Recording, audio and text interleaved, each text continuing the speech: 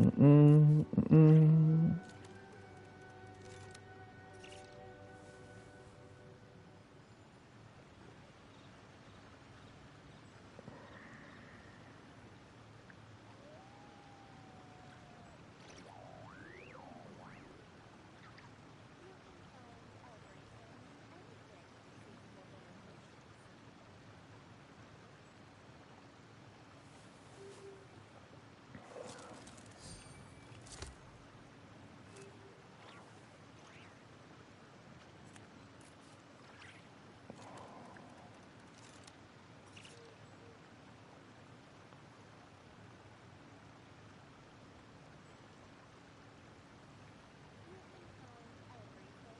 No spoilers, we are blind.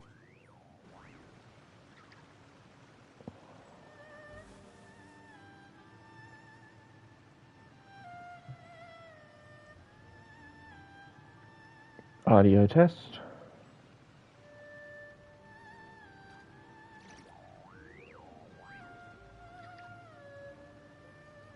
Audio test, Tako. Hello. Happy New Year. Good roll. Happy New Year. Maybe I'll take one more day off and knock First out the stream rest of of the the work year. on Here we Symphony go. up to it. Mm-hmm. All right. And let me share.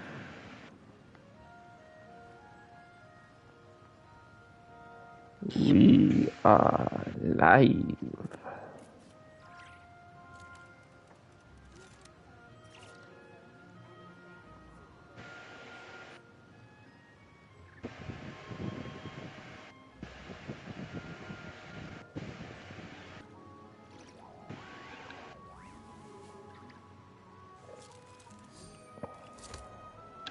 Alright, and I got you on my phone so I can read chat. And I'm ready. Mm-hmm.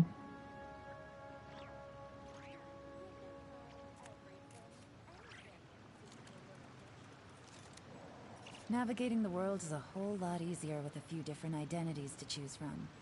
Need me to come up with some for you?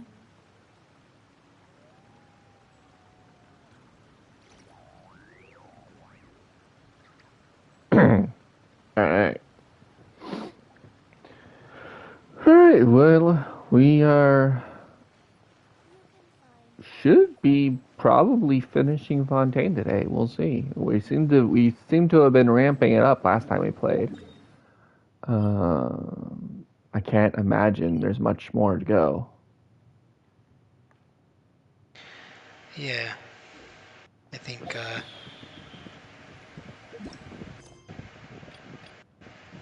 think we should be done pretty soon. All right. So let's go. My guess is maybe a couple more sessions at max. I was thinking this session may be at the end of it. It's raining again? This isn't good. If We'll the see. rain washes away the traces, it's gonna set us back a Mm-hmm. long way.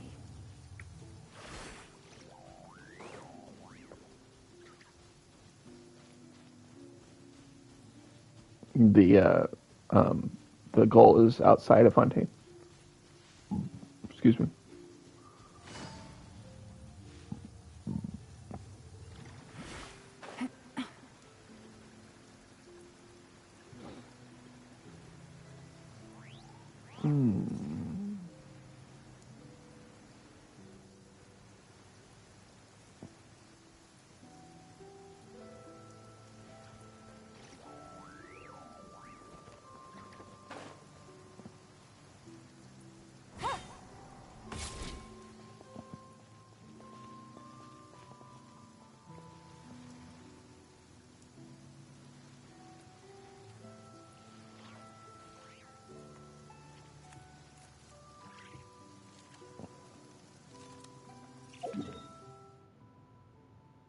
Do you not have the waypoint above the west slopes of Mont? How do you say that name?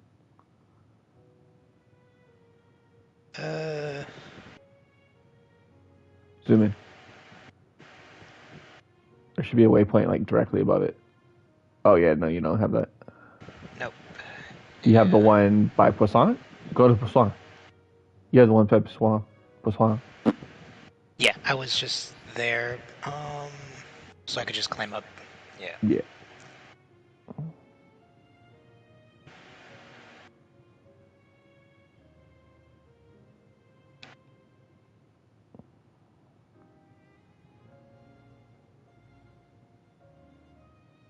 Poisson?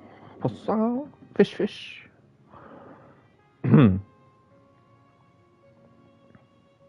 Is that a reference? Poisson is just French for fish. I was just saying fish. Oh.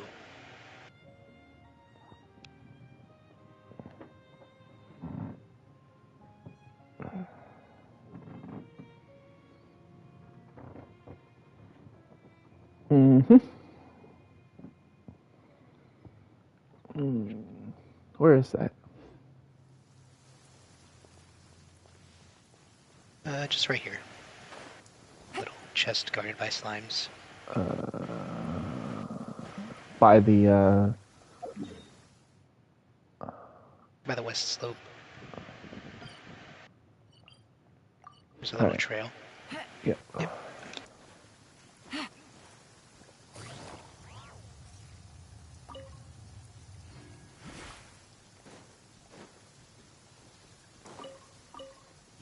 I was trying to say by the ley line crop, but I didn't have it on my map, and I couldn't remember the name of it.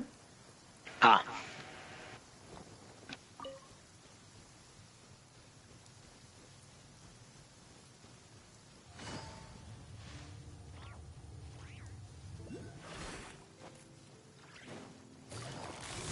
Busted.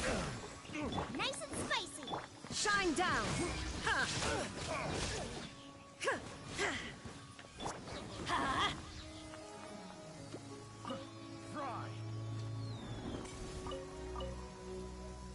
Adventure time. Let's light it up.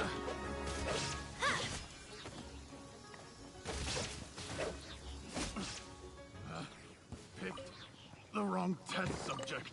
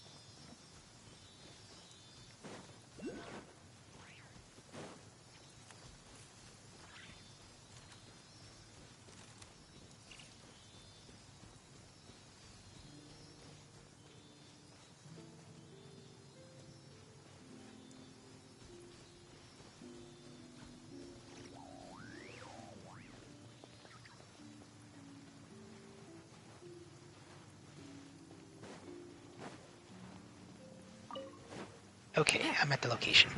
Another test. Yeah, I'll be there in a Quietly second. now. Just, I got distracted looking for the chest that I was looking for, but I got something relatively similar. Yeah, I was looking at what you were doing and I was like, wait, that's not where I was. Subject. I was on my way to my waypoint, but I sat at that vague place that I could barely tell where it was without. I didn't want to open your thing all the way so I could see closer. Oh yeah, it was like right at the fork where the three trails meet.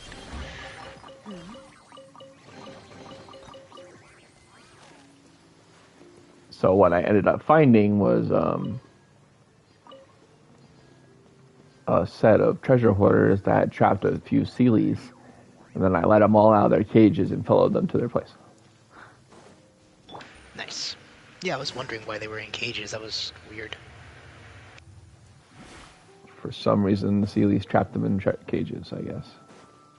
And the treasure hoarders trapped them in Sealies. Take it easy. Trapped the Sealies in cages. Right. I just use all different combos of the wrong words. Blinding sunlight is such a pain. No way I can get a nap in this weather.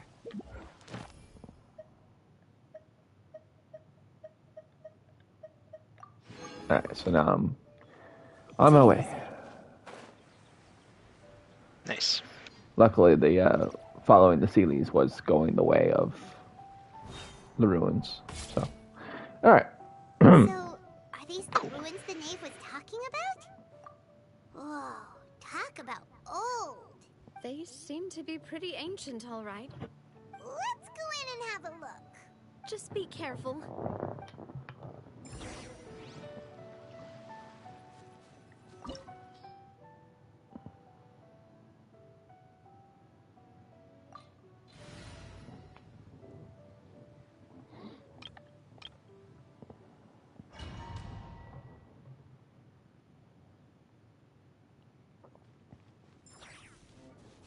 Alright. Am I good with what I have?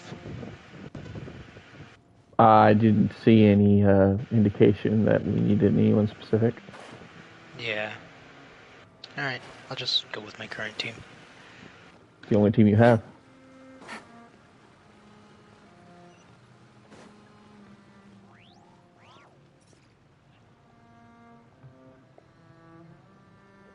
So I don't understand.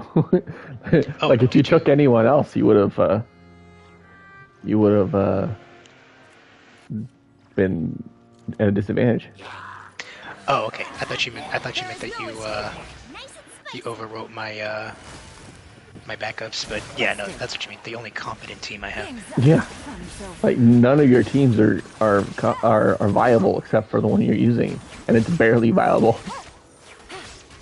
There's most of your, I think, only 2 of your characters have partial good artifacts, and the other 2 have like shit artifacts. Right. Basically, your team's held together with duct tape and prayers, and once you start getting walled, if you ever do, then I will refocus on finishing your builds. Quietly now. Gotcha. We'll Yep. both run domains. For the record, my team consists of Razor, Fischl, Xingqiu, and Bennett. Mm-hmm.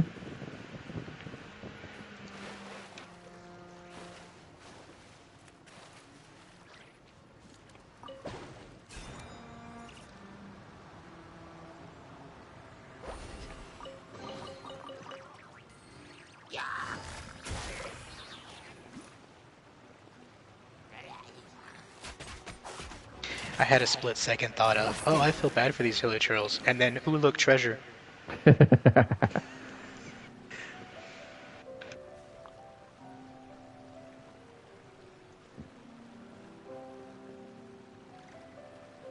They're not human anymore. It's not exactly their fault. No, didn't say it was their fault, but fortunately, self-defense.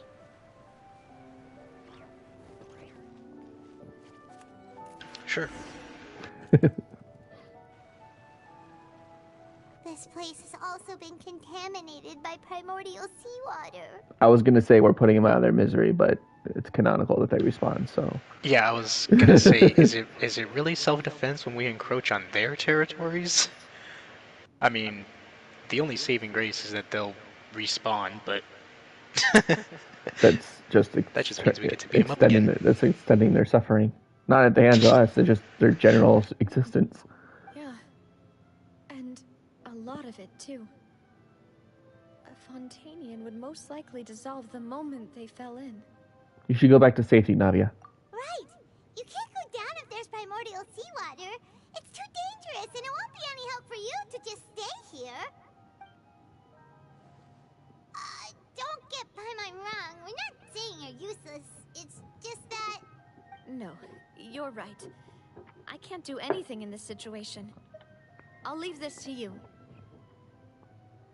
Yeah, I was gonna say it's not that she's useless. It's just that it's too dangerous. Like that's it. Mm-hmm. Mm-hmm. From the look of things here, Maybe there's no way back.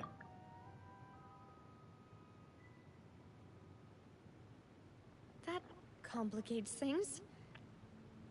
Maybe the only way left is forward. There's standing here and not going anywhere. In that case, yeah, I was you gonna say wanna she could for just us wait. here? There we go. Yes. Wait for us here. The water levels here are unstable, and there's a chance the water will rise. Okay, fair. So, staying here wouldn't be safe either. Okay, fair. I'll go together with you. Perhaps we'll find the exit just up ahead. Seems like there isn't any other option. All right. Come with us for now then, but please be careful. Don't slip in the water. Well, dang. She did have a very good point, though. I don't Yeah, think she anywhere's did. safe for her. Let's try climbing over from the side.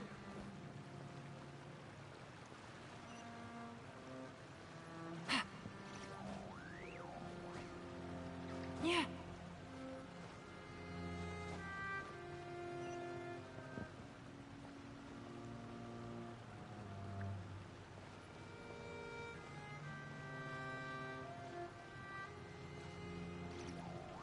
I always forget you can't climb in domains. Unless it lets you. Yeah. Is it to prevent you from cheesing it? I would assume.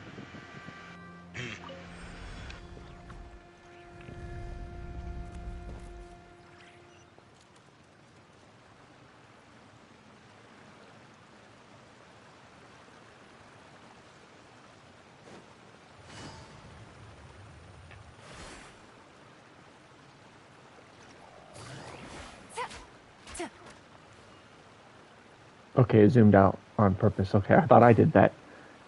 Shit. Cool, you did the thing that we almost did.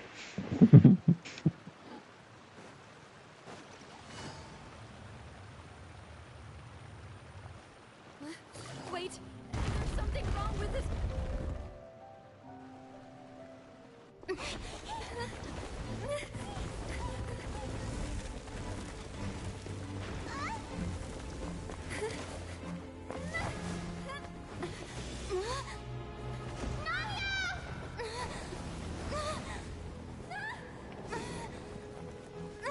Was that the traveler that just shouted for Navia?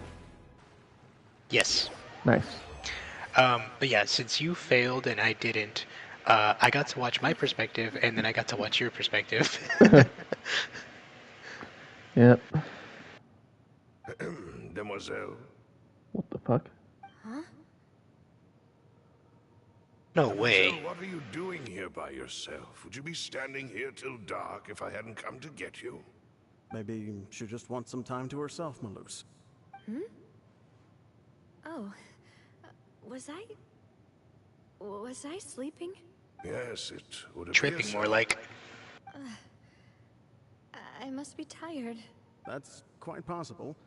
However, you were the one that suggested we go out for a walk. Oh, right. I nearly forgot. It must have slipped my mind when I dozed off. I haven't had a nap today yet. Have I? This is a familiar feeling, yet something's a little strange.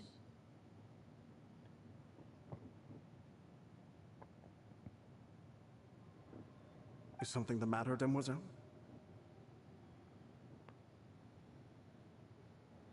Oh, no. No, I'm fine. I was just trying to recall why we came out for a walk. Do you remember Mr. Giverny? He'd requested our help before with foreign merchants who had a debt dispute with him, and we'd resolved the matter not long ago. We were headed to see how things were going with him at the moment. Ah, right. Yes. I remember now. Oh, Miss Navia. Ah, Mr. Maloose. And Mr. Silver, too. It's good to see all of you. How have you been? I've been great. Thanks to your help, those bothersome merchants finally realized that I wasn't the one they were looking for. Why, I wasn't even the guarantor for that person. They were knocking at my door day and night. Even my neighbor, Obina, was getting fed up with them. Sometimes force is required to calm someone down and get them to listen to what you have to say. That's right. Oh, by the way, Burnett, what was it that you wanted to give to Miss Navia again? Oh, yes. One moment, I have it right here. Miss Navia, these are some flower seeds that I prepared. Please take them. They're a very good variety, and they'll become very big and beautiful once they bloom. I don't know what we would have done without your help, so this is a little token of our appreciation. I hope you won't refuse. Ah, did you cultivate them yourself? Thank you so much. I'll certainly take them. Malus, we do still have some empty flower pots at home, right? Why, we can have as many pots as you'd like, demoiselle. Perfect. In that case, we'll swap out some of the decorative plants for some of Mrs. Burnett's flowers. Very well. Wait. Something seems to be off here. Excuse me, madam. If I'm not mistaken, your name is Burnett, correct? That's right. Is something wrong? No, it's nothing. This is the first time we've ever met, but your name seemed familiar to me. I must have heard it when I was discussing things with your husband previously. I've heard this name before. Sometime recently, I'm sure of it. And why are there so few people around here? Where did everyone go? Do we remember her name, Burnett?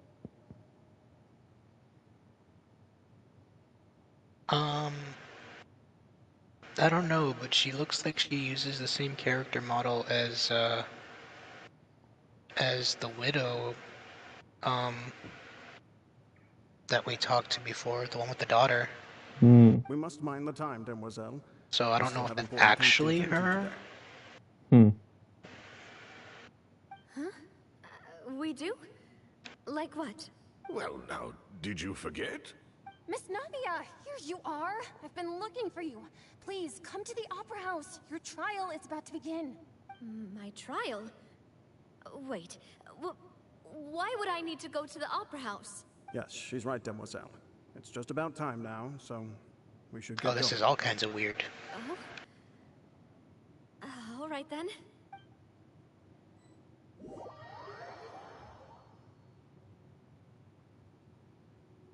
Look, it's Navia. She's here.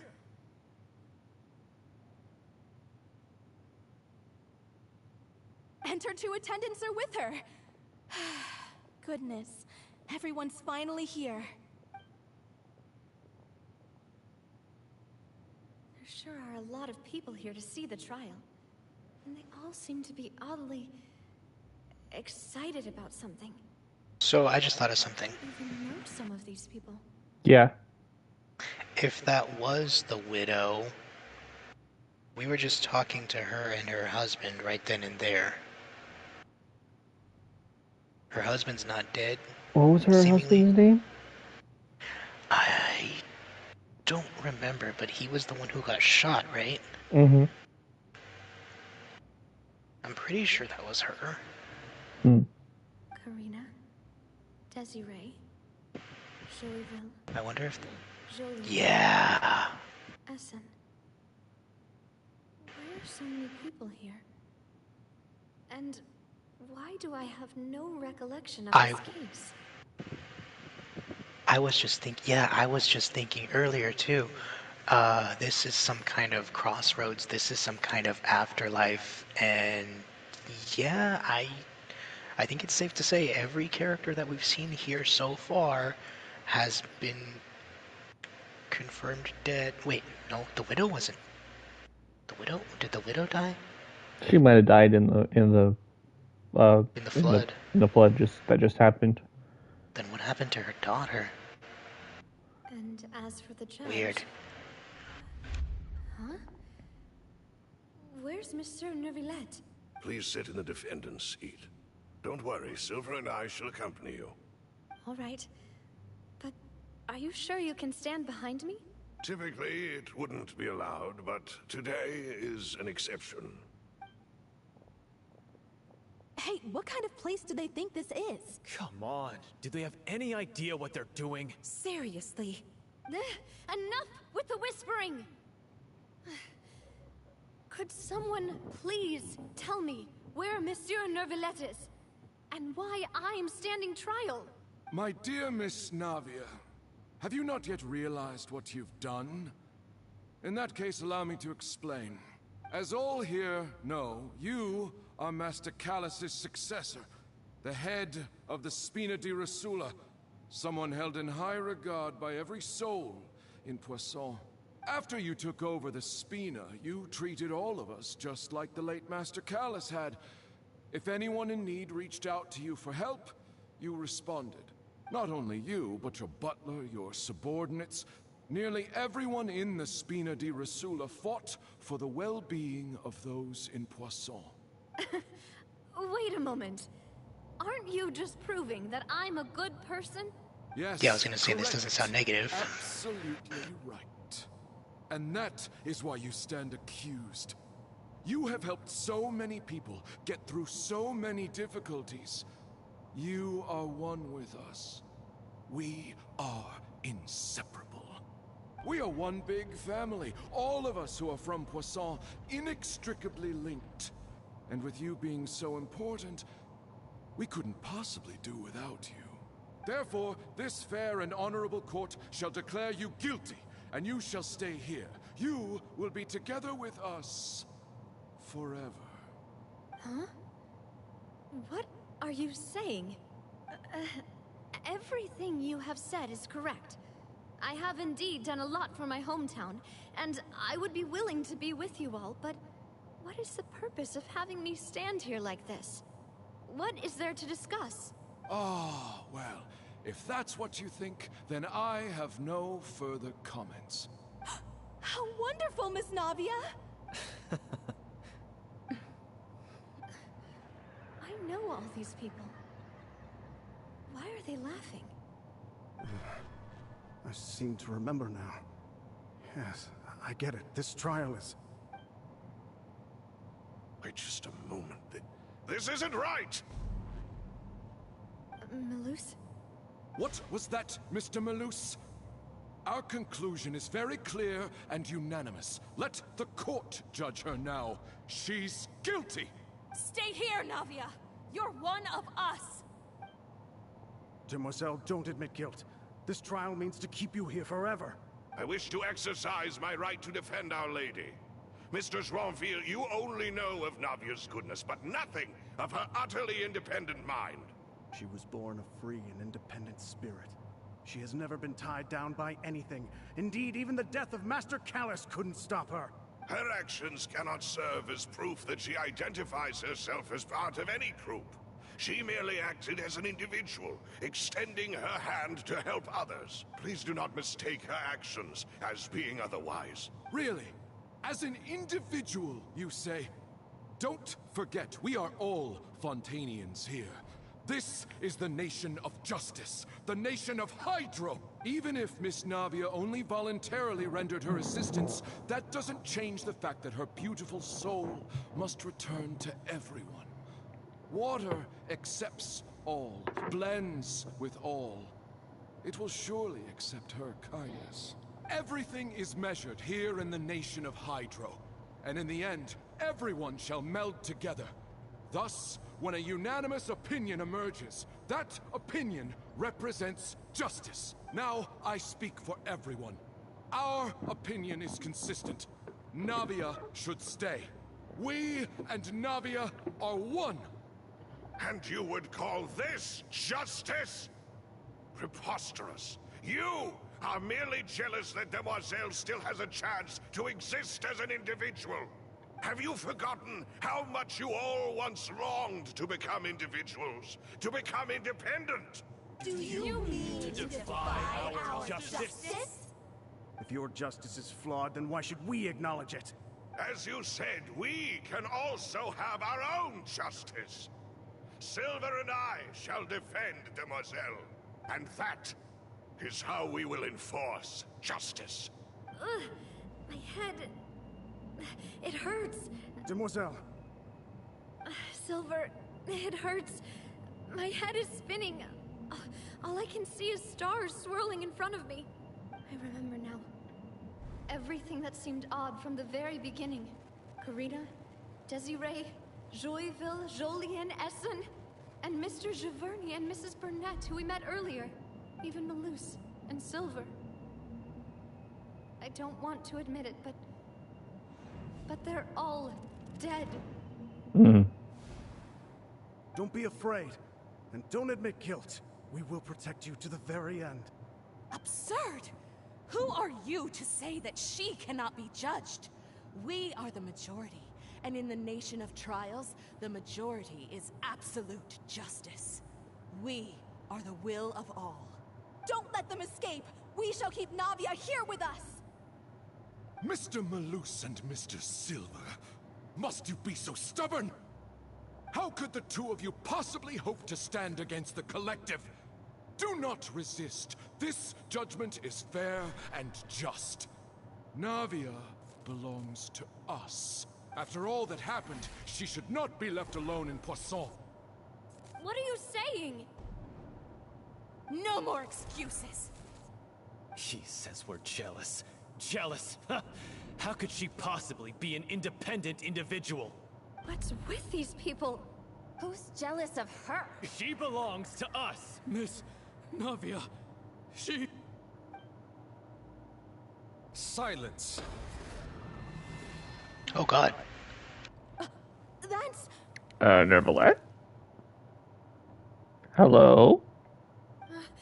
Monsieur Neuvillette. Such commotion It must is be his prohibited connection to in the Hydra. court. The accusations you just presented are nonsense and cannot constitute a proper trial. The court will adjourn for the rest of the day. In this, I shall hear no objections from any unauthorized party. Our thanks, Monsieur Neuvillette. Please leave with me, Miss Navia, while there is still time. But... Go on now, demoiselle. This is your only chance to leave this place. What, can't bear to leave us behind or something? Malus. My apologies. I couldn't resist making one little joke once I realized that this shall be our last goodbye. Malus... Silver... Quickly, you must come now.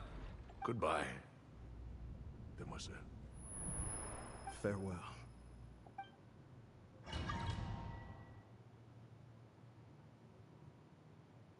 Holy crap. Just a second! Wow. Navia? You're awake? Good. I must have been dreaming. Malus and Silver were still alive, and they were defending me at some insane trial. It looks like you're all right. Did all the sad feelings cause you to have a nightmare? Paimon could give you a hug. The ruins you were exploring suffered a cave-in. When I arrived, I found you falling toward the water. You were just about to be dissolved within, but I... What is it? I think I saw two Oceanids protecting you. It was only for a moment, perhaps even a fraction of a second, but they gave me the chance to retrieve you. Were it not for their intervention, I would not have been able to rescue you before your consciousness dissipated. Wait, did you say Oceanids?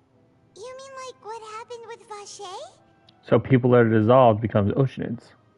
Perhaps those two Oceanids were the people you saw in your dream. Oceanids. I gotta correct myself on that. I've been calling them Oceanids forever. Right. Yeah, I was gonna say, either it was Nervalet's closeness to the hydro element, or he was actually the one to save her. No, I think the two Oceanids were Malus and Silver. No, yeah, I meant Nervalet. It was either the reason why we saw Nervalet in the dream was because of his connection to the hydro element, which again is how you can enter that kind of state, or he was actually the one who saved her from the brink of death, like actually, like physically saved her. They didn't And have to yeah, protect me. To think that they'd keep doing so even after death. Please come with me.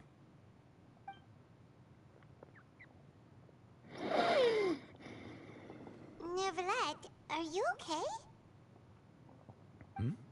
Oh, I am quite all right. Perhaps there's something we could chat about? Why do you look so stiff all of a sudden? Oh, Paimon knows. You're the type who feels awkward when there's nothing to talk about, right? I merely thought that we should give Navia some time to herself. Huh? Why didn't you just say so then? Don't you think it's even more awkward to call us over like this and then have nothing to talk about? I suppose so. By the way, Sigewin sends her regards. Ah, Sigewin. I hope all is well with her these days. Her work in the Fortress of Meropide has not been too much for her, has it? No way, don't worry. She's doing fine down there. She's an amazing head nurse.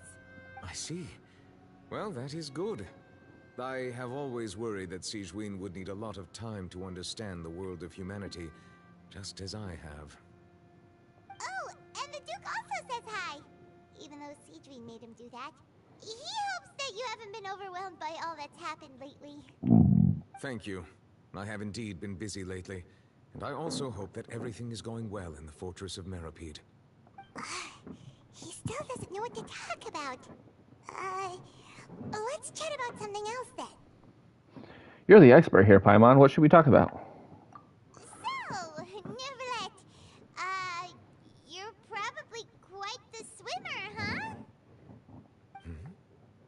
Yes, of course. Paimon's got a degree in yapology.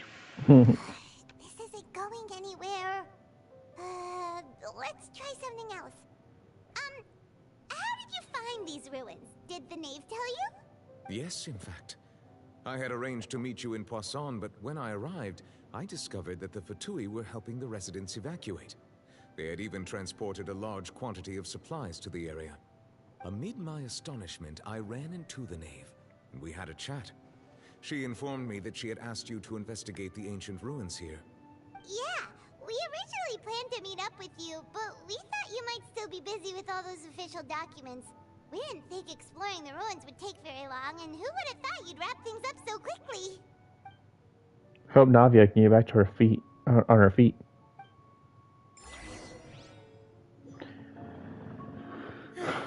I'm sorry to have kept you all waiting like that. I'm feeling much better now. I guess we should get going again. Will you come with us, Monsieur Neuvillette? Yes, if you wouldn't mind my company. All right! Another one joins the party! Let's get going then! Well, I guess that answers something I was wondering. What was that? Whether or not the primordial water would affect Neuvillette. I mean, he's essentially a god. Mm-hmm. So, yeah.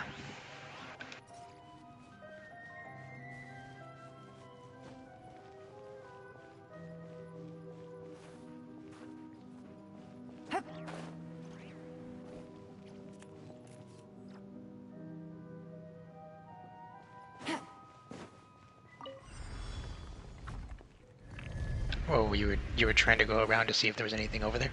Mm-hmm. Gotcha. Get them! Illusion shattered. Teamwork is dreamwork. Quietly now. You're toast! Things are about to get dicey.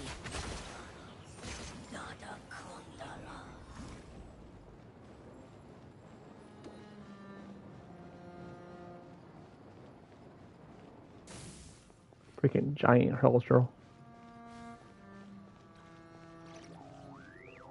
Or I guess he's medium Hellstroll. Yeah. Bro's been eating. Well, that's interesting. Another unstable path. Watch your step.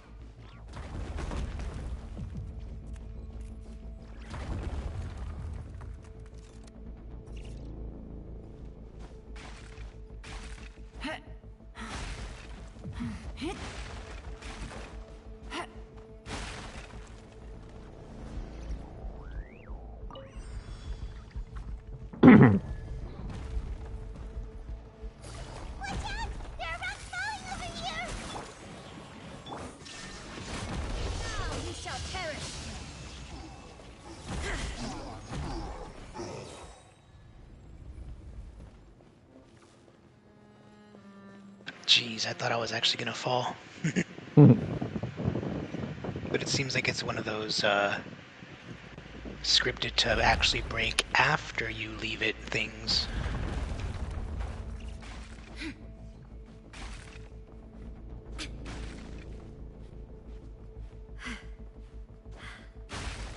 It seems we're almost at the top. Keep it up!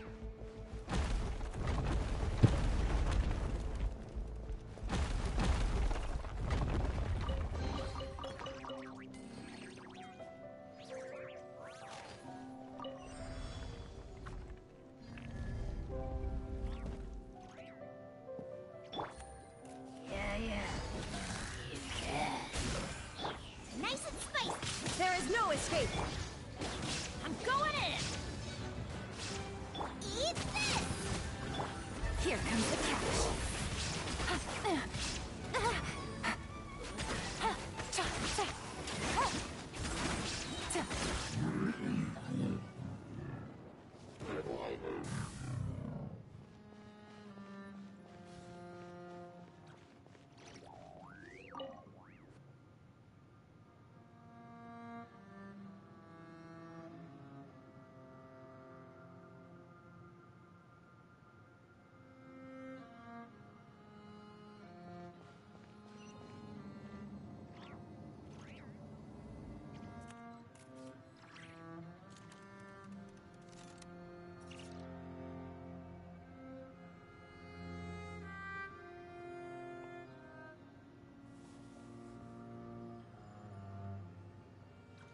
They're gonna throw down a Benny circle.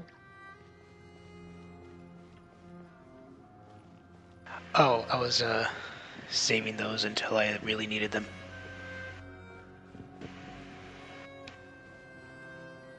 I'm saving the bursts until like You need healing.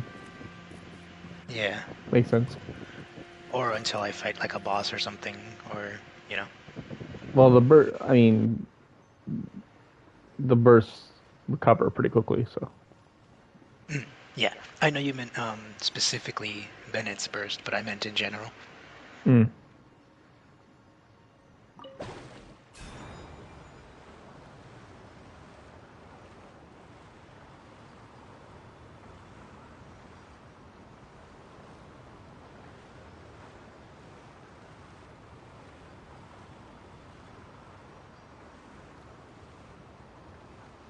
Oh, that's cool. I always like the unique travel mechanics in these games. Mm-hmm.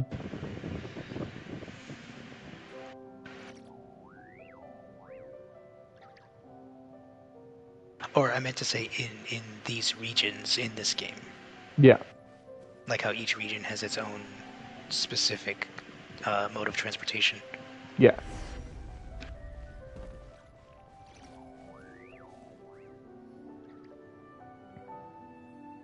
Looks like we've reached the end.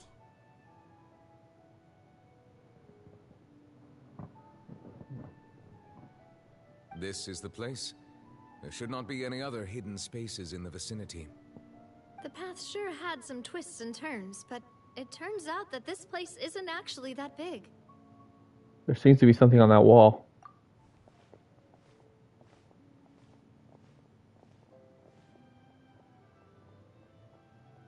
Stone slates. It seems like they were put here as an offering.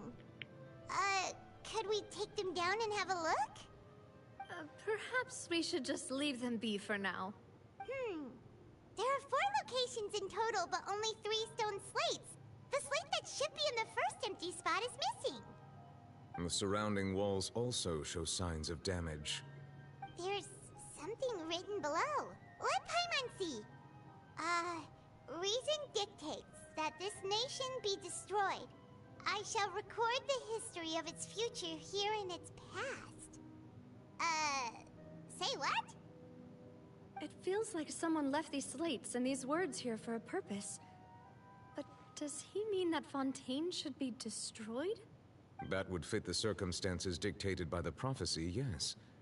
Indeed, the slate's contents correspond to it. Take the second slate, for example. There's a person kneeling here. She seems so dedicated. there's a whole bunch of other people behind her doing the same. She's facing this... what is this? Some kind of island in the sky? And is that Lady Farina in the third image? Did the Hydro Archon fall into the water? And is that a ring of people around her? Paimon doesn't quite get it. Are they all in the water? The fourth image. I know this one. This exactly matches the content of the prophecy. The people will all be dissolved into the waters, and only the Hydro Archon will remain, weeping on her throne. Yes, they do seem to match.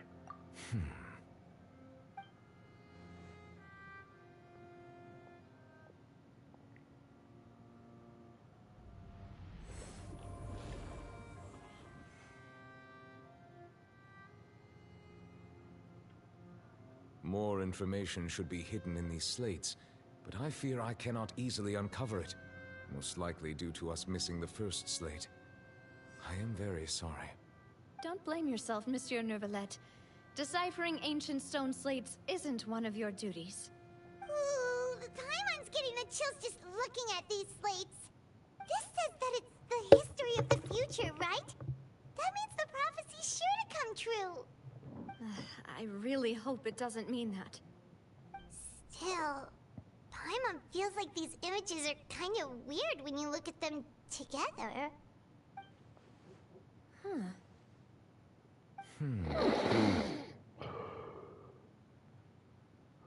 So I was thinking, last time when, well, in between last time and this time, if Farina really isn't the Hydro Archon, why is she depicted in the prophecies? And yeah, she's depicted in these slates right here too. Right. Alright, I get what you mean, Paimon. Well, actually, I would say that it wasn't until we saw this slate that it was confirmed that she's that she's depicted in the prophecy. Because, like, right? Because with the wording, all we know is that she's a girl. Yeah, because every time we saw people talking about the prophecy, we saw like a little cutscene showing an interpretation of it. Right. And we would see Farina weeping. Right. Alone. Which is just an interpretation. And, yeah, but now we have an actual. Yeah.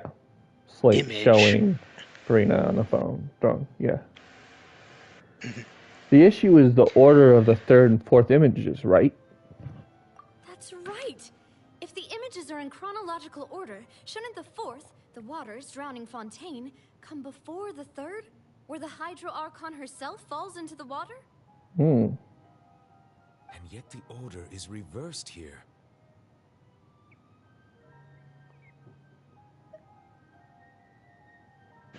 Second image is also quite concerning. What sin are the people in the images confessing to?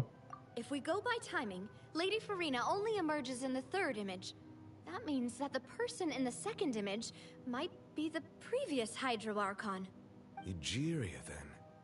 I had never met her, but her appearance here does match the records. The previous Archon kneeling before the floating island in the skies, as if confessing a sin. Did she herself commit that sin? And if not, why would she be in such a posture? Also, I'm still wondering why these ancient stone slates are here at all.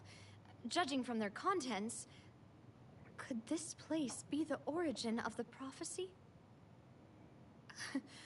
Does that mean that someone, or some people, once saw these slates? But who would have created these slates and left these words here? It seems that any further clues will have to come from Farina. In that case, there's no time to lose. There's nothing else to be gained here, so let's head back first. Yeah, we better get somewhere safe for now. Honestly, who created the slates doesn't matter now. The real question is whether things will truly play out as the prophecy foresaws or not.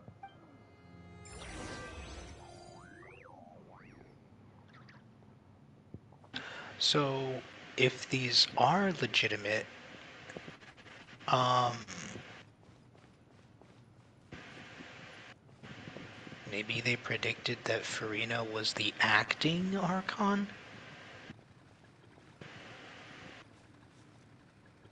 Seemingly.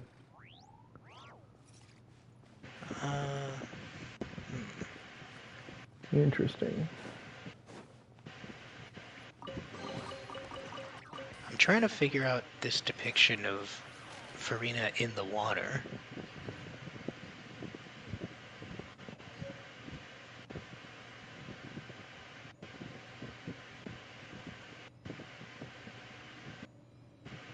Is it implying that she needs to sacrifice herself or join her people?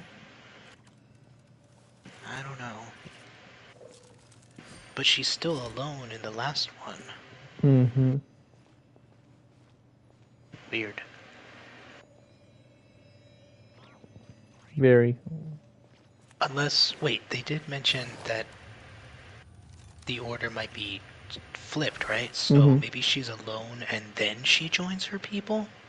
Take it easy. That's what I that don't seemed they seem to be implying. Yeah.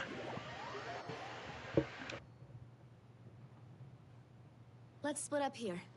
I'm going to check on what's happening with the Spina. You know how it is. There's some things you just need to be there for yourself.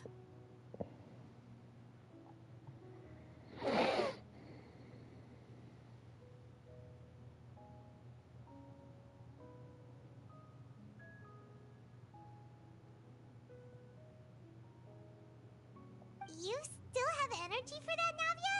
Paimon's already beat. Just head back to the Fluvsandre and have a rest then. Thanks for keeping me company all this time. I'll depart Is as well. this new content? Thanks for your hard work today. Rest well, everyone. No, this is Fontaine. We are in Fontaine. We're way behind. Traveler, I will go talk to Farina tomorrow morning to ask about the stone slates. I'm sure that you're concerned about this matter as well. If you have time, drop by my office. I will share the results of our discussion with you. All right, see you tomorrow. Are you really gonna talk to her about this directly? Will that be a problem? Paimon's getting a little scared now that it's come to this. Yeah, I think we're nearing the end of Fontaine. She has long been harboring secrets and will not give them up easily, which makes it all the more my duty to ensure that she understands the present situation. Alright, we'll leave it in your hands then. You're probably the best person to talk to her anyway. I will be carefully considering my words tonight. Traveler, Paimon, our safe house at the Fluvsandre is always open to you as ever. So please don't think you're an imposition. You read, look at this. Hello, welcome to the stream. Yeah, welcome to the stream, by the way. Definitely.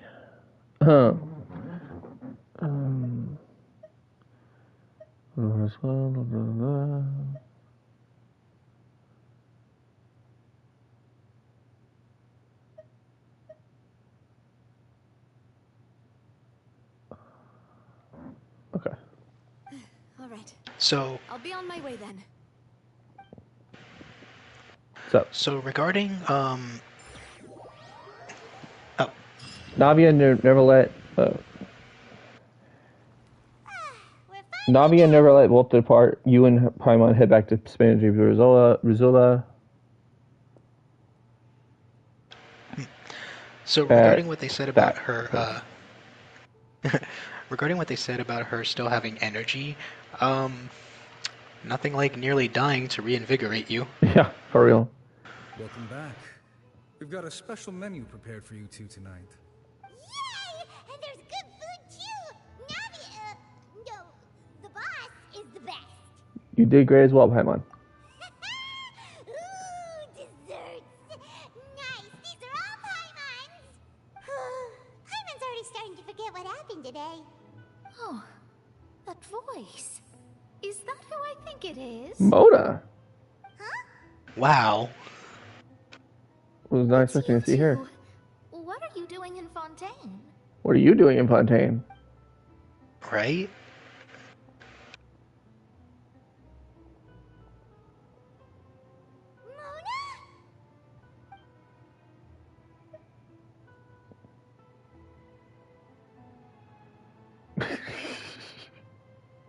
Wait a second, you have options? I do. Mine just says, did the stars not tell you that we were here? Did the stars not tell you that we might meet here? Oh, you've never met Mona. Wait. No, you have. That's Yeah, I weird. have. Huh.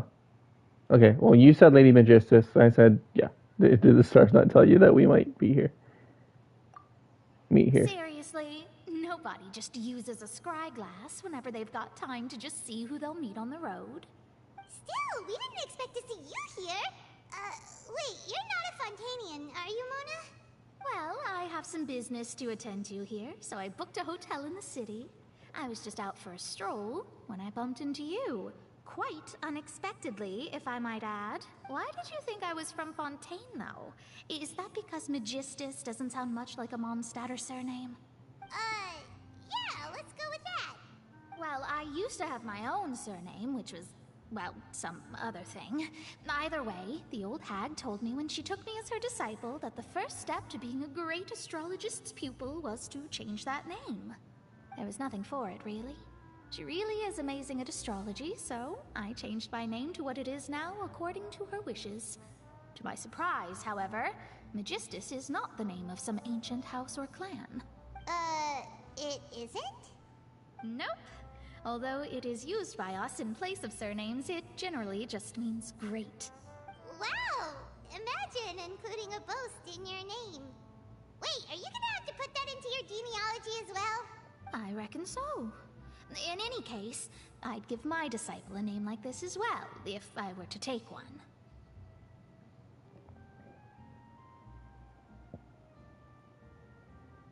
And may I ask what your master's name is? Astromancer Barbeloth Trismegistus.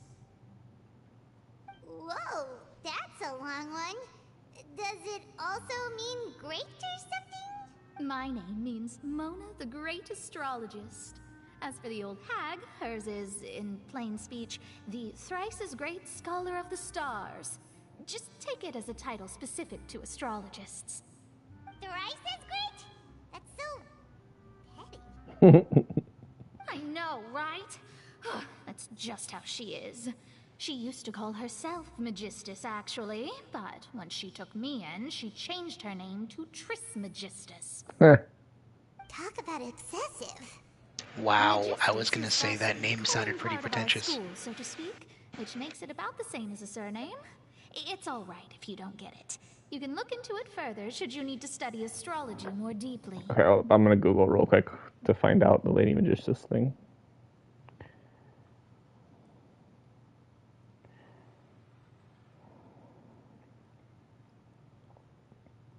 Oh my god, these responses are great. Mm-hmm.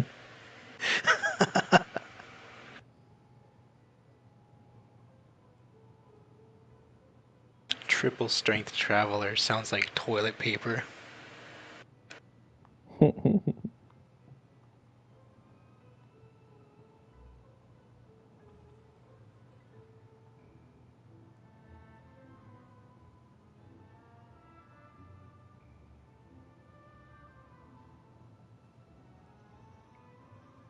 Ooh, I like the BGM that's playing right now.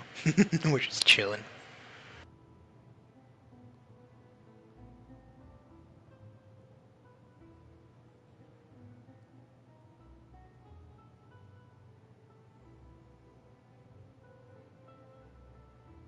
Yeah, I was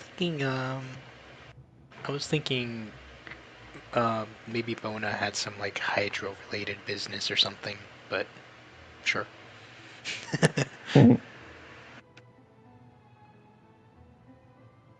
Like out of anyone from Mondstadt, it wouldn't be surprising to see a hydro user in here.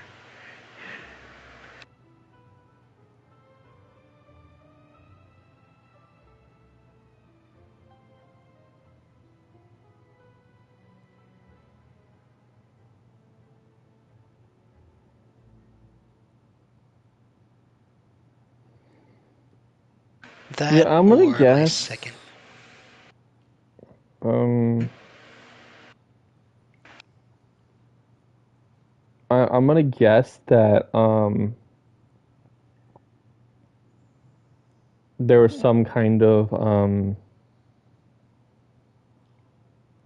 Mona related. I'm gonna guess that we actually never learned her last name in your game, so you couldn't call her Lady Magician. You didn't know her last name. Yeah, I was wondering what I did or didn't do. Because there's definitely other events that I've played that you haven't that Mona has been involved in. So my only guess is that they did like the normal character quest, uh, that's free to play, or not free to play, but that's permanent content. Didn't ever like actually say her name. All right, go ahead. Yeah, I was thinking, yeah, it was either the Hydro relation, or, as a second guess for why she's here, I was thinking it was, probably that the rising tides had some kind of astrological impact or something, or vice versa. Mm-hmm. But yeah, no, she's just here on general business, it seems.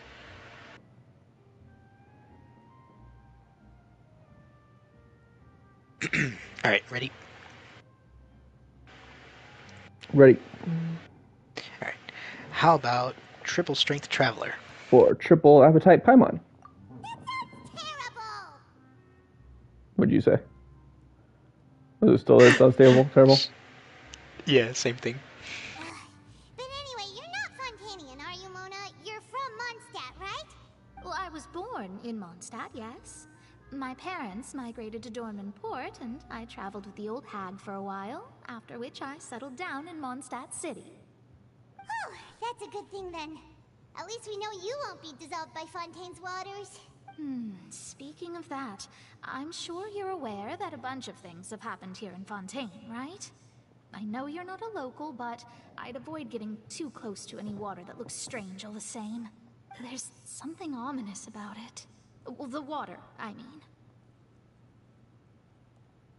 Oh, so she is aware of what's going on. Did you come to Fontaine because of the prophecy, Mona? That was the main reason, yes. Just a while back, the Steambird invited me to take part in a panel and speak about the circulation of the prophecy as an astrologist. The invitation was sent quite early on. I don't think anyone expected Fontaine to be in this much trouble. What do you make of that prophecy, Mona? Just tell us what you think as an astrologist. Your word would go a long way to make things more certain and less scary. What I can tell you is that I'm an astrologist, and that this prophecy concerns the fate of Fontaine, even that of all Tevat. Ascertaining this is akin to reading the fortune of the whole world. I'm afraid that this is not something that just anyone can do. If I could do it, you would no longer call me an astrologist, but a visionary. But on the flip side, the prophecy is so huge and powerful that it must surely come from a powerful visionary. Its contents involve the fate of the world. Disregarding it would be a mistake. Did something click for you? Sounds really powerful and all, but does such a person really exist? Of course. The old hag could do it, and I'd bet there are others amongst those Hexenzirkel colleagues of hers who could do something similar. I need to ascertain the accuracy of the prophecy. Could you help me get in touch with your master?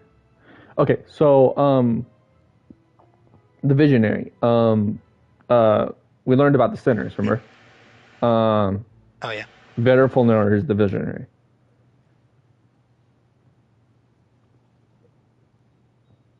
Verifulnir, Dane's older brother. Oh damn. And the one that that Clothar was praying to, the big crystal. Oh.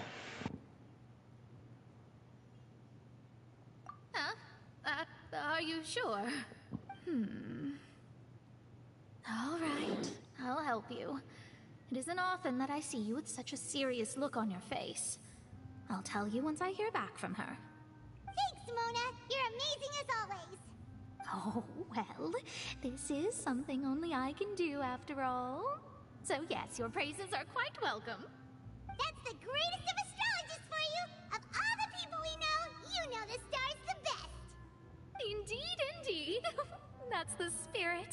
Oh, sorry. I came to see what all the commotion was about. If there's anything you need, do not hesitate to inform the Spina di Rosula. Oh, whoops. Guess we were getting a little too carried away there. Well, I'll go tend to my own business now. If I receive any news, I'll be sure to come find you two again. And there she goes, quick as rushing water. And here we are with the Spina guy giving us suspicious looks. Well, we were making a ruckus. Try to keep it down next time, Paimon. If Paimon hadn't spoken for you, it'd be you getting all the weird looks. Huh. The things Paimon does for you. Oh, she said something different. Yeah, what did you...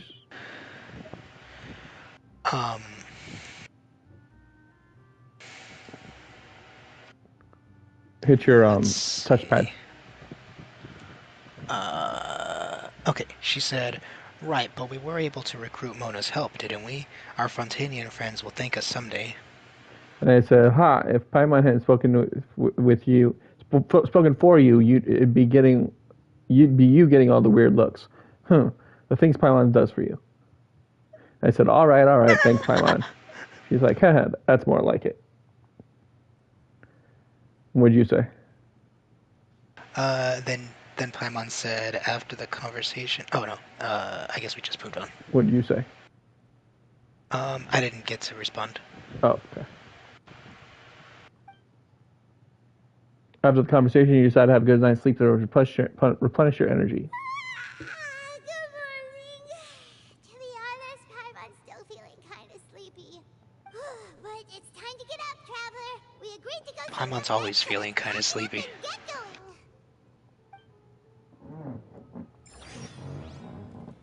All right. Okay, we're going to the courthouse, right? Yee.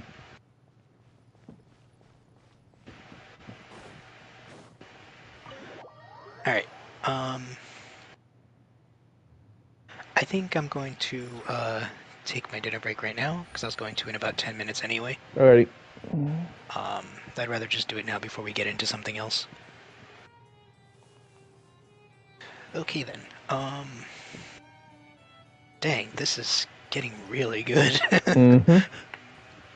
I was gonna say too, there are a few characters in this game that kind of seem a little bit full of themselves, a little bit pretentious, maybe just a little bit too braggy, but I would think that Mona is probably one of the few who can actually back it, because, like, she is a pretty good astrologist. Mm.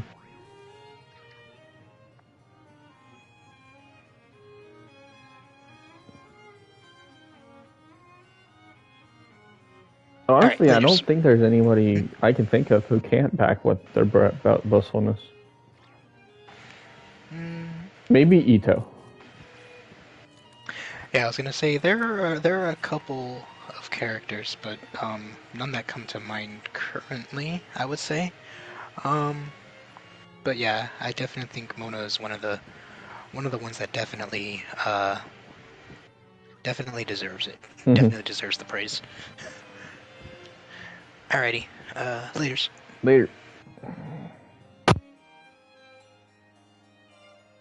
Navigating the world is a whole lot easier with a few different identities to choose from. Need me to come up with some for you?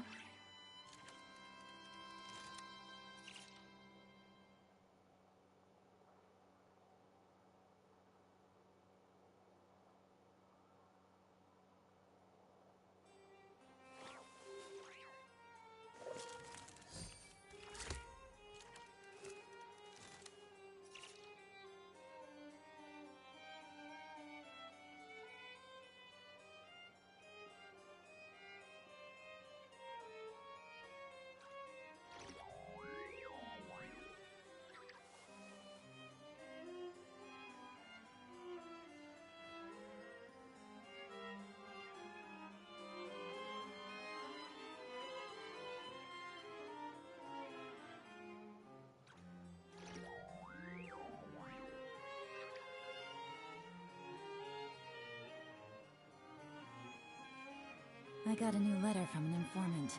Looks like the situation has changed again.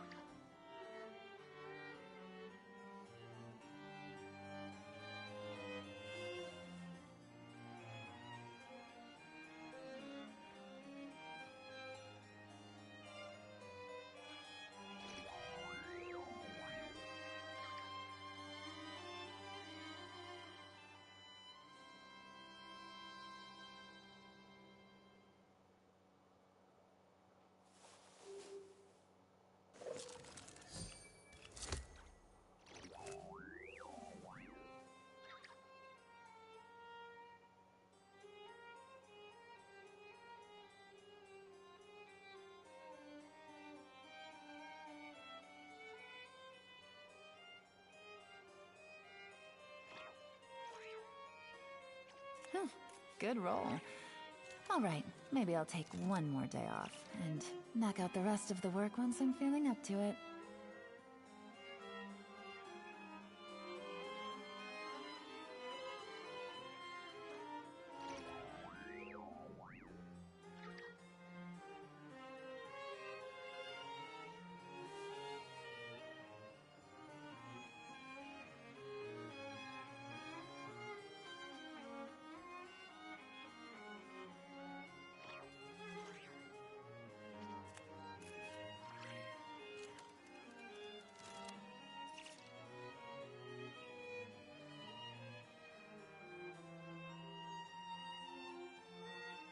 Navigating the world is a whole lot easier with a few different identities to choose from.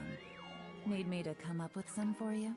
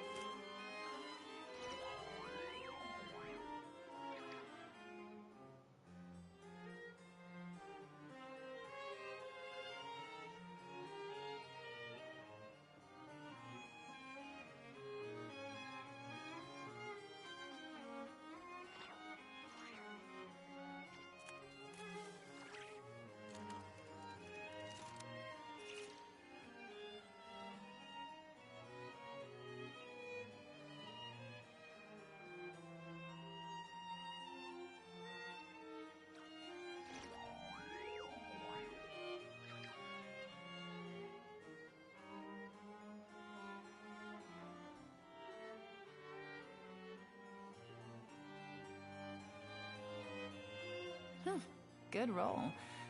Alright, maybe I'll take one more day off, and knock out the rest of the work once I'm feeling up to it.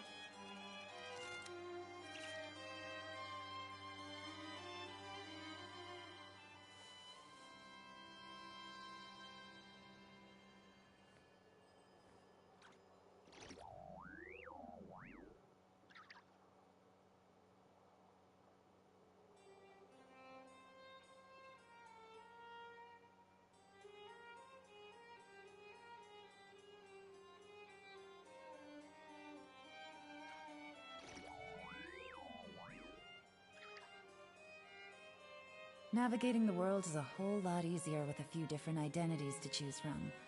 Need me to come up with some for you?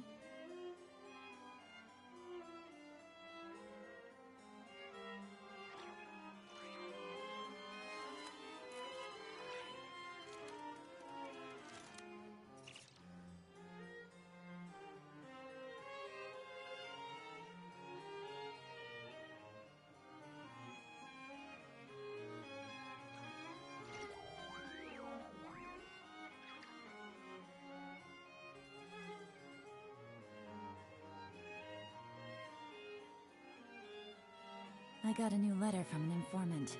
Looks like the situation has changed again.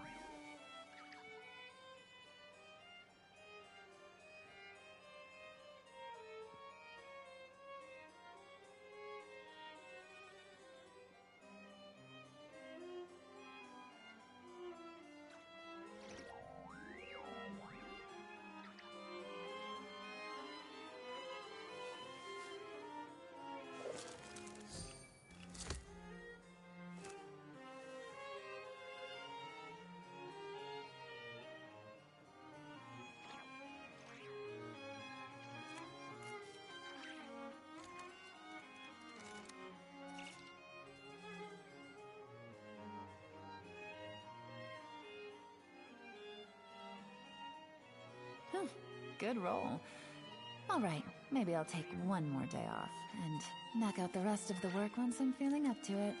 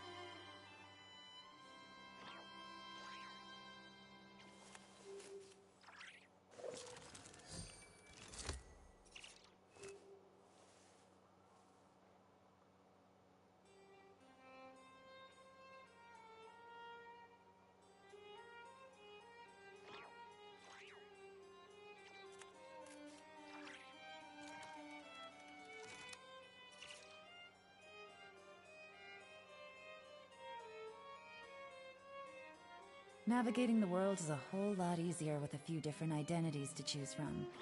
Need me to come up with some for you?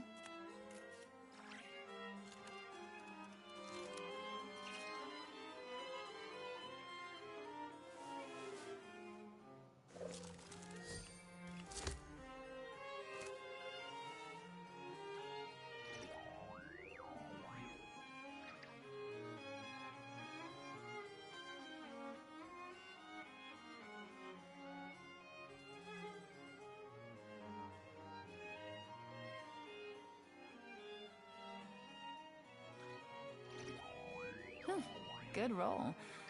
Alright, maybe I'll take one more day off, and knock out the rest of the work once I'm feeling up to it.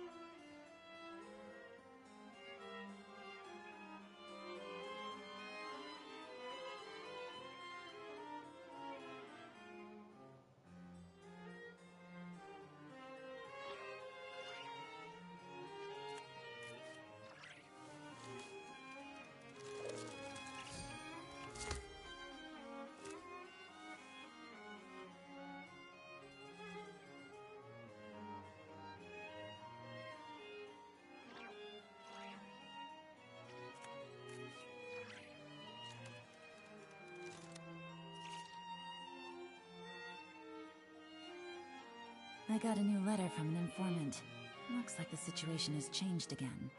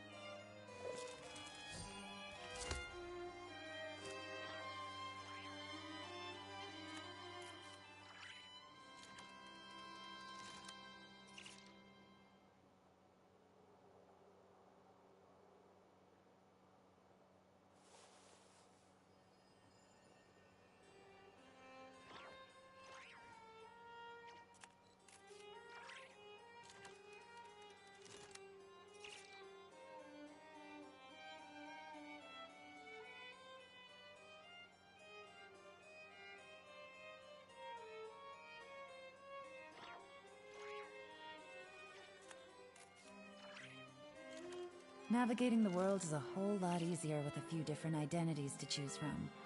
Need me to come up with some for you?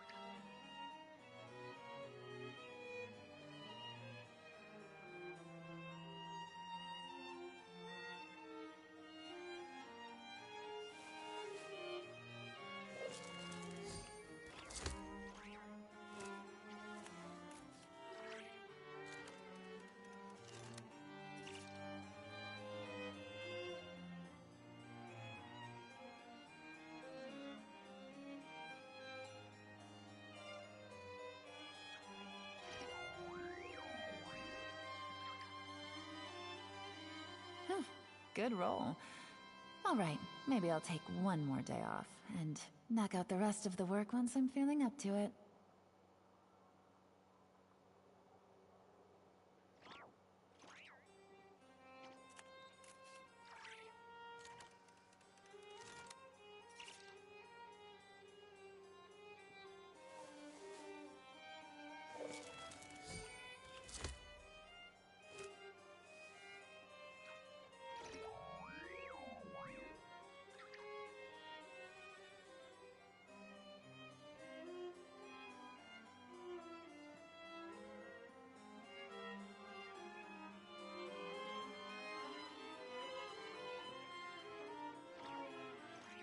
I got a new letter from an informant.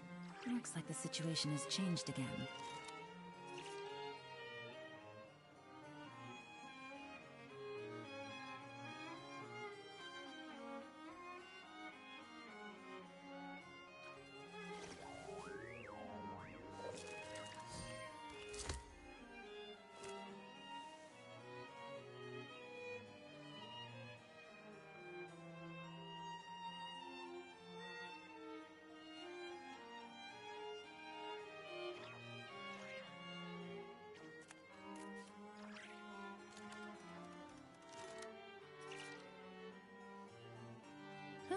Good roll. Alright, maybe I'll take one more day off, and knock out the rest of the work once I'm feeling up to it.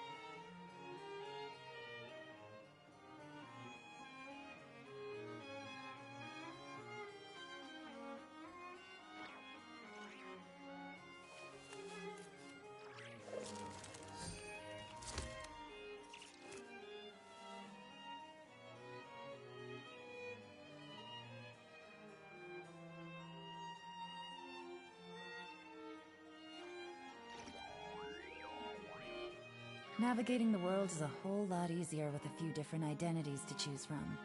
Need me to come up with some for you?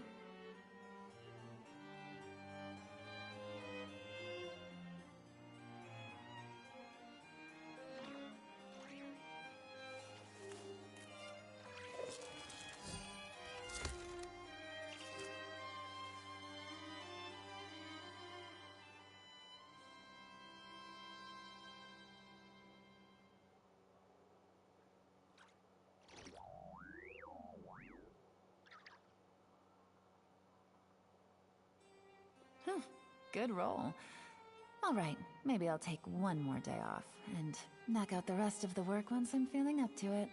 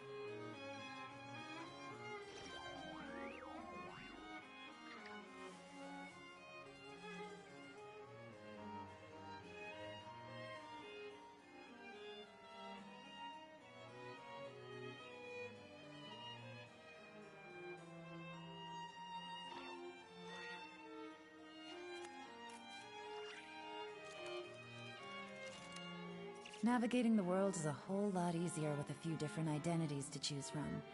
Need me to come up with some for you?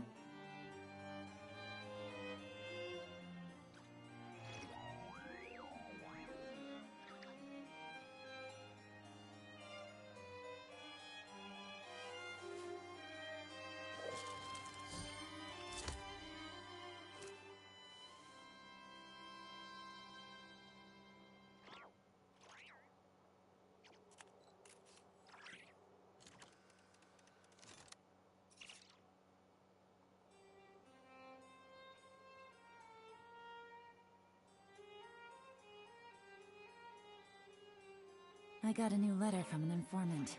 Looks like the situation has changed again.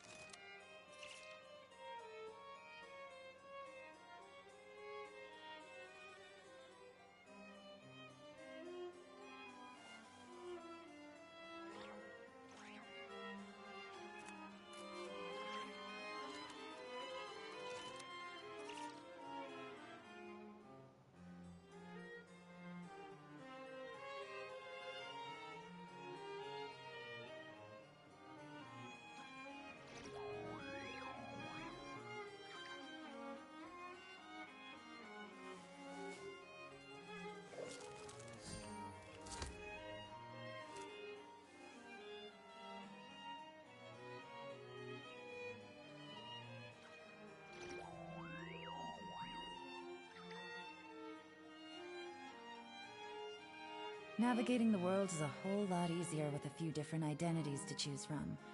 Need me to come up with some for you?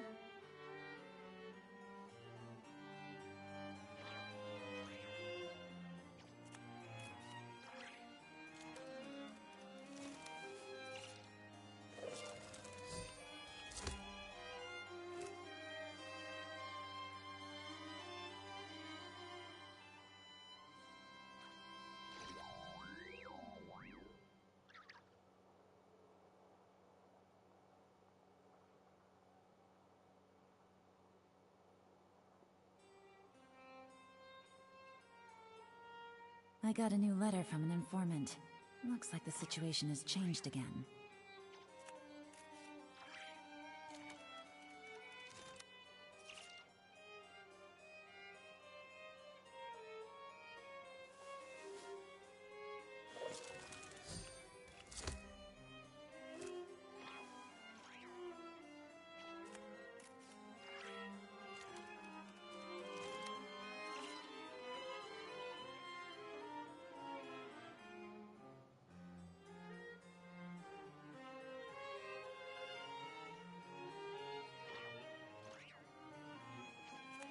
Navigating the world is a whole lot easier with a few different identities to choose from. Need me to come up with some for you?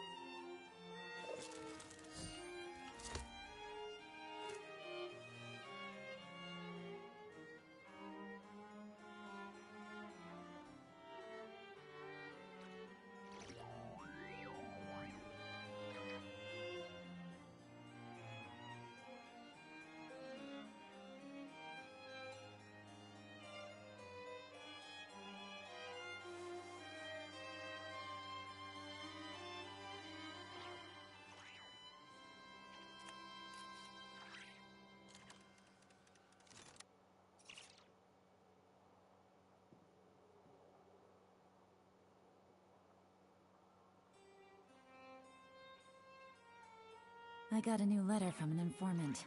Looks like the situation has changed again.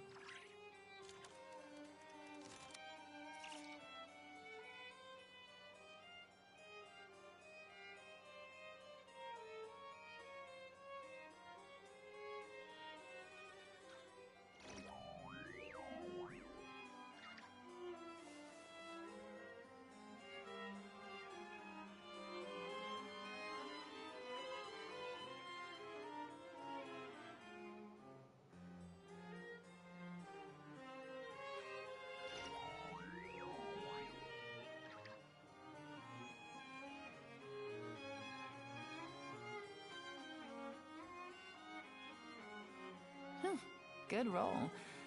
Alright, maybe I'll take one more day off, and knock out the rest of the work once I'm feeling up to it.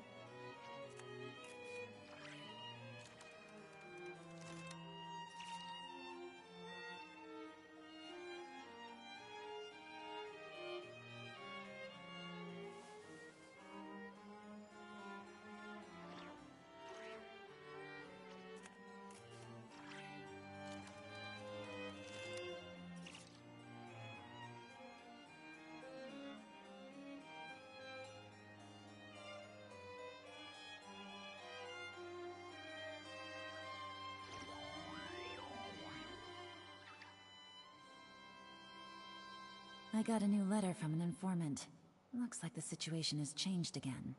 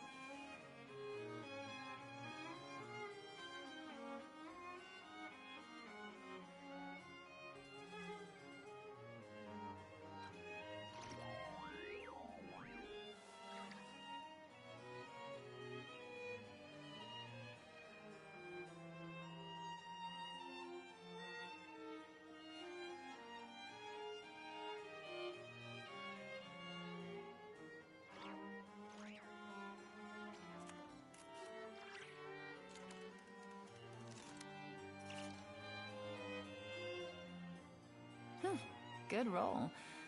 Alright, maybe I'll take one more day off, and knock out the rest of the work once I'm feeling up to it.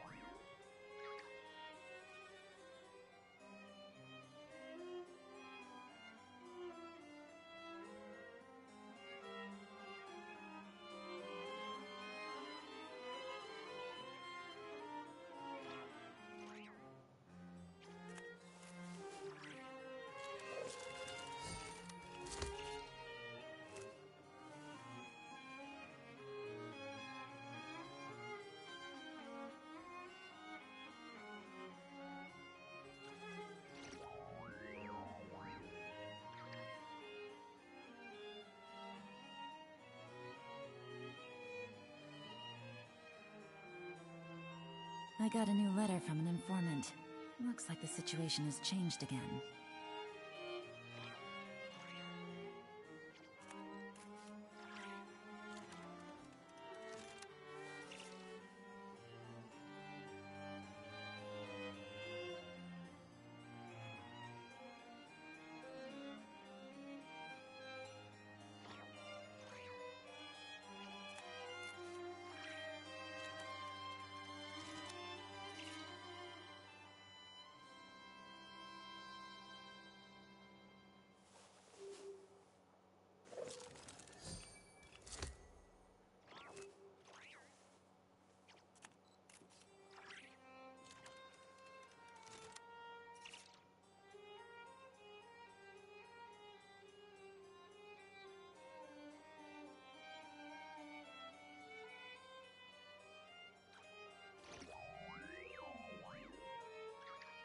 Whew, good roll. Alright, maybe I'll take one more day off, and knock out the rest of the work once I'm feeling up to it.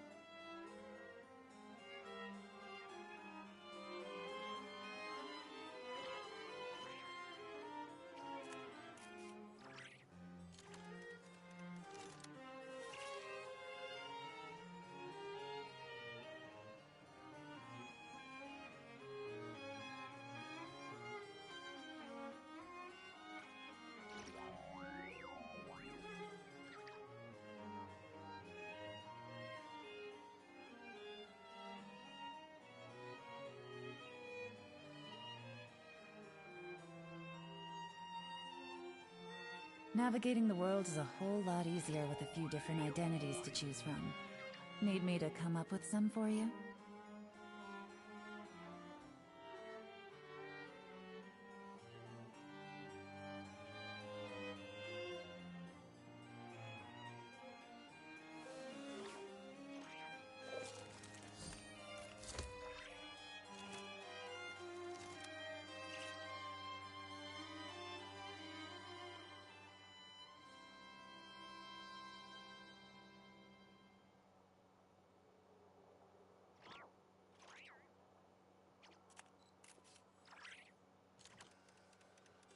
I got a new letter from an informant. Looks like the situation has changed again.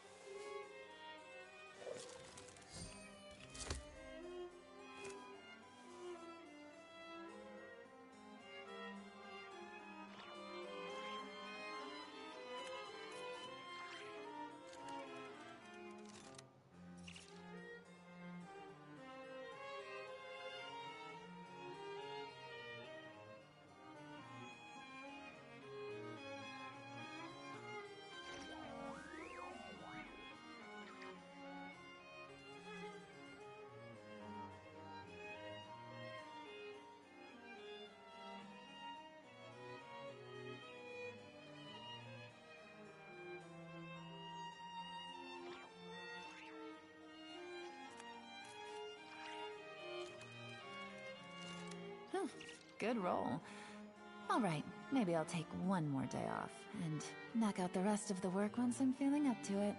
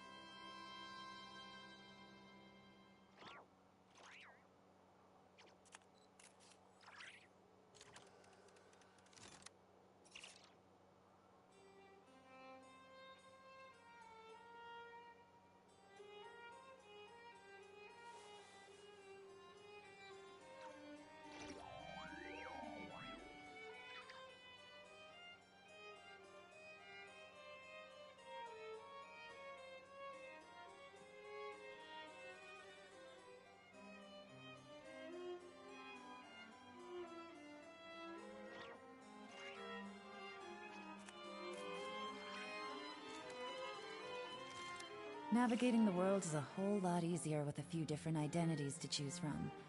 Need me to come up with some for you?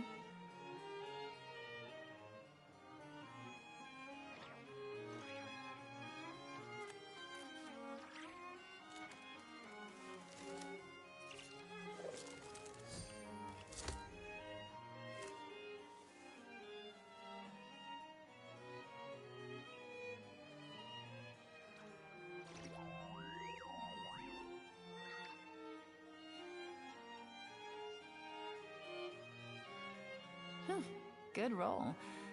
Alright, maybe I'll take one more day off, and knock out the rest of the work once I'm feeling up to it.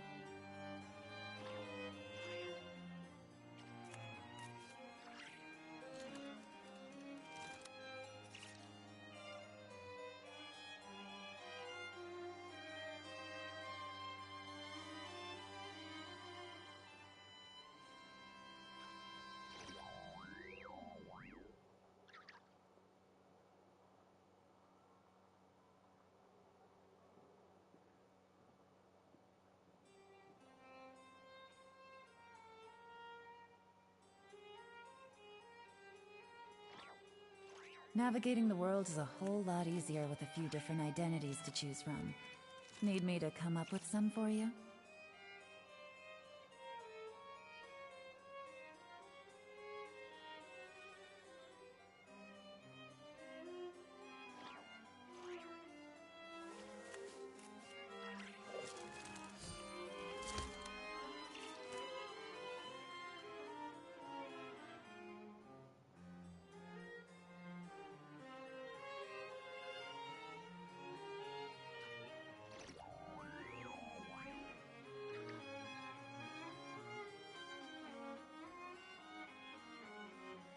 I got a new letter from an informant.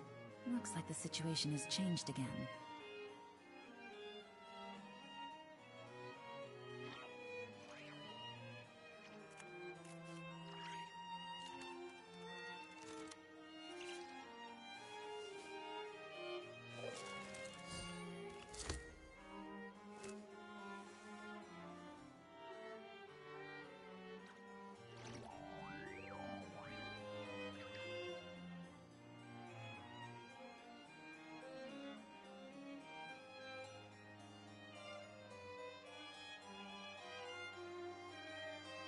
Navigating the world is a whole lot easier with a few different identities to choose from.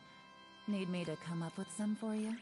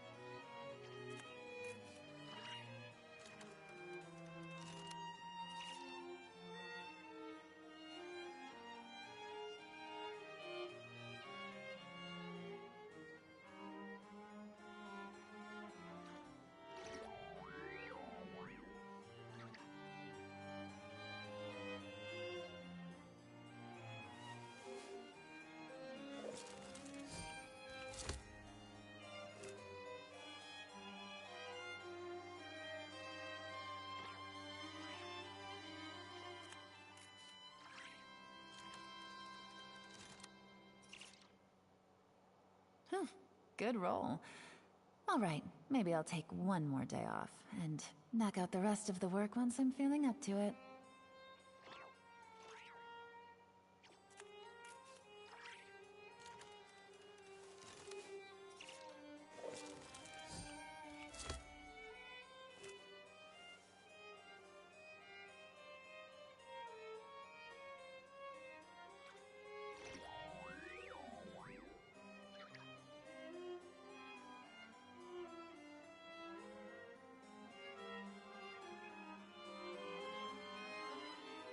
Navigating the world is a whole lot easier with a few different identities to choose from. Need me to come up with some for you?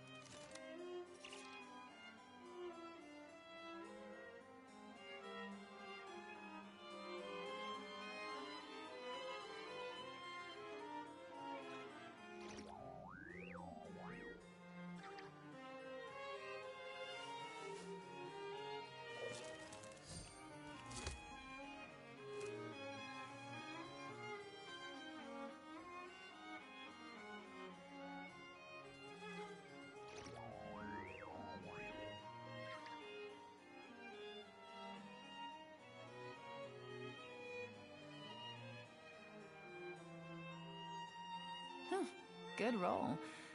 Alright, maybe I'll take one more day off, and knock out the rest of the work once I'm feeling up to it.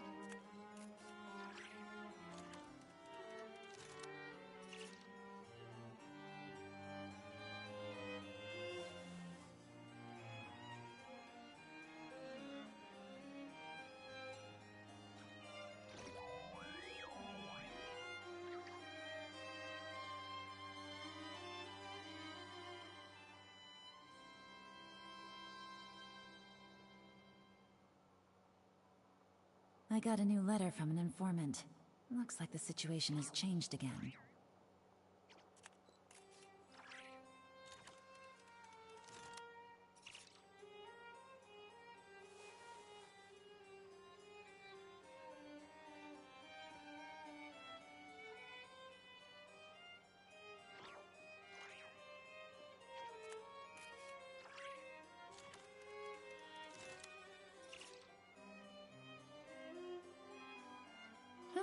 Good roll. Alright, maybe I'll take one more day off, and knock out the rest of the work once I'm feeling up to it.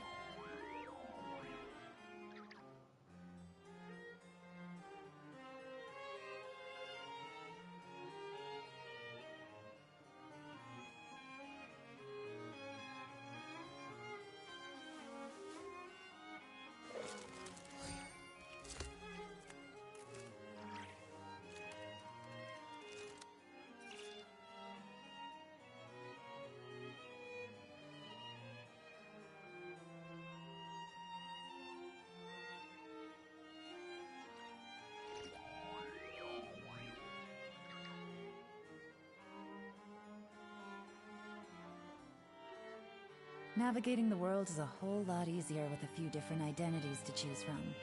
Need me to come up with some for you?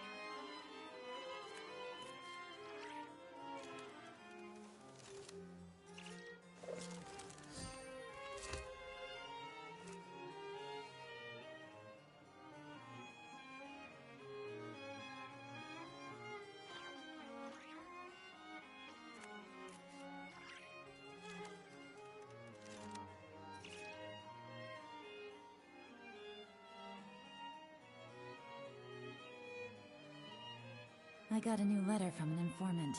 Looks like the situation has changed again.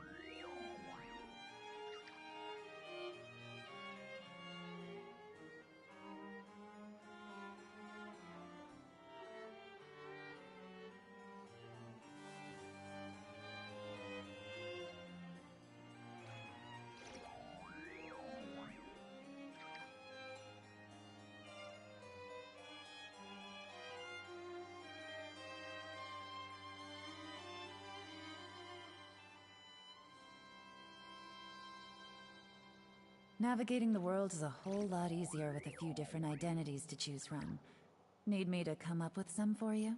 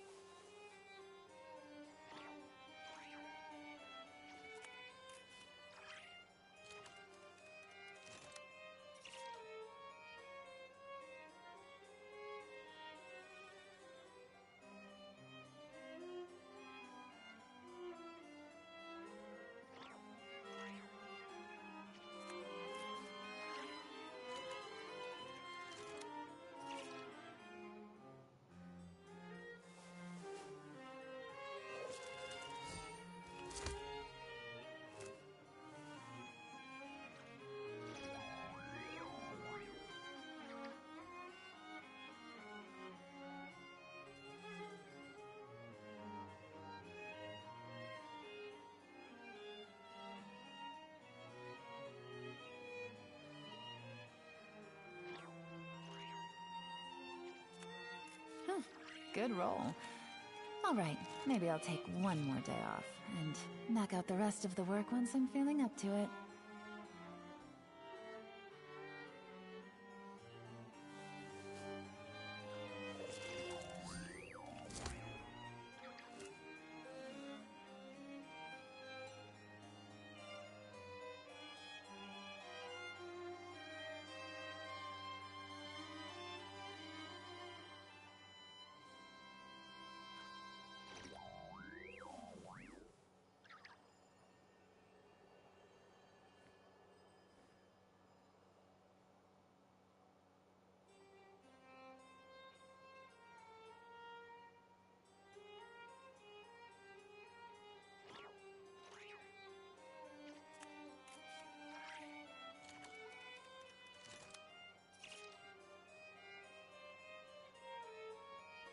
Navigating the world is a whole lot easier with a few different identities to choose from.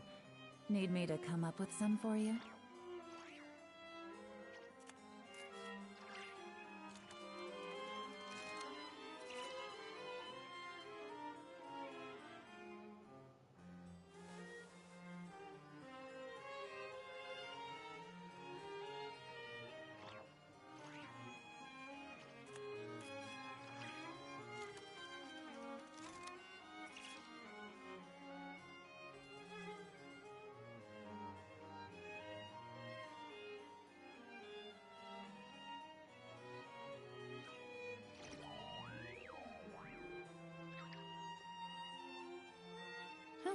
Good roll. Alright, maybe I'll take one more day off, and knock out the rest of the work once I'm feeling up to it.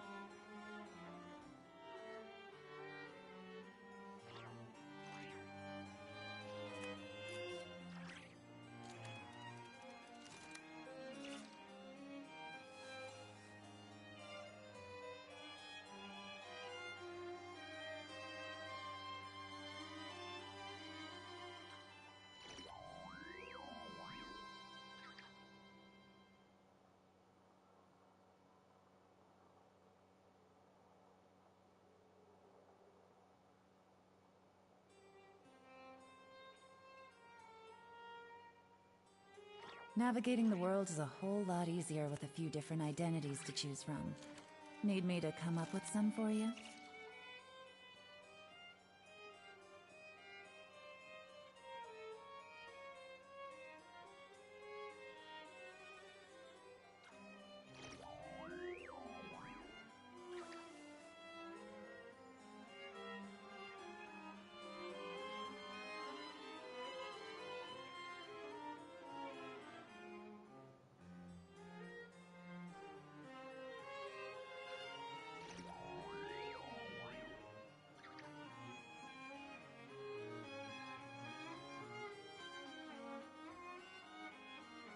I got a new letter from an informant.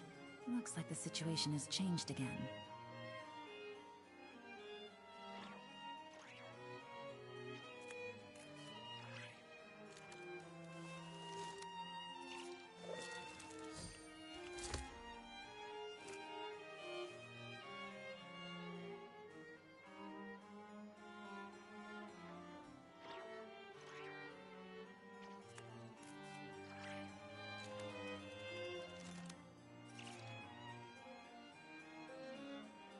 Navigating the world is a whole lot easier with a few different identities to choose from. Need me to come up with some for you?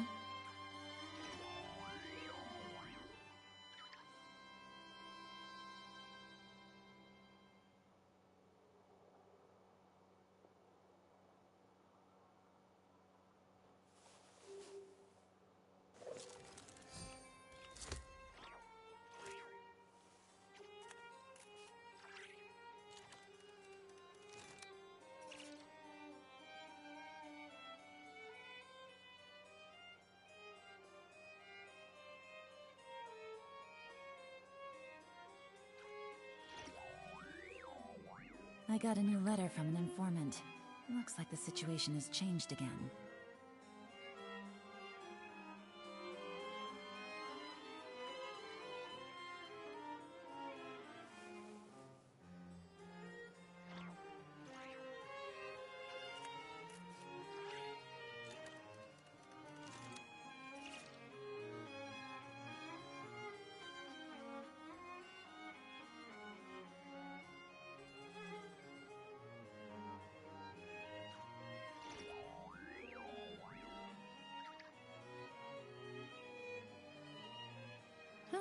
Good roll. Alright, maybe I'll take one more day off, and knock out the rest of the work once I'm feeling up to it.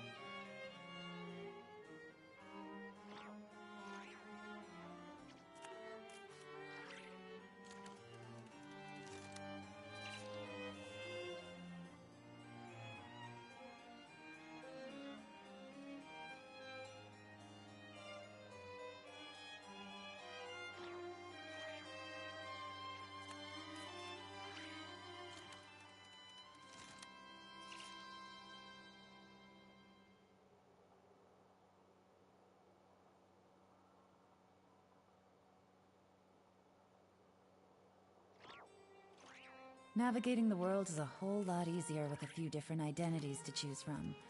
Need me to come up with some for you?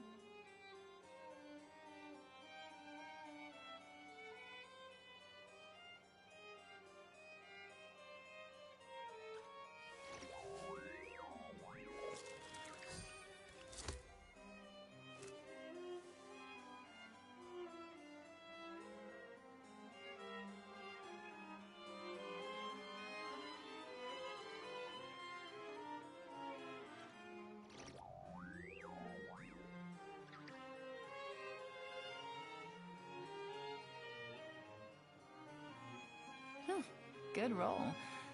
Alright, maybe I'll take one more day off, and knock out the rest of the work once I'm feeling up to it.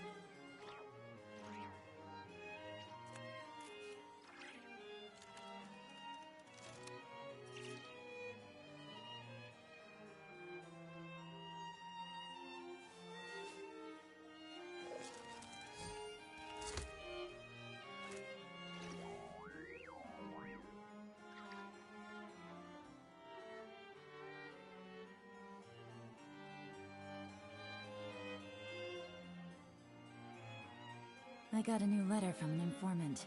Looks like the situation has changed again.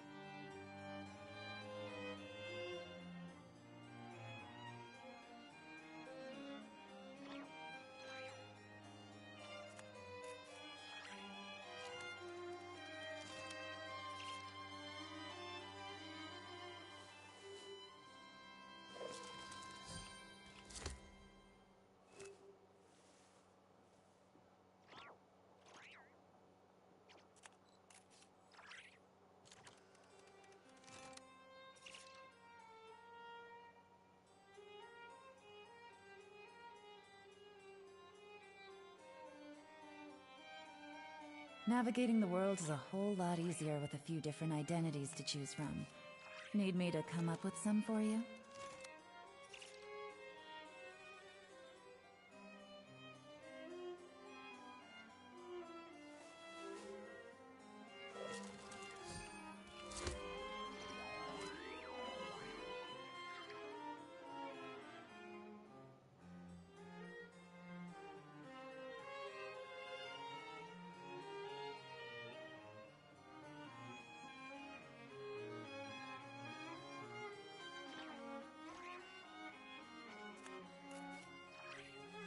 I got a new letter from an informant. Looks like the situation has changed again.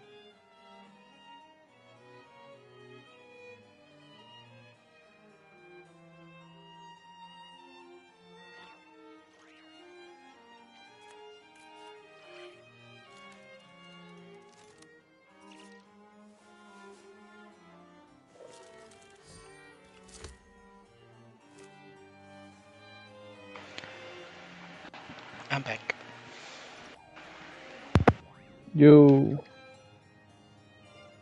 So I'm gonna, when my mom gets home, I'm told to make dinner.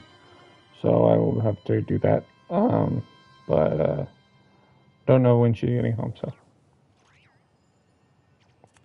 Oh, okay. Also, the answer was staring me in the face the whole time.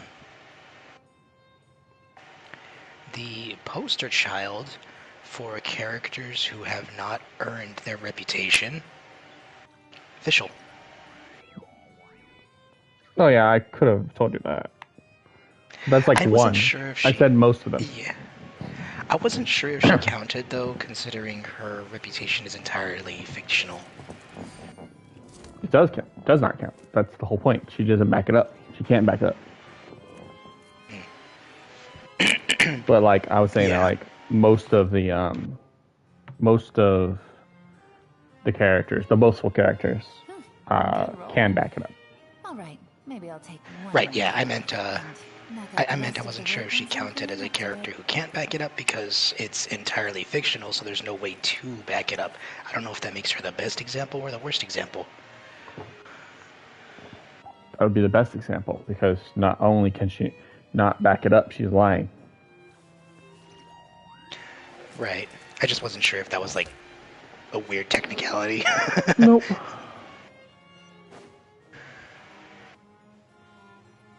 Because when you talk about backing things up, in regards to boasting, it usually means can you provide proof? And if you can't provide proof, then you're lying. Then you're making it up.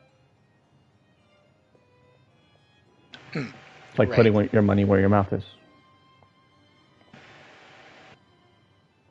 Okay, yeah, I just, yeah, like I said, I just wasn't sure because, like, you know, it's a fictional fairy tale, so, like, does it really count as a reputation, or is it just her being Delulu? I mean, she's billing it as a reputation, so yeah. Both. That's fair. Is something wrong? Monsieur Neuvillette and Lady Farina, they seem to have gotten into a dispute. Please go see for yourself.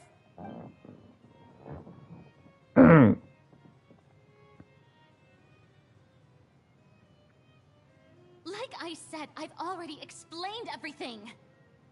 And yet the problem has not been properly solved. There is little space for excuses between us. It is not my intention to offend you, but please, tell me where you stand. You are the Hydro Archon Focalor, are you not? Look at this. This is a list of the victims from the recent Poisson incident.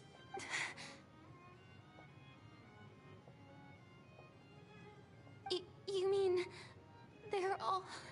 We did not arrive in time to avert this disaster, and I will not have it happen again. I will say this once more. You must tell me everything you know. Yesterday, I found 3 stone slates in some ancient ruins near Poisson. Do you know anything about those? Seriously? You're questioning me like this is a court case now. I don't know anything about that. But you found them in some ancient ruins, you say? That's correct, which is why I came to ask you some questions. There should have been 4 slates, but one of them was missing. The other 3 feature different images that seem to correlate to the prophecy. The prophecy? The second of these slates depicts the previous Hydro Archon Egeria kneeling before a floating island in the sky, as if confessing something. Do you know nothing of this either? I don't. I've never seen such slates. I'll ask you again. Do you really have no information regarding the previous Archon? My deciphering of the slates indicates that the Hydro Archon Egeria once had to confess to, or apologize for, a certain sin. If anyone would know about it, it should be you. All gods don't have the same secrets, you know. She was herself and I'm me. Is it really so strange that I know nothing? I understand your concerns, but I'm sorry. I just don't have anything to tell you. Forgive me for saying this now, Lady Farina, but I have long known of your various secret investigations into certain matters. There are several indications that you have been investigating the prophecy on the sly. This is not strange in itself, considering that you are the Hydro Archon. But it is strange that you should also claim to not know any of Egeria's secrets, as well as do nothing following your inquiries. You have never been as superficial as you have presented yourself to be, nor are you a fool. And yet, your behavior is very inconsistent.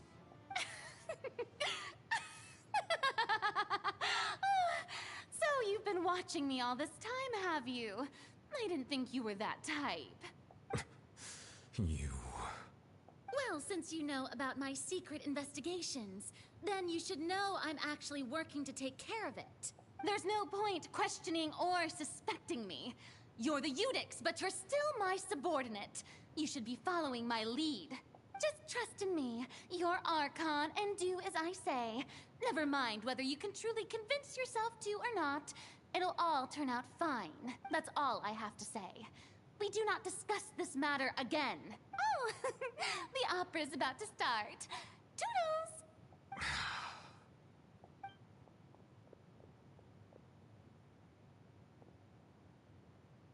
Damn, she protected her front. Mm-hmm. Did Farina not notice us standing by the door? Wonder what's up with her. She was smiling. Huh. She didn't seem in the mood to care if we were listening in or not. I've said this before, but I really like how the colors of her eyes are inverted. Mm-hmm. Alright, she seems deeply troubled. But she seems to be deliberately hiding something. I assume you've been outside for a while now? Oh, you noticed. Seems Farina didn't even realize we were here. She was in a great panic, though I cannot discern the reason. Our discussion reached impasses time and again, a state of affairs that we cannot allow to continue. Still, I do not understand. Dialogue is the basis for understanding, so why did she keep refusing to engage? I'm afraid questions alone might not suffice. We need to make her understand how dire the situation actually is. Everyone in her inner circle has noticed that she is hiding some secret. The issue is her attitude. I fear that she will not reveal anything unless absolutely forced to. We may have to create a situation in which she will have no choice but to speak. Oh? Like what? Normally, people will only reveal the truth when standing trial. Perhaps we must have the Hydro Archon experience just such a scenario. But Farina's seen so many trials, and she's really good at dodging questions. How do we make sure that she won't just slip away at the first chance she gets? We will need to consider this thoroughly, join forces with various parties, and then do what we can. If at all possible, I would prefer to recuse myself from this affair, but we must prevent the prophecy from coming to pass. This may be cruel to her, but all Fontaine is in crisis. The information a god possesses is too precious, and so we must take a chance on this.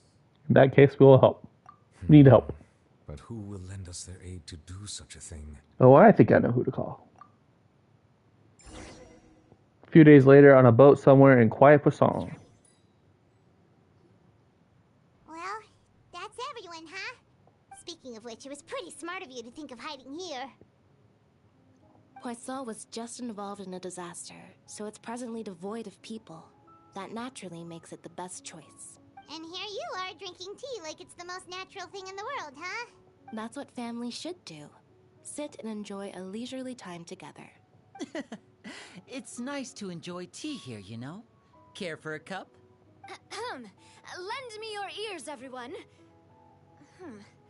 Or perhaps one of you might like to start us off. How about you, friend? Me? No, I don't think I can. Then, how about you, good sir? I fear that I will cause the mood on this boat to become as somber as it is in court. Well then, I guess we're lucky we've got a local like me to organize things. Wonderful, the spotlight at last. I guess I'll be facilitating things from here.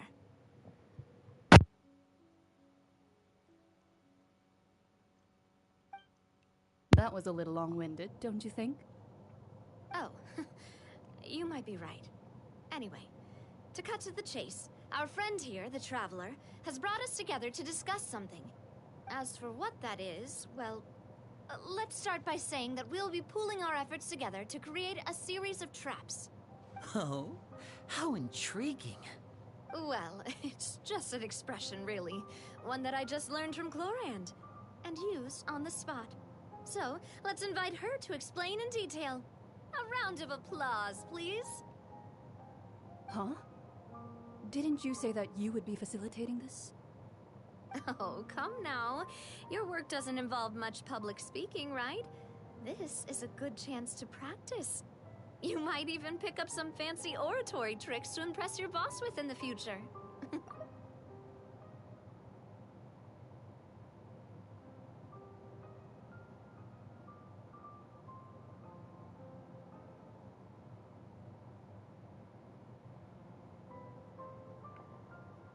I see. And what does my boss say? He is glad that you consider him your boss. Do go on.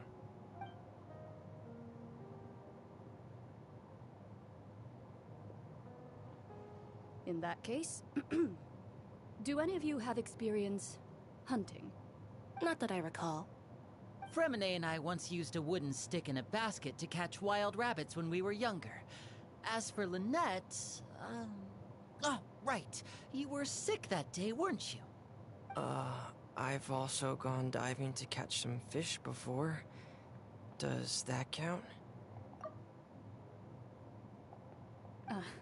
I'm afraid not. You may or may not have heard, but Fontaine once played host to a group known as the Marechaussee Hunters. Though that was their name, they did not hunt animals, but rather various monsters left behind by the ancient dynasty of King Remus. Today, Fontaine's monster population has already thinned greatly, so the hunters have blended back into society, taking up arms in other lines of work. They even left a unique methodology of hunting in their wake. A trap comprises of the following components: bait, a trigger, and a containment device. Sometimes a lethal implement will also be necessary to deal with the prey. So, if we were to build a trap together, right now, what would you choose to build it with? For me, I would prefer something basket-shaped. Pigeons and rabbits will see the bait and naturally enter the snare. Our line of work requires a deft hand, and we're some of the best in the industry, so you can count on our techniques. You used some of those techniques while moving the people of Poisson, didn't you? My subordinates mentioned that you even performed some magic for the bawling children. Yes, and I even managed to gather some intelligence in the meantime. I'm quite the multitasker if I do say so myself. I'm afraid I can't claim that as my strong suit. I prefer more stable methods, like placing bait in the water and waiting for the fish to come within reach. That's the kind of method I would count on. Calm and steady. Exactly the kind of person who would catch loads of fish. And I can be their assistant. With discretion, I'm sure. I'd probably use some sort of mechanical animal. Papa once bought me some small clockwork squirrels, mice, and such. When placed in the forest, they can attract others of their kind. I remember that you liked those too, didn't you? I did. And that would be a good way to go about it. If they're realistic enough, animals of the same kind will follow them all the way to the trap. What about you, Monsieur Neuvillette? I fear I do not have any related experience. That makes sense. You usually solve problems directly, without the use of any such tricks. But I do have one more question for you, Monsieur. If we were to create a trap now, how would you design it?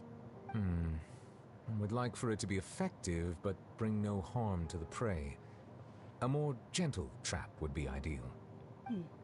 Kind, as always. However, our intention doesn't necessarily change the containment device and the type of implement we need. If we wanted to kill the prey in one strike, we would need a powerful implement. However, that also goes for prey that must be captured and safely contained. Wait, why's that? Only a hunter who's a true expert at subduing their prey can snare it without harming it.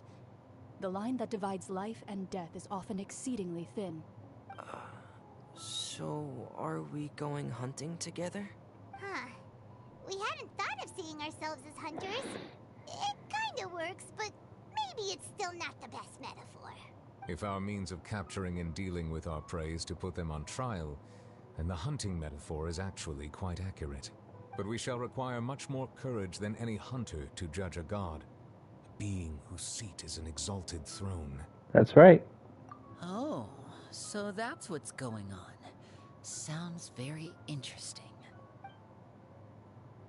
Cloran's hunting metaphor was just that, a metaphor. You will not call this a hunt because that is not what you should do at present, nor has the relationship between you and Farina reached such a dire stage. What you need is simply the secrets she is keeping. Attempting to take her secrets is an act of sacrilegious disrespect, but it must be done to prevent Fontaine from sinking into the waters as foretold in the prophecy. This is neither hunter nor prey, but there must be a trap. That is what you will need. Okay, I need to go cook dinner. Alrighty.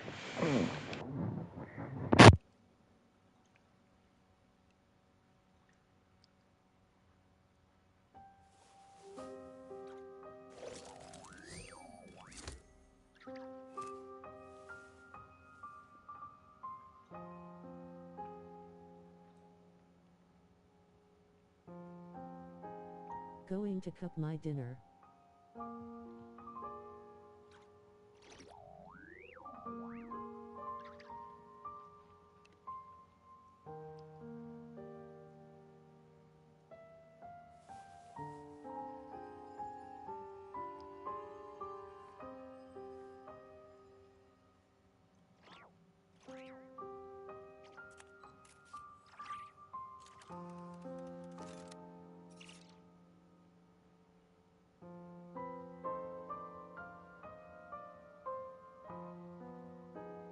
Navigating the world is a whole lot easier with a few different identities to choose from.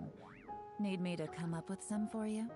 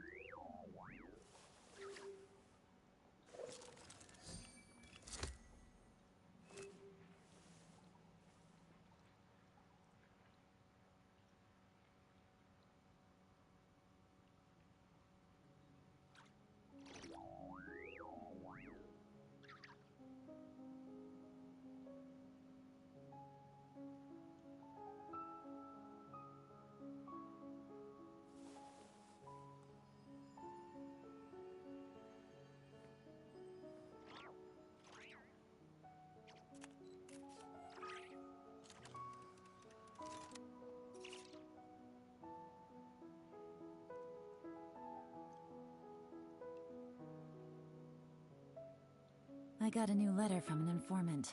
Looks like the situation has changed again.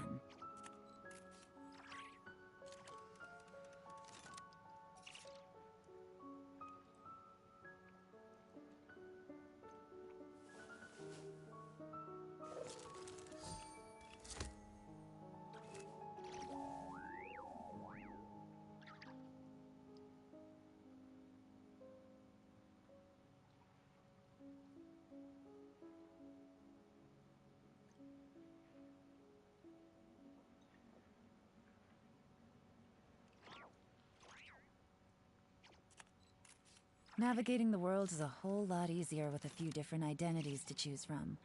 Need me to come up with some for you?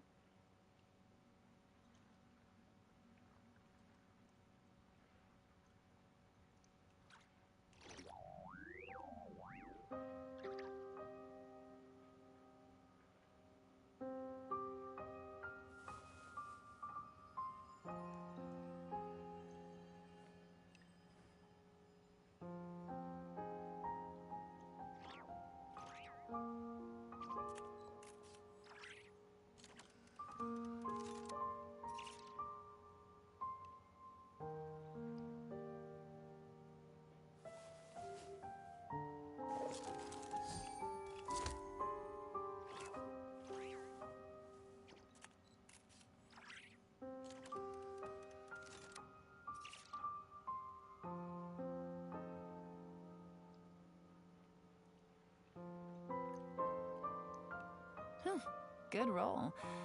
All right, maybe I'll take one more day off and knock out the rest of the work once I'm feeling up to it.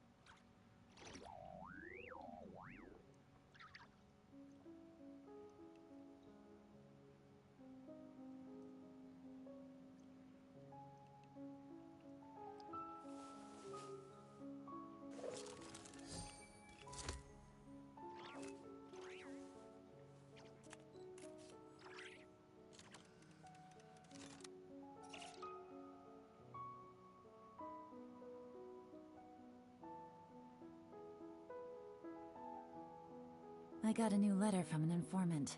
Looks like the situation has changed again.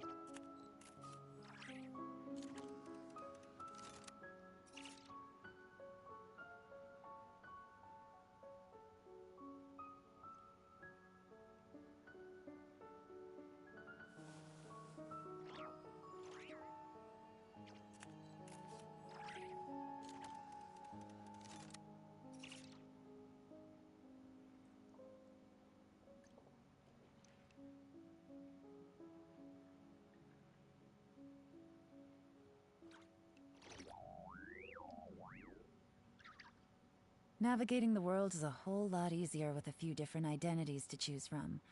Need me to come up with some for you?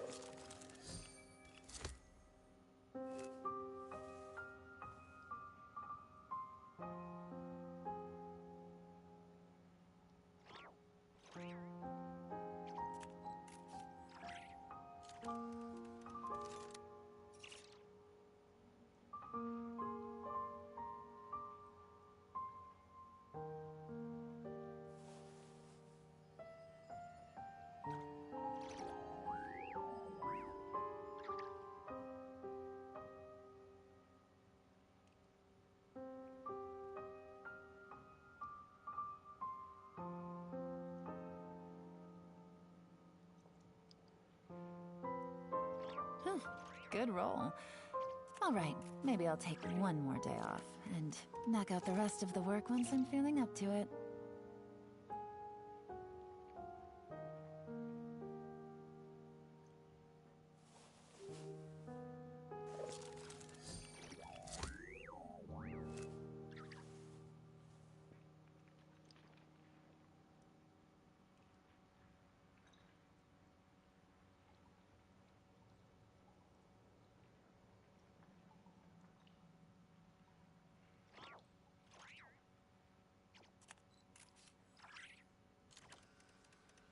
Navigating the world is a whole lot easier with a few different identities to choose from. Need me to come up with some for you?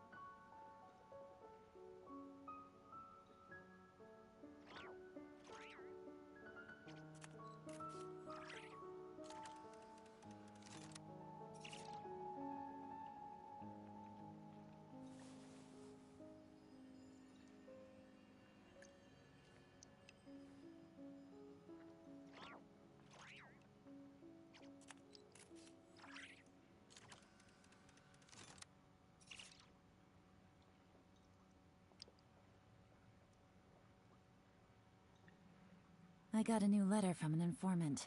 Looks like the situation has changed again.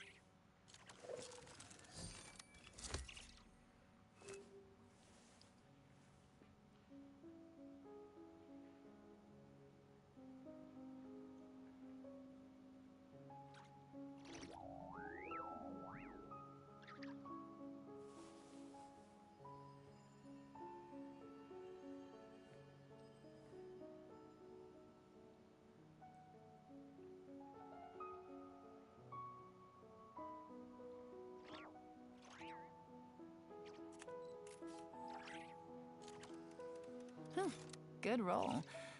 Alright, maybe I'll take one more day off, and knock out the rest of the work once I'm feeling up to it.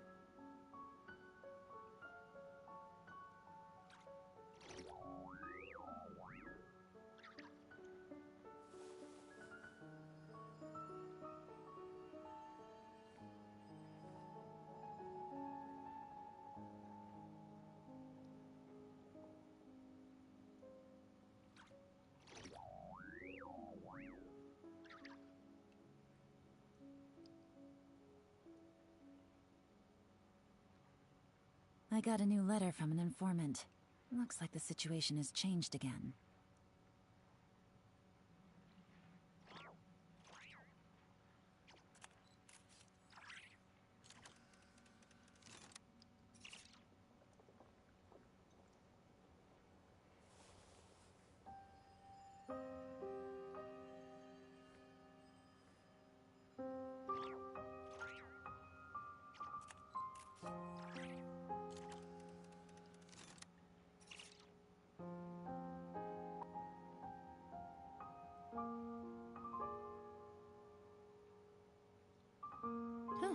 Good roll. Alright, maybe I'll take one more day off, and knock out the rest of the work once I'm feeling up to it.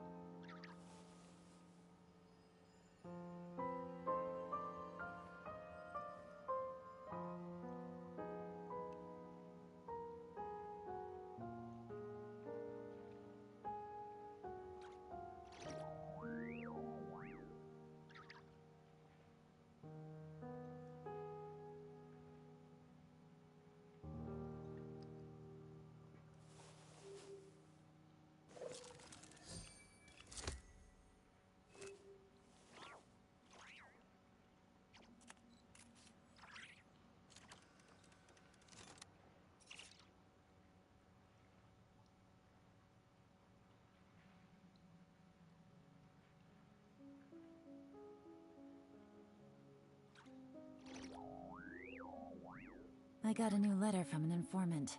Looks like the situation has changed again.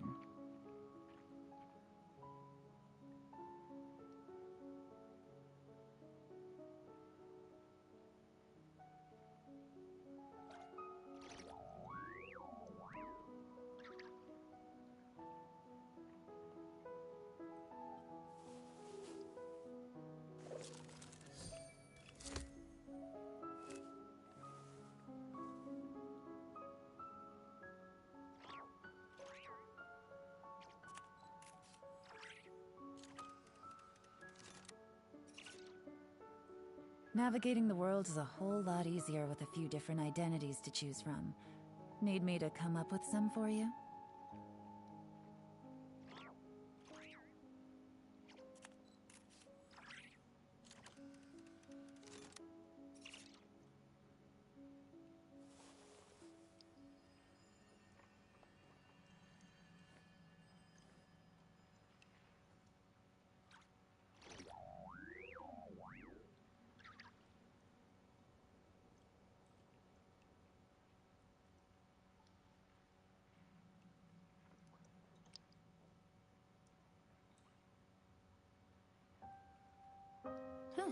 Good roll. All right, maybe I'll take one more day off and knock out the rest of the work once I'm feeling up to it.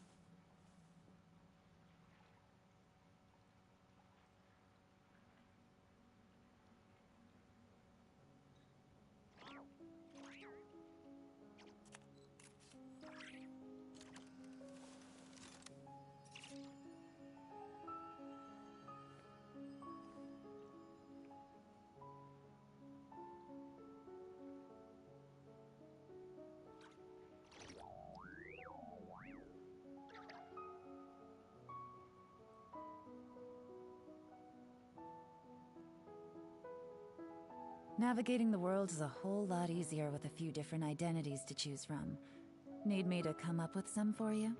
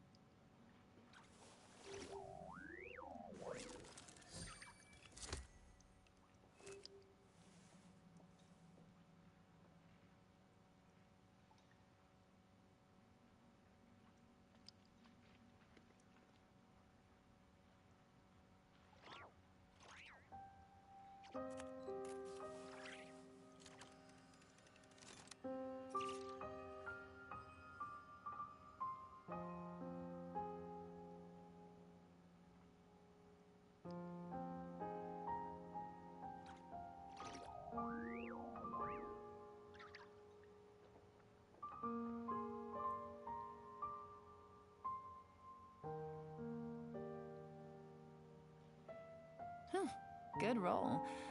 All right, maybe I'll take one more day off and knock out the rest of the work once I'm feeling up to it.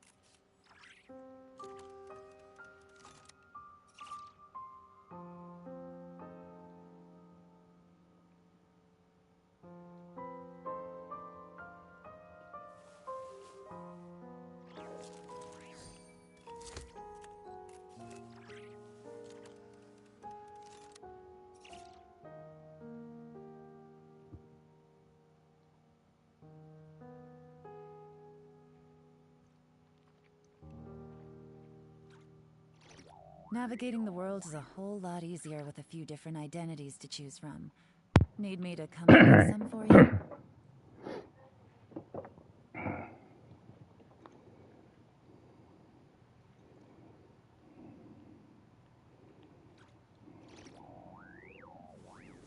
Alright, I am back. Yo, welcome back. Food is in the oven. Cool.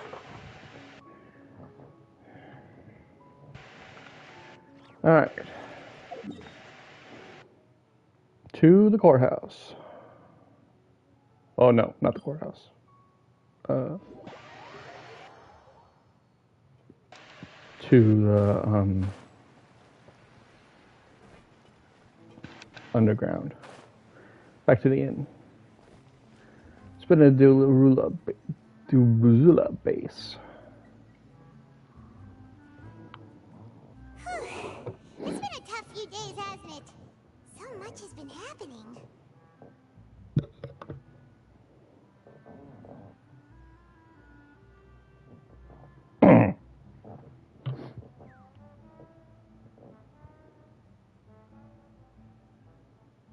Wrong base.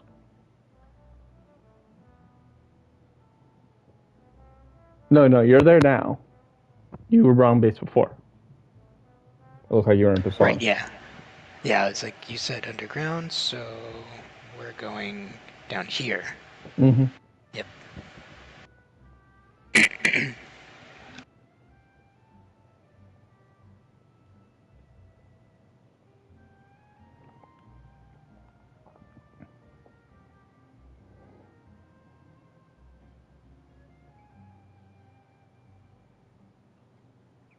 Those meetings sure did make me hungry.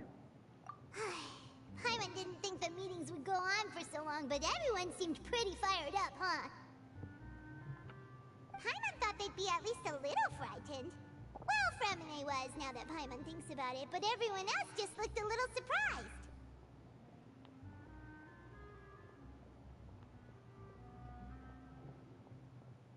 Do you feel more confident after the meetings, Paimon? Well...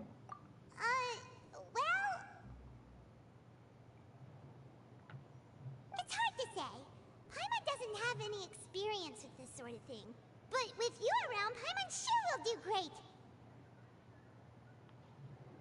After all, you're the most reliable person in the world, aren't you?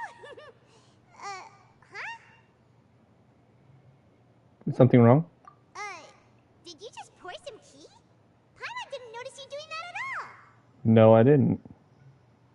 Then what's that? Paimon's never seen that cup before.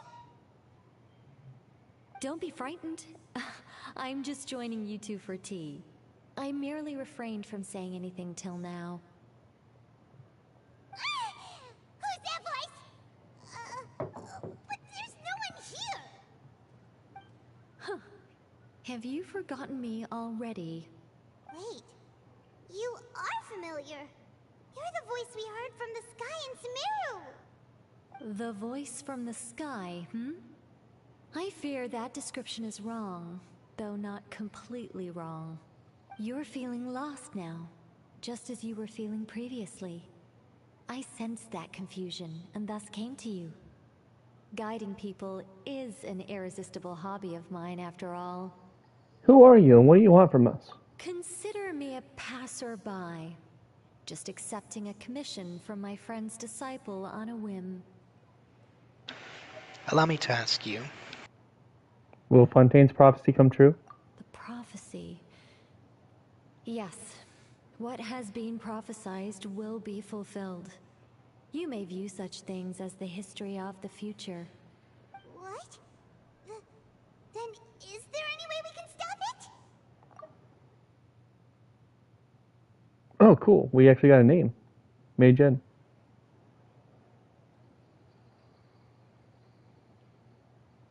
I believe you have witnessed a failed attempt with your own eyes. Can everything in Teyvat so easily be changed? There it is again. Fate.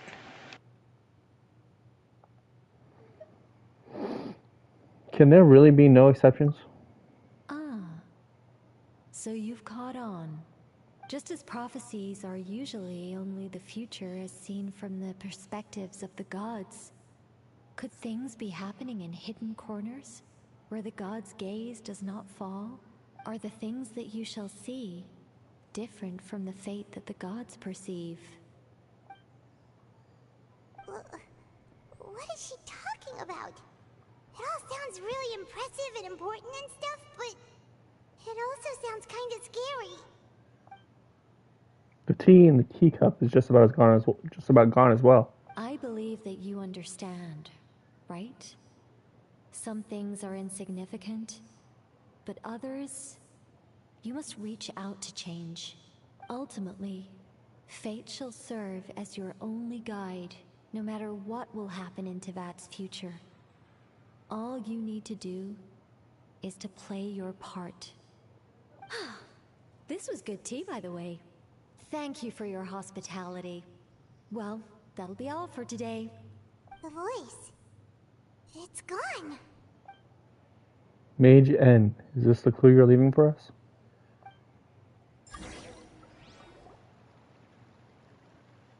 Unexpected news leads to complicated feelings. What? I want to hear someone talking. You lie in bed for a long time.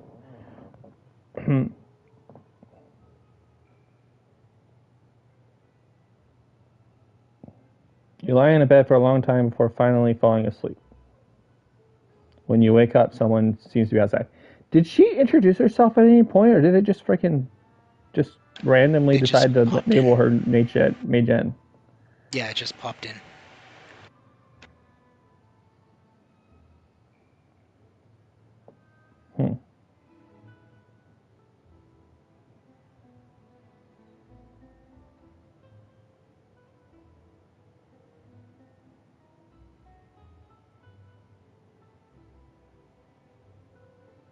Okay, yeah. Weird.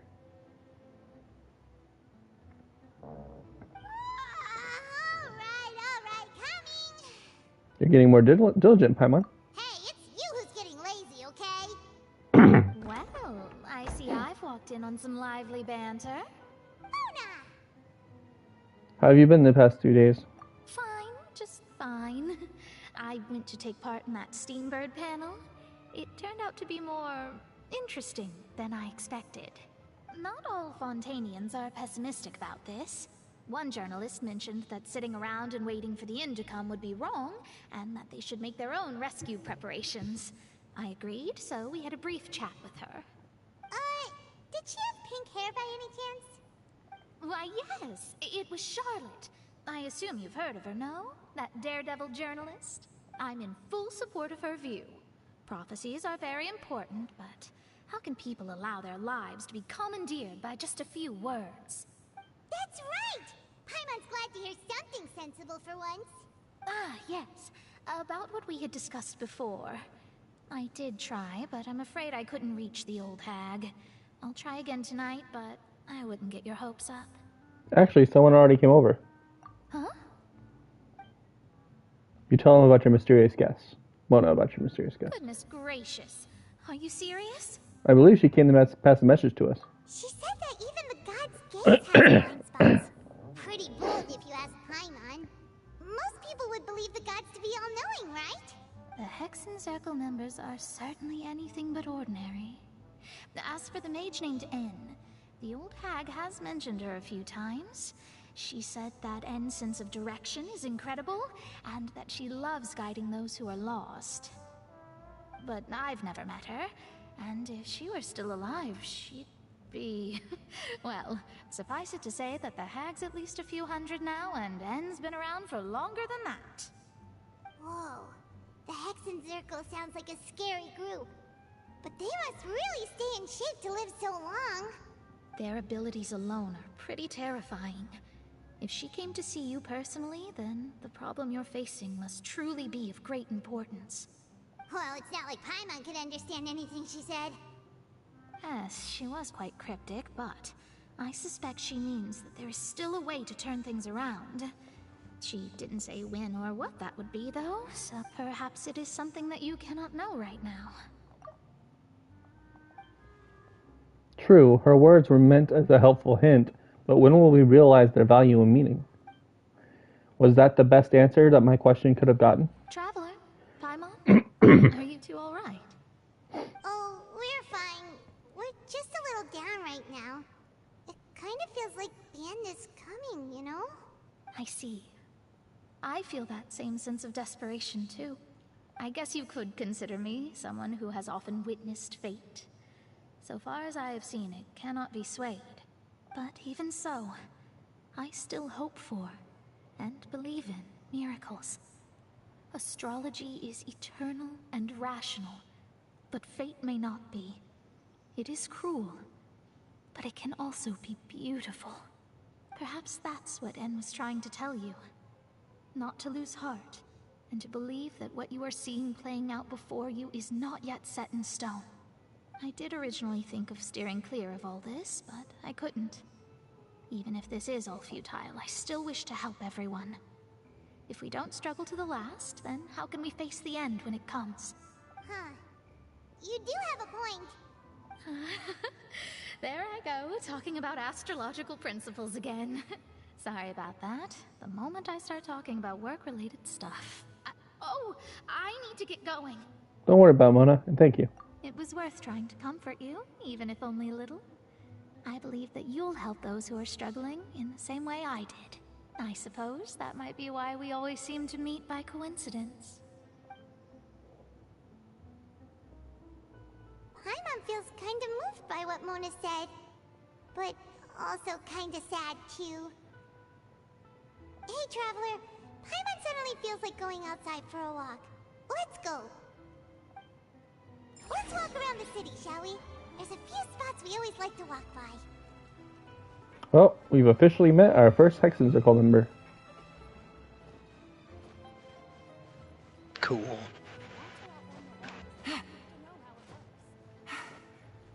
Mage N.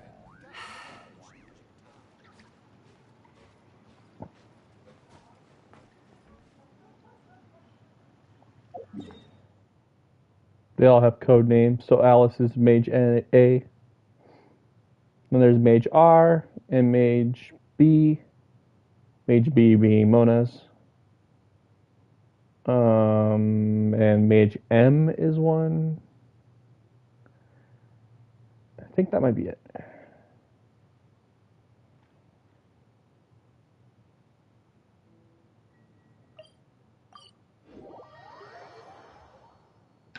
Cool. Mm-hmm.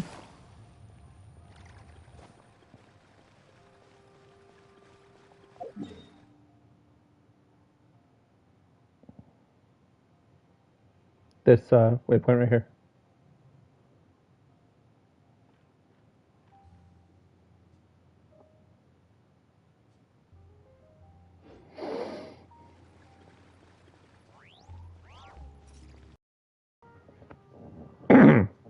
Maybe we're famous?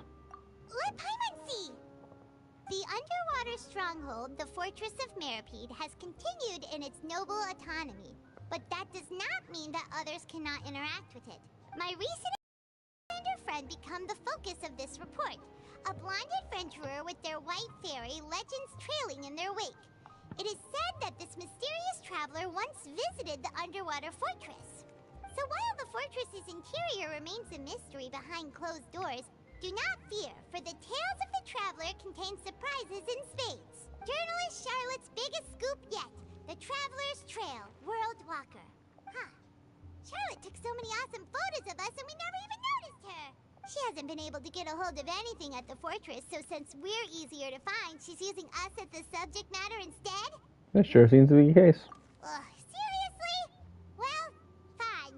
Those headlines and photos do look cool, so Paimon will forgive her this time.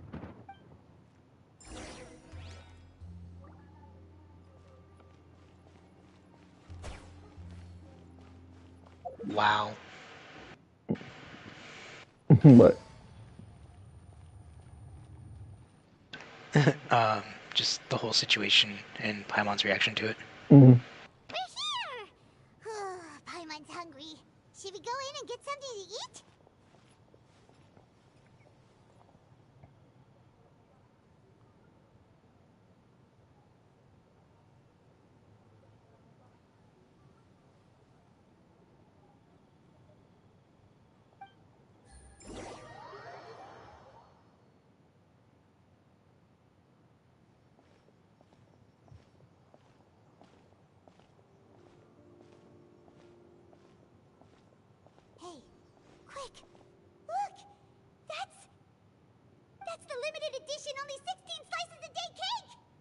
It hasn't been already been sold out for the day? It was so delicious the last time we tried it. Despite the tense situation we were in, let's give it another go. I'm sure it'll be great. We can't let anyone get ahead of us.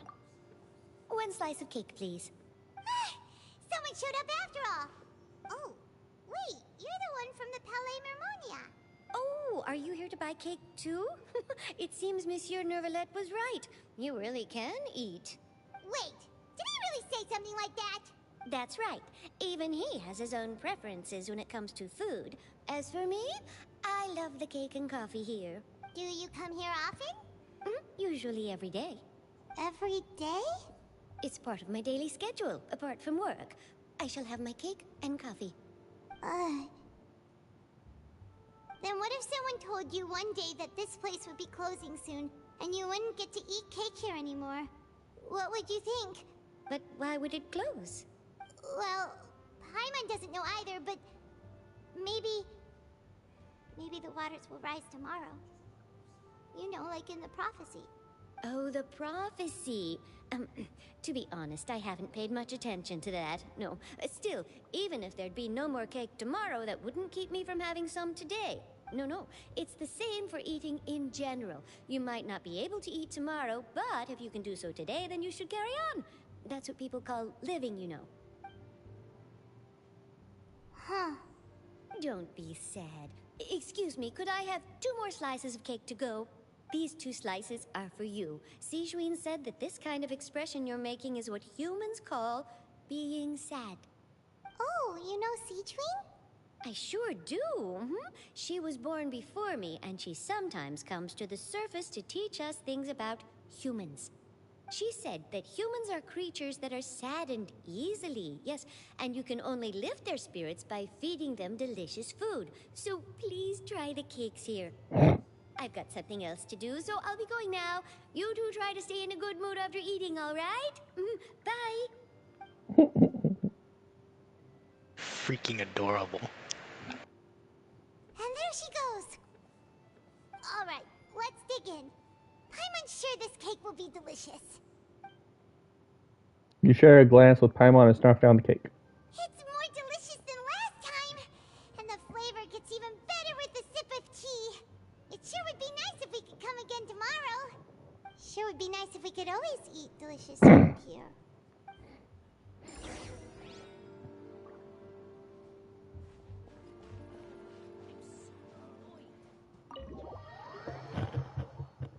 Dang, Paimon. Right. Let's go look for Charlotte and have a chat.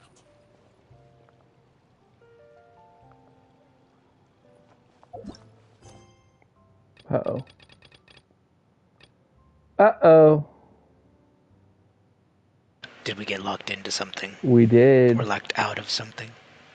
We did indeed. Ah, jeez.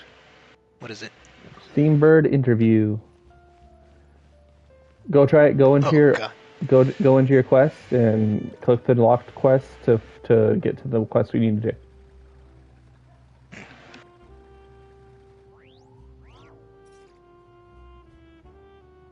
Bottom left.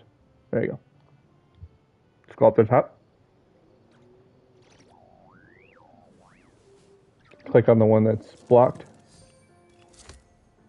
You'll see the red text. Wrong one.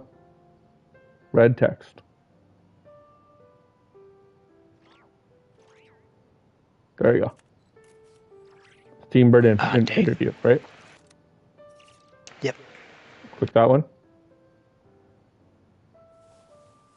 Steambird interview. I saw you scroll. Did you get the right one? Yeah, it's active. Okay.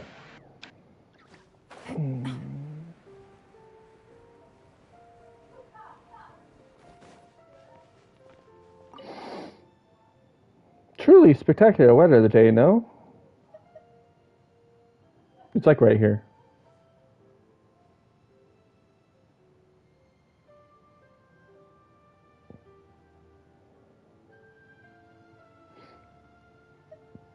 Yes, truly.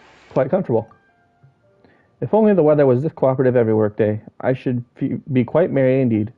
And speaking of work, My dear, you are here to interview for the troubleshooter position advertised in our Tales of Humanity section, are you not? I am. Troubleshooter? Yes, yes. I know the name troubleshooter is simply too gauche and unbecoming of the standards of publications such as ours. Is that what you said? She said, "Excellent. You didn't ask any questions about the title troubleshooter, and thus it can be surmised that Ethan's word's choice, while eccentric, is simple and easy to understand." Yes, Ethan has substantial room for growth when it comes to coining new words. Putting that aside for the moment, would you like to know how I was able to correctly ascertain that you were here for the job and not seeking to ask for help in our Tales of Humanity section? That's why I got to. Observation. Every citizen who comes to the Steambird is seeking help appears to be anxious and jittery, but your steps are relaxed and your expression calm. Those who are unfortunate are all the same. Those who fall victims to misfortune all have their own woes. Those who are fortunate are all the same. But you needn't worry. Those who seek assistance from others via the Tales of Humanity haven't run into any serious trouble, so it shouldn't be hard to handle. Have a look at this batch of commissions.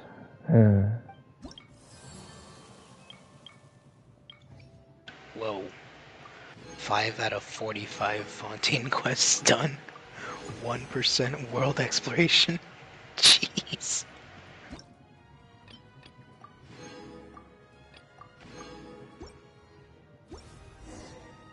All you need to do is find. Go ahead and just collect those stuff.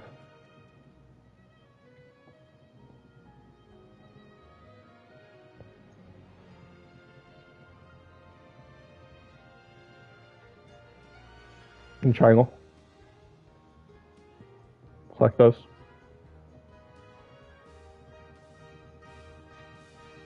And then back out. All you need to do is find some time every week to read through the submissions to Tales of Humanity, pick out a few commissions you'd like to handle, and come find me to collect your payment. Some commissions are so drop dead simple that you wouldn't believe it, but you shouldn't underestimate the value of your work. For us, the problems in their submissions may appear to be super easy and insignificant, but for the readers who are submitting their problems, they're like the splinter on their fingernails, impossible to move or ignore. If we can help them extract these splinters, and in addition to the monetary rewards, you will also receive the respect and gratitude of the people, and your reputation among the citizenry will increase over time. When that happens, I'll give you more complicated and important jobs. Hehe. Help everyone to achieve happiness and be the lighthouse of humanity, such as calling of our paper, such is the calling of our paper. Such are the feelings and aspirations of every publisher. No need for an interview? Interview? Your interview is complete before you even arrived. Don't be surprised. I have my ways. If I couldn't even manage that, how would I manage a newspaper? All right, I've told you everything you need to know about this job. As for whether or not you want to take it, that's up to you for now. Think it over. Yeah, that was quick. It was just activating a reputation. Oh. Charlotte's here.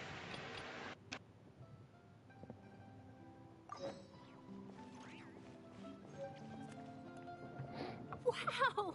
If it isn't the Traveler and Paimon! Oh, have you seen the article I wrote about you? Ha! You've got some nerve! You just used us to make some quick mora! Can we negotiate a profit split? Oh, you needn't worry about that.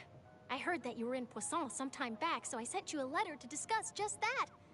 It appears you didn't receive it, though. It's all right, though. I've set aside the amount intended for you. I've even set the table with some food. Really? Oh, you're the best! You're almost a little too easy to win over, Paimon. If I were a journalist with ulterior motives, you'd be in trouble now, you know. Oh, Paimon knows you're not like that. Still, what brings you here all of a sudden? Were you looking for me? A friend of ours met you a while back, and when she mentioned it, we thought of coming to see you. Her name's Mona. Ah, so you know Miss Mona as well. She's a guest columnist for our paper. Really good one, too. She's so young and already such a brilliant astrologist. So she mentioned me? What did she say? She said that you're a real daredevil of a journalist. Nice. In which case, Can this daredevil journalist dare to request an exclusive interview with the legendary traveler and Paimon? Huh?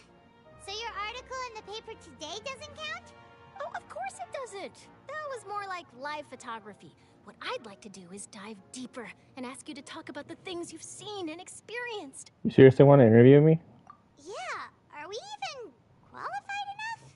Why not? If I say you're worth an interview, then you're worth it. But not right now, of course. I'll need a few days to prepare. Oh, in that case, we'll just chat when you have the time then? Oh, so that's a yes? Ooh, splendid! I'll tell the editor-in-chief immediately. I'll have to apply for lighting, a venue, some props, and... Whew, so much to get done now. Talk to you later. Wait, Charlotte, Paimon's still got a question for you. And what's that? If, just for example, Fontaine were to be flooded tomorrow, what would you do today? Huh, that's the prophecy you're talking about, isn't it? I mean, I do hear about it often, but I've never once thought that the day could be tomorrow. If you're seriously asking, then I might try and think of a way to leave Fontaine. Oh, but I'm still a journalist first and foremost. That means I have a duty to be reporting from the scene. And secondly, I wouldn't forsake my homeland that easily. From what I've seen, most people don't know what they'd do should the worst come to pass. In truth, it might be better just to behave like normal rather than worry over such an end. So in all likelihood, I'd probably still be prepping at the office for that interview of ours. I know what you're thinking. That sounds a bit sad, but I've always believed that it's best to do what you enjoy. Just think about it. If this nation really were to be suddenly destroyed tomorrow, but I still successfully finish an exclusive interview with a truly unique person, then the story I would wind up writing would truly be timeless. And then do you know what I'd do? Well, I'd write that story, send it for printing, and use messenger pigeons to get copies out to the various nations as soon as possible. I'm not a dreamer, nor am I a workaholic, but I do love my job, and I'd be proud of leaving such an article behind. I guess you could say that I was born to be a journalist. But anyway, that's my answer. And on that note, I'll get back to my preparations. That's so nice. All of a sudden, Paimon actually kinda envies her. Anyway, let's go and take a look at the sea, shall we?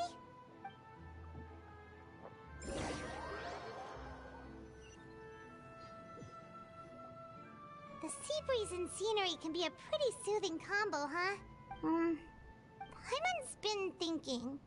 Yeah. If it wasn't Fontaine, but all of Tevat that would be destroyed tomorrow, where would we go and what would we do? No, Paimon should ask, if you could choose, what would you like to do? If I could choose, huh? It's just like Charlotte said, suddenly trying to consider what to do is pointless. We've always been moving to the next destination, so we haven't spent much time thinking about these kinds of things. We didn't have to either, with us always being on the road and whatnot. Until that moment comes, I think I'll keep journeying on. You mean, still traveling?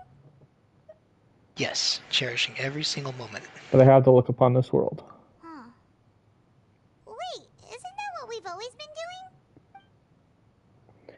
The banner goes back and forth between the two of you as time slips by. As night falls, you return to your accommodations and end this busy day. Next few days are just as calm.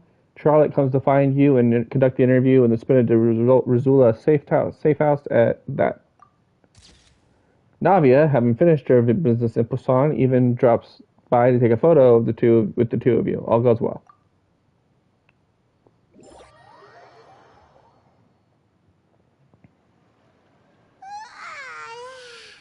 Feels like you'll grow mold if you stay here long enough. But it's still better than the Fortress of Meripede, that's for sure. It's not only damp there, but salty too. Ah, so the two of you are still here. Wonderful. Oh, you're from the Palais Mermonia, aren't you? Yes, I'm Isadora. Monsieur Nervillac sent me to look for you two before. I heard that afterward you went to the Fortress of Meripede. So are you under the impression that we might be one of the criminals? Not at all. I'm well aware that you're friends of his. Actually, I'm here to pass along a message from him. Let's hear it. Did something happen? Yes, inside the Opera House. The Marechaussee Phantom has declared the incident a small-scale riot. A riot? Well, that said, I don't personally think it was that serious. Lady Farina was watching a performance at the Opera House, and while she was resting during an intermission, some other audience members suddenly started harassing her, loudly accusing her of doing nothing about the prophecy crisis. And before she could respond, others started to join in. The crowd continued to grow, and protests This against is the Hydro trap. Archon started to break out. So people have started to put the blame on Farina. Guess they finally found an outlet for the pressure they've been under due to the prophecy. I agree. People will naturally rely on gods, as is customary. But the moment people feel threatened, gods are also the first to be blamed. So what happened after that? Is Farina okay? Seeing that the situation was spiraling out of control and that further argument was pointless, she claimed that she'd gotten tired of this and left in a hurry. The Marechaussee Phantom had their hands full maintaining order and did not catch where Lady Farina had gone. Only when things had stabilized did we realize that she had gone missing. So, you mean she's still missing? That's right. The Marechaussee has dispatched many people to search for her, but we don't have any leads yet. That said, I don't think there's much to worry about. She is a god after all. Even if she were to fall into the hands of rioters, what could ordinary people do to her? I understand the situation. Good. Monsieur Nervillet sent me to tell you about the situation, but he didn't say anything else. Don't worry, this is more than enough to go on. Thanks for keeping us informed. Ah, is that so? Well, all right then. In that case, you two take care. I'll be heading back to the Palais now. This might be according to plan, Sounds like we should hurry but up it still and sounds get going. dangerous. You sure caught on quickly. If we know Farina, she won't try to fix things in this situation. Instead, she'll look for a place to wait out the heat. And, as we also know, she may be loud and dramatic, but she doesn't have a heart of stone. When Nervillet was talking to her in the Palais Mermonia, and she heard about Poisson, she couldn't hide her sadness and remorse. It would be hard for her to ignore being accused by the public today. Paimon thinks Farina's probably taken the opportunity to slip away to Poisson and try to relieve the sense of guilt that she's feeling. Huh. Well, what do you think? Paimon knows the answer, of course, but Paimon can do the analysis to back it up, too. Cool, huh? I see becoming a detective has done you some good. Looks like those detective novels have had an effect on you. In that case, there's not a moment to lose. Poisson, here we come! Yeah, I was gonna say she's at Poisson, either she's there to pay her respects, or she's there in hiding, or both.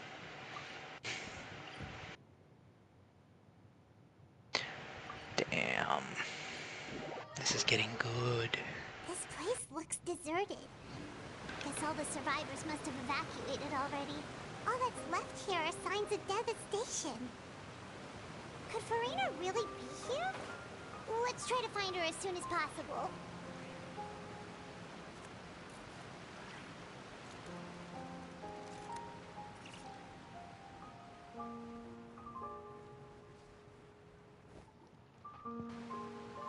You haven't reactivated your quest. You're still doing it, but you haven't reactivated it. That's why I didn't have a waypoint. Yep. Or a marker. That's Farina, right over there. She really is here all on her own. Stay quiet for now. Should I just give up? This is all meaningless. What was meant to happen did happen after all. Everyone's dead.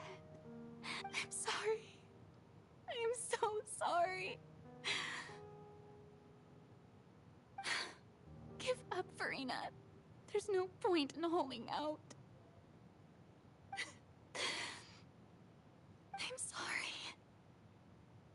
But what can I even do other than to repeat meaningless apologies over and over?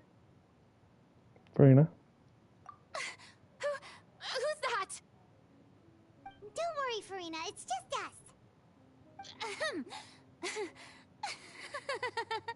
So it is you, blonde traveler from another land.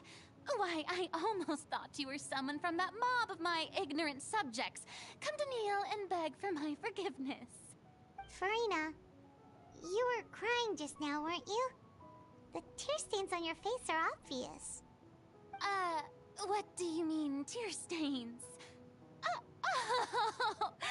I remember. The show at the Opera House earlier this morning was so moving. I'm still trying to process it. Who did that uncivilized rabble think they were? Disturbing my enjoyment of the arts. They even dared to tout their Archon. I must teach them a lesson. I can just imagine their twisted and frustrated faces once they realize that I'm nowhere to be found. Oh, and I'm sure Nouvellette and those people from the Marche Chaussee Phantom are freaking out right next to them, too. Gee, she's coping hard. Stop trying to act tough, Farina. You're actually beyond devastated right now, aren't you? Of course not. Hey, there she is! The Hydro Archon's over there! Quick, after her! Farina, those people Oh boy. They are? They're just some rabid fans who want to cut the line because they haven't been able to meet me in person, aren't they? That's against the rules. I can't let them get their way. Farina just ran off! Well, have fun with that. Quick, we have to catch up with her!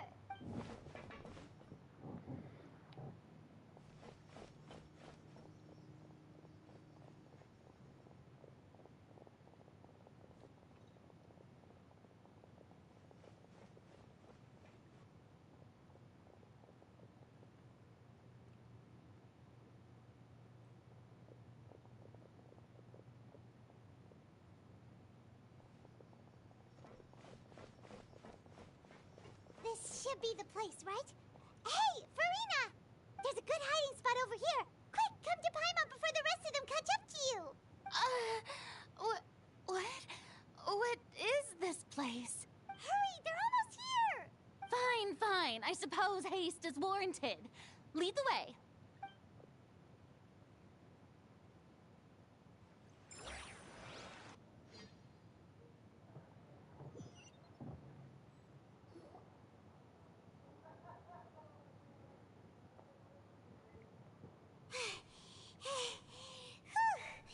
Paimon's exhausted.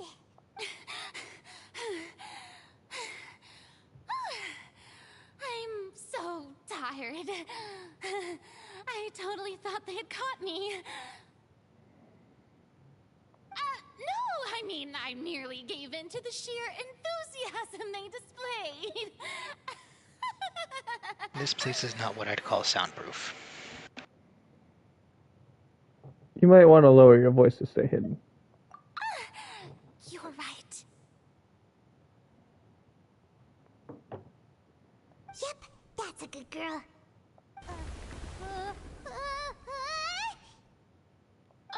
What's happening? The ground's shaking. Is it an earthquake? Another disaster just struck, I suspect.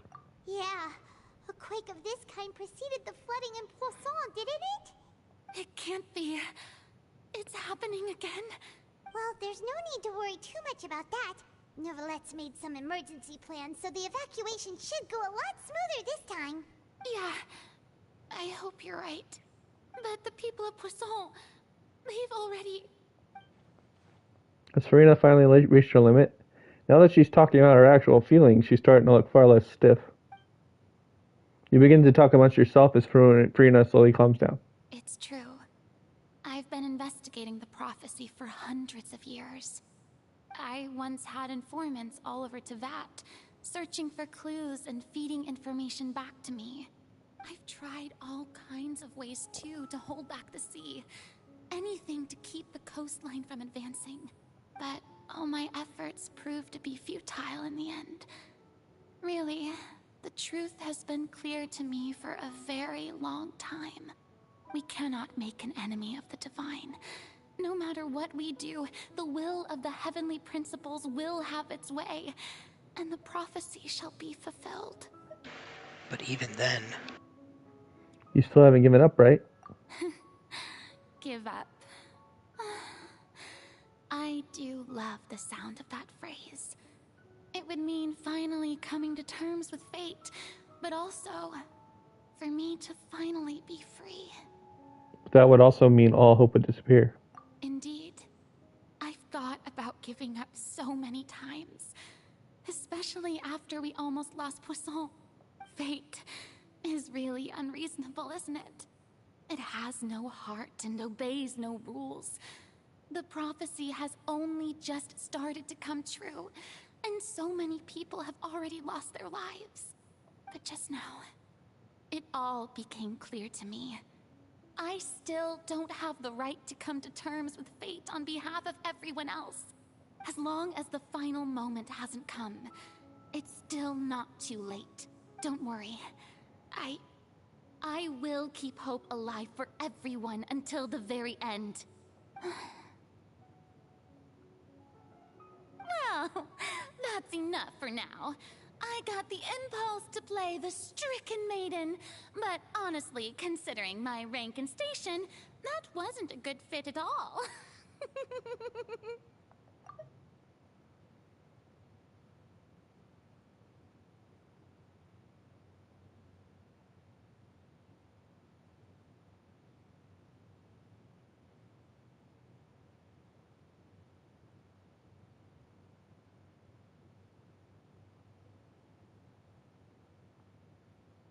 Just rereading what she said real quick.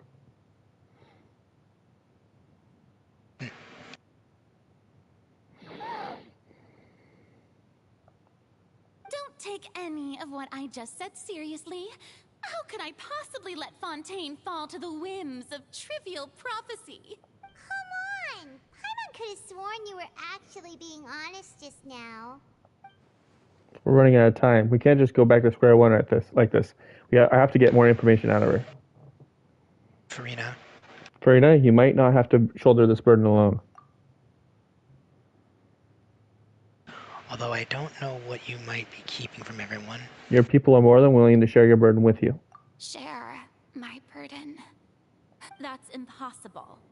It was fated right from the start that this would be my duty alone. But even if your burden...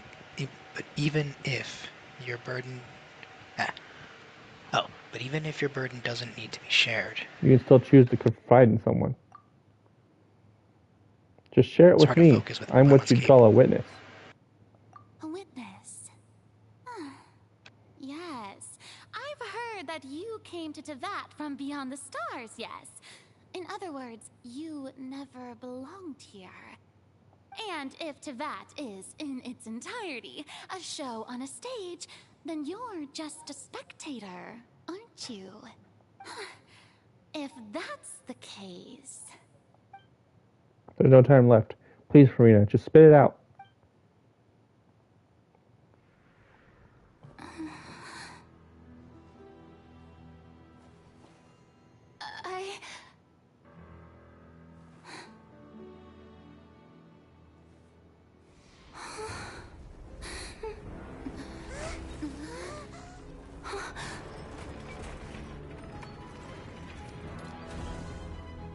Oh, wow. I figured that happened.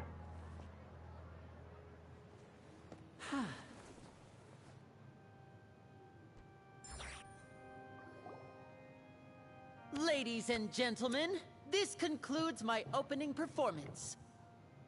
Now, without further ado, we may proceed to the trial of our god. So, this is what it is.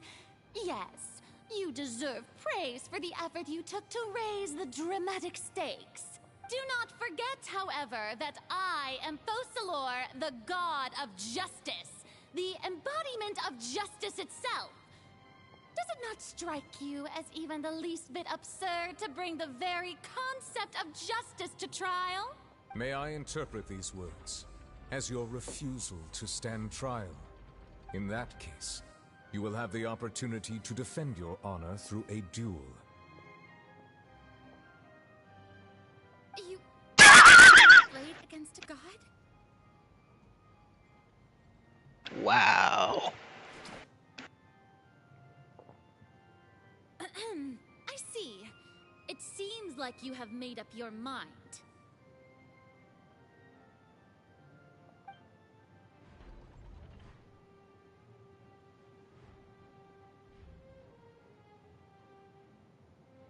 Paimon can't believe it. She just surrendered. What the heck is going on? Did I just see an Archon surrender to a human? Wow, how utterly humiliating. Lady Farina, what is the meaning of this? It would seem that there has been a misunderstanding. To be clear, the raising of both hands is not always an indication of surrender. Looking for excuses again, huh? I raised my hands just now to indicate my acceptance of the trial. No duel shall be necessary. I will admit that I've been running away for a long time. I'm sorry, everyone. I was unable to protect the people of Poisson. It is my duty to stand trial for my crimes. You are not the only ones to be disappointed in me. I, too, am exceedingly disappointed in myself. But now, it is time for the Hydro Archon to show you her courage and resolve. I, Farina, will use this trial to show the world the true meaning of justice! This time, I will protect you. Applaud and rejoice. One of the most outrageous and fantastical arcs known to the opera epiclese is now unfolding before your eyes. Mark my words, this shall be one of the most exhilarating and brilliant shows ever to grace the stage of Fontaine. The trial of the Hydro Archon, Focalor, will now begin! Woohoo! Oh, now we're making history! Why does it feel like Farina just took over the whole thing? Like, come on! Didn't she just get forced to stand trial for her crimes? Also, even though she's still acting super dramatic, she is taking this seriously this time, right? All right, then. Who will be my opponent in this trial? The court asks the prosecutor to please take the stand. Thank you, Your Honor. Oh, wow. That so. Very well. Then please speak, witness of Tivat, my accuser and fated opponent. We were so close to getting her to tell us the truth, and it still turned out like this in the end. It's okay though, as long as we can defeat Farina in court, we'll still have a chance to figure everything out. Yeah, I was hoping she would get to admit it before the facade was broken, but yeah. Also, please allow me to ask, as a final question before the trial begins, just how much work did you do to force me onto this stage? Well, we did do a lot of prep after the meeting that day. I can go over the tasks assigned to the Spina di Rosula, since they were rather straightforward and easy. Navia, the president of the Spina di Rosula. Most of the people who participated in the disturbance this morning were my subordinates. They changed into plain clothes and came to the Opera House as regular audience members, waiting for the perfect opportunity to incite insurrection against you. The people's resentment against their Archon has been building as more and more of the prophecy is fulfilled. A spark was all we needed to turn smoldering anger into a flame. Moreover, according to our understanding and analysis of you, when something like that occurred, you would likely flee the scene and head to Poisson by yourself. So, we arranged for a second group to lie in wait there. So, you mean, the ones who scoured the settlement for me were also from the Spina? And their goal was to force you to step into the giant magic box so you may personally participate in the greatest magic performance in all of Fontainian history. That's right. That house was a magic box, rather than someone's residence. As the super ultimate version of the setup that I used when I first performed at the Opera Epiclese, the volume of the box was increased by a whole order of magnitude, and the distance it traversed was the entire gap between Poisson and Araneas. Its cargo, of course, was an Archon instead of a human. My thanks, Farina. Without your help, we could never have pulled off such an extraordinary performance. You're welcome? Of course, this performance was only made possible with Father's support. The House of the Hearth spent a massive amount of labor in Mora to pull this off. We had to select a location, construct a giant magic box, dig a tunnel, and open up a path through the water. It was a lot of work for all of us. So, in other words, the earthquake that we felt within the giant magic box was just a normal tremor from the transportation of the whole house? That's right. It wasn't a sign of another disaster to come. Sorry about that. We deceived you back there. Then, I can guess Nervilette and Cloran's parts. You gathered a crowd, prepared a stage, and made sure that the champion duelist would be immediately ready for a fight. Also that as soon as I appeared on the stage, the trial may commence without a hitch. Am I right? Yes, that is correct. Well, Clorand, I must commend you for your courage. Only the most outstanding champion duelist in all of Fontaine would accept a duel with an Archon without flinching. Thank you. As for you, Traveler, I suppose your role was to keep me distracted with conversation once you found me in Poisson. You'd make sure that I didn't notice anything amiss before revealing yourself as my prosecutor once we'd arrived onto the stage. You guessed wrong. Oh? My mission Was to give you one last chance. Alright, food time. Be right back. Cool.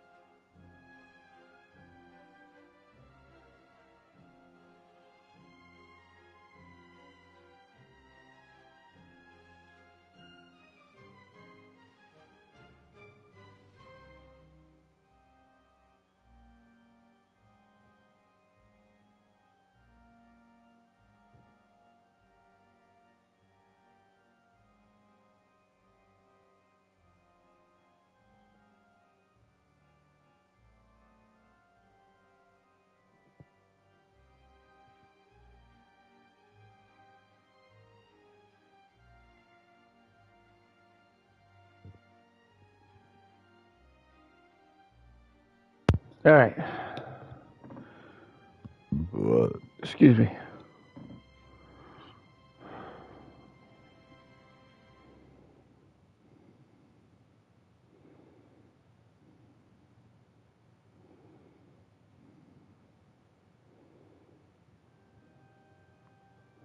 You there, Tako?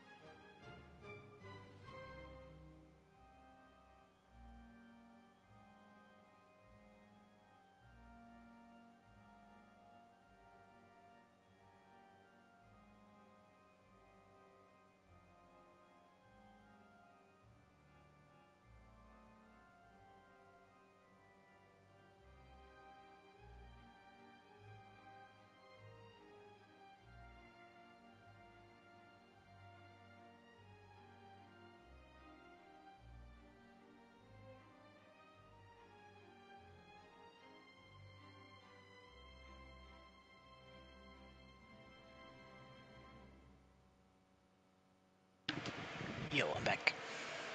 Yo. I had to take a quick bathroom break and check on my brother. Alright, my mission. We read that already. Oh, right, yep.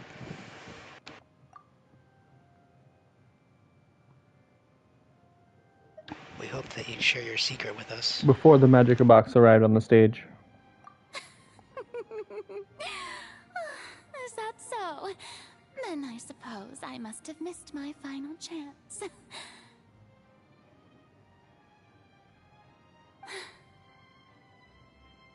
It's fine. It matters not. What's done is done.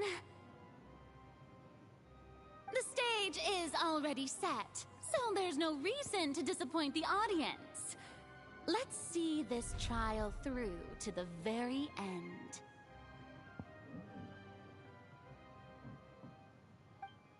Yeah, the only thing we can do now is judge the Hydro Archon. Still, I can't help but feel a little bothered by that conversation earlier. What if Farida wanted to say to me right before we arrived on the stage? Madam Prosecutor, please allow me to pass this along. This is a document that Miss Charlotte applied for and received permission to share with you during the trial. According to her, it should speed up the proceedings.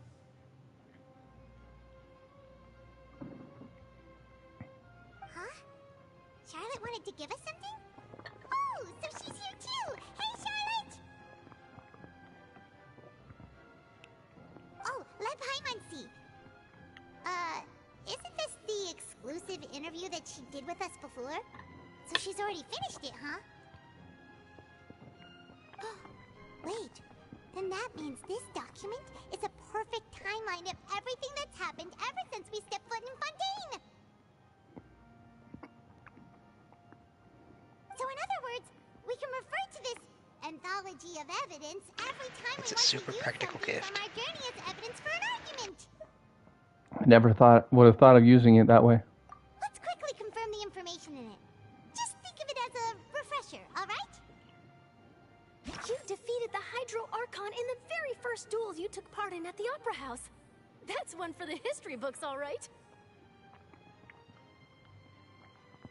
I didn't think that you'd wind up getting to the bottom of the case I'd been following all this time. I guess you could also see this as a happy coincidence. This is the first time Monsieur Neuvillette had a difference of opinion with the Oratrice. Even the Hydro Archon can't figure it out. A Fatui Harbinger. She's an extraordinary person. Her instinct must mean something.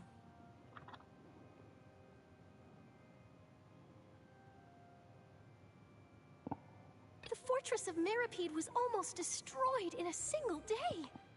That I didn't witness that scene personally will always be a source of professional regret, I think. According to Monsieur Neuvillette, both Child and that whale should have been in the primordial sea at that time. I nearly lost my awesome friend Navia. To be honest, that still gives me shivers.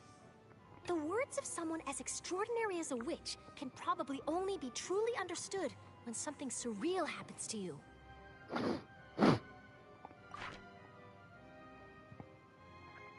Interesting. According to Miss...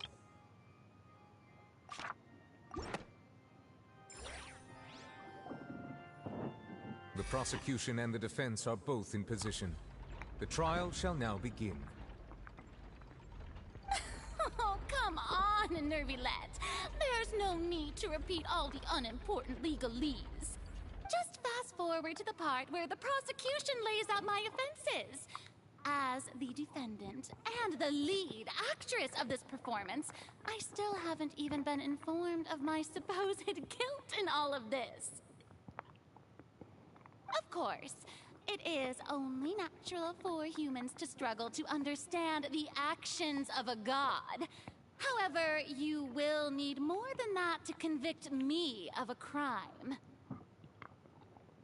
That's true, but my charge here is unrelated to your conduct as an Archon. Instead, I would like to charge you as a fraud, who's never been the Archon in the first place. Wait, what was that? Lady Miss Here he comes. Hey, I came here thinking that we were going to try the Hydro Archon for forsaking her duty, but did I hear that right? She's not our Archon at all? Charge accepted. Lady Farina, do you plead guilty to the charge? Lady Farina. I plead not guilty. How can I be guilty? There is no way that I, Focalor, otherwise known as Farina de Fontaine, a member of the Seven and the Regina of all waters, kindreds, peoples, and laws of Fontaine, could be anything other than your true Archon. Yeah. Even though Lady Farina can be rather eccentric, isn't it going too far to doubt her very identity? Yeah, I've never questioned her identity either. Sure, Lady Farina can be super irresponsible, but what grounds does that prosecutor have to make such a huge claim? I have cause to believe that common sense will prevail in this case. Many of the members of the audience have known me as the Hydro Archon ever since they were born. There would be no fooling their memory. See? Even the Oratrice has decided to show me its favor. Are you sure you want to commit to a charge that will never be upheld? If you wish to drop the case, I can promise you as the God of Justice that you will not have to face trial for making a false accusation. We will treat everything that's happened as a dramatic spectacle and move on with our lives. That would be a nice deal if you were the Archon. Huh. An argument with near impossible odds, huh? We have to not only refute Farina's claims, but also overturn the long-held beliefs of the people. The people only see you as their Archon. Because that's their long-held belief. Well, I tried to give you the chance to surrender. If you must persist, then let me ask. If you believe I'm not the Archon, then what manner of being do you think I am? And if I was not the Archon, then how did I manage to live for over 500 years?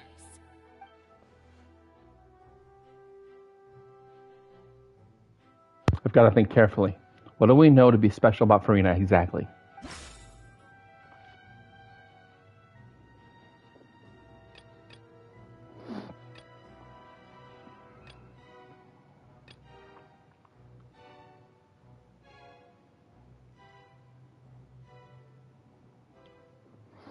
That she's a victim of some kind of curse. The knave. First of all, Oh, dang. you may be a member of another long-lived race, which would allow you to naturally possess an extended lifespan.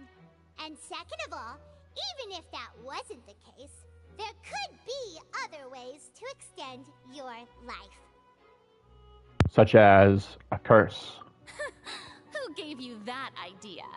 Was it the knave? You'd sink so low as to use a harbinger's words against me. It doesn't matter who gave us the information. What matters is the veracity of the claim. A curse? I once thought it possible that the aura of an Archon might naturally resemble a type of curse. But in light of this claim, perhaps what I sensed was not your divinity, but a curse after all. Neverlet sensed it too, huh? So Farina. Instead of an Archon, could you just be a cursed human? Lady Farina is actually a human? Well, it is true that it's extremely difficult to tell humans and gods apart just by looking at them. It's not impossible.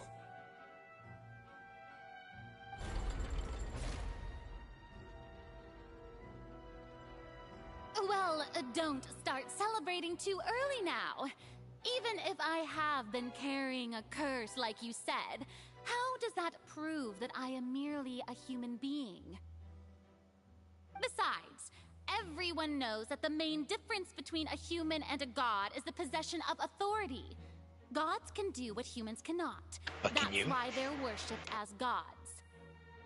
For centuries, manifestations of my authority have served the nation of Fontaine.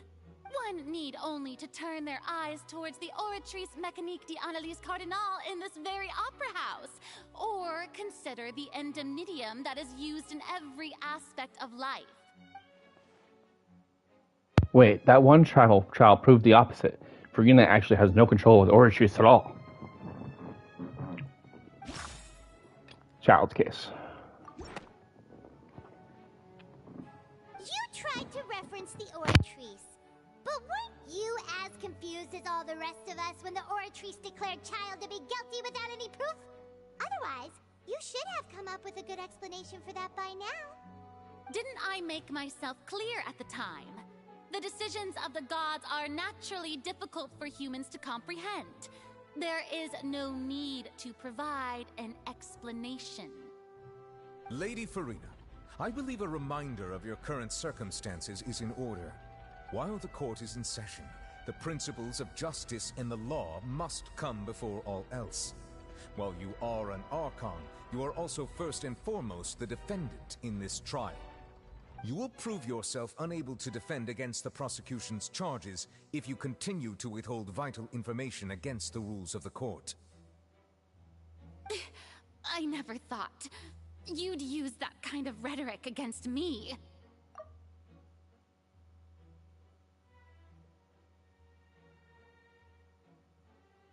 That was no trick of rhetoric, Lady Farina. I've merely reiterated the rules of the court. Rules that all should respect and follow. So,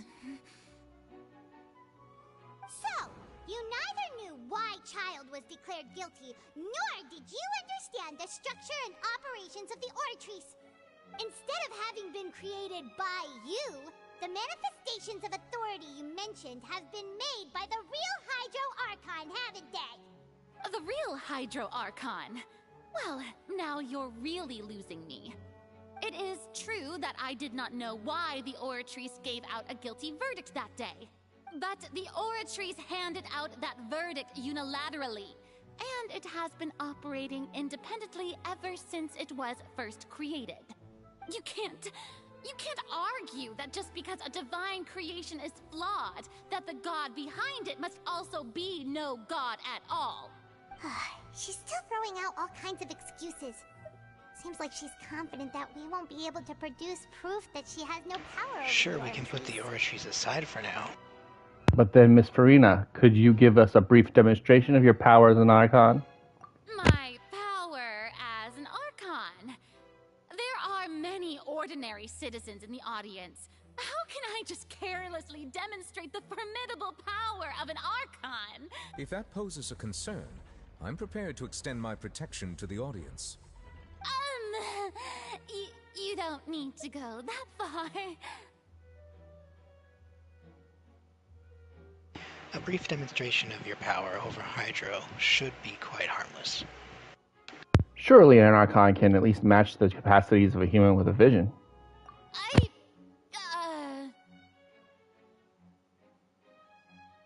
Aren't you the Hydro Archon?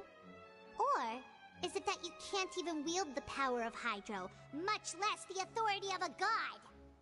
Indemnitium! Yes! It's all because of Indemnitium! All Archons derive their power from the faith of the people, and I've converted the people's faith in justice into Indemnitium! Thus did I give up all of my divine power to provide everyone with energy for their daily lives. Have you ever seen a more magnanimous god? Isn't that could make sense. Stretch. Yeah, no matter how generous an Archon can be, how could they give up all their power? Can a god with no power even still be called a god? Yeah, I was gonna say that could make sense, but then she's still out of power. Hey, come now, everyone. Please don't stare at me as if I was a liar. I'm still the same Farina you knew, right? The one that you loved. Shouldn't you want to believe in me? Please? You've got to believe me. If what the prosecutor said is true, She really has committed a grave offense. Did she deceive all of us? And all of our parents and grandparents too? And all of our ancestors? Ever since they were born? Enough! That's enough!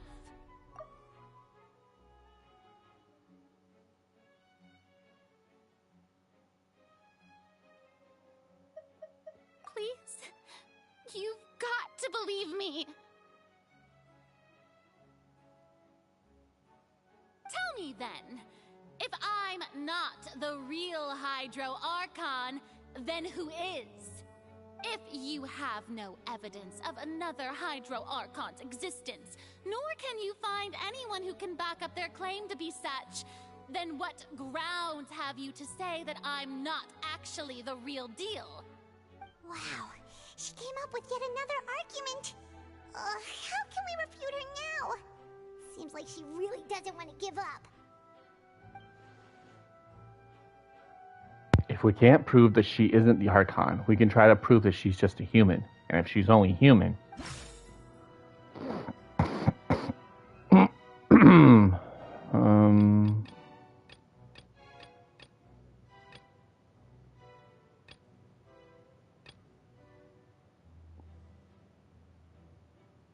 I think it's this, the Nervalet one.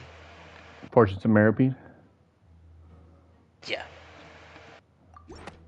Okay, yeah. Because surely she would have been able to... Paimon doesn't think this clue can be used as compelling evidence to build our case. Oh, wow. I didn't expect a refutation like that. Yeah, because I was thinking if she were the Archon, she could have just held back the water herself instead of having someone else do it. Mm-hmm. But that's not really a...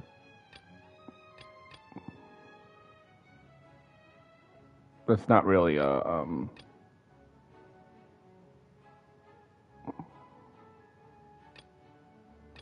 not really a,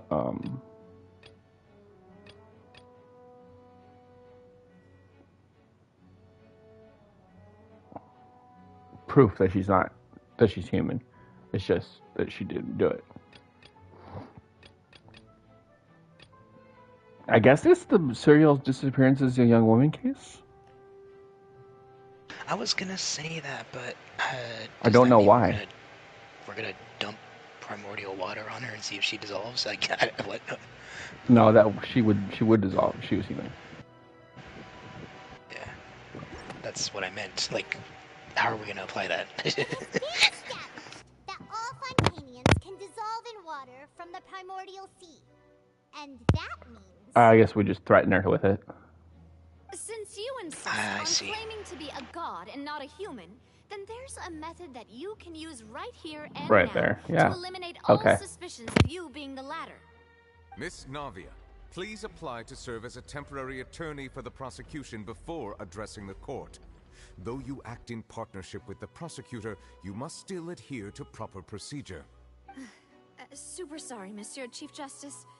I swear this really will be the last time that I'll speak out of turn. Now, I've brought some seawater from Poisson. As everyone knows, a massive flood struck the area not long ago, taking many lives, including those of some of my closest friends. So, Miss Farina, would you dare to touch some of this seawater? If we are to believe that you are indeed the real Hydro Archon, touching this seawater would have no effect on you. All it should do is strengthen your case. But if you don't dare to touch it, then we would have basically proved the reverse. Oh, and I must remind you that after the disaster at Poisson, nobody wants to see any more people dissolve. I do hope you'll act prudently and choose the simpler path of admitting guilt. Navia from the Spina di Rasula. The Spina has governed Poisson for many years. I guess her suggestion is valid. If Lady Farina is indeed just a human, she's probably Fontainian like all the rest of us. Would she really dare to try?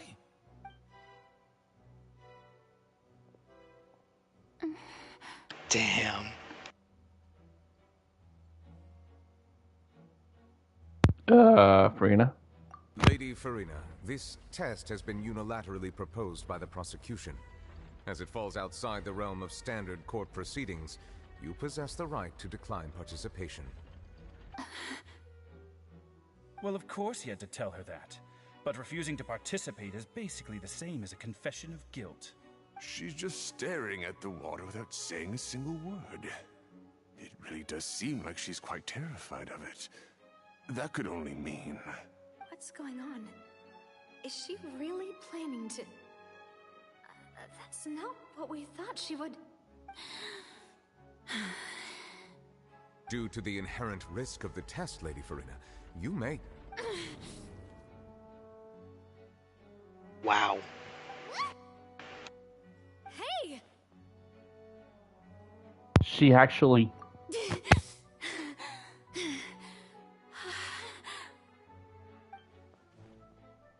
I'm fine! Look at me, everyone! My hand is still here! I haven't been dissolved! Will you believe me now? I really am your Archon! I'm nothing like a normal human who would fall apart as soon as they touch this water! Really? Was this not the most obvious thing in the world? Miss Siegewien? If you are present, Miss Siegewien, please come forward and attend to the defendant. Siegewien? Don't be nervous. It'll just take a few seconds. Just a precaution. Let me see. That should be enough. Please announce the results of your evaluation to the court, Miss Siegewien. As everyone doubtlessly saw, Miss Farina was displaying symptoms of hyperventilation and flushed skin. These indicate that she was experiencing the adverse effects of exposure to primordial seawater. The extent to which she was affected is the same as other humans when exposed to primordial seawater of a similar concentration. Thank you, Miss Siegewien. Lady Farina, you may return to the defendant's stand. Oh wait, what did she just say? I didn't get dissolved! Shouldn't that be enough to prove my innocence? Well, considering your tendency to run from your problems, we did originally prepare a direct sample of the seawater around Poisson. However, after extensive discussion, we exchanged it for a sample that is not concentrated enough to dissolve an actual human. After all, on the off chance that something entirely unexpected might occur, we don't want anyone else to lose their life to the sea. Yeah, so out of regard for Farina's life, you secured a low-concentration sample and asked the head nurse to serve as an expert witness. It's a great thing that the direct sample wasn't actually used. Farina could have... I can't believe... you... But what's really going on here? Farina can't have known the consequences of touching that water as a human. Can't have not known. This is too unlike how she usually acts. Unless it's actually more important to her to keep her facade than to save her own life.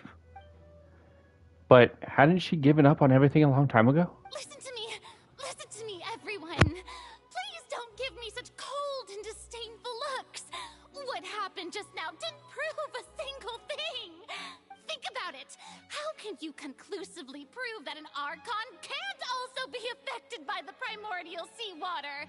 Also, if I was really just a human, why would I dare to just put my hand in that kind of water?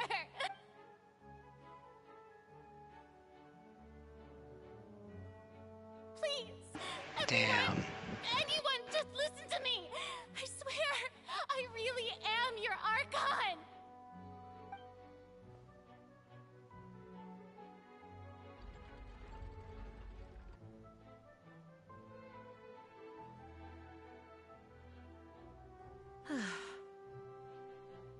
I don't think anything she says at this point will sway anyone.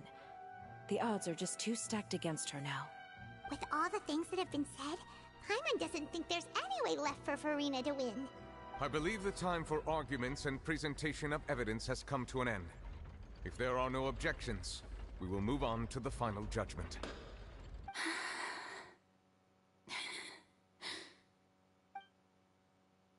I don't think anything she says at this point will sway anyone. She's too stacked against her now.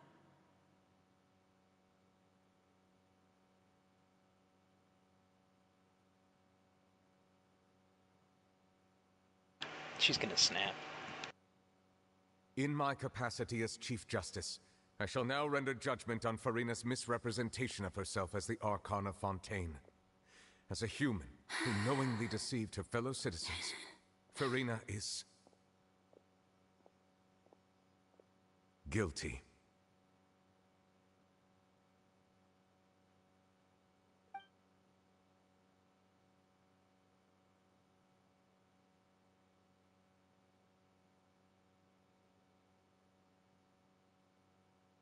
We shall now turn to the Oratrice Mécanique d'Analyse Cardinale to render the final verdict on the charges.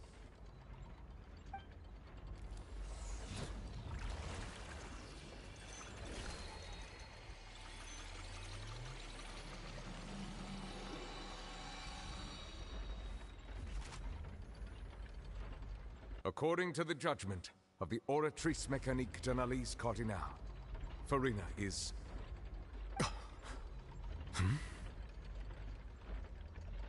Well, what's wrong? What's the Oratrice's verdict? It can't be. Did the Oratrice just declare Furina to be innocent? No. The Oratrice also displays a guilty verdict. Hmm. Isn't that correct then? However, the exact wording of the verdict is thus. The Hydro Archon, guilty. That's kind of a contradiction. Mm-hmm. To be punished via the death sentence. What?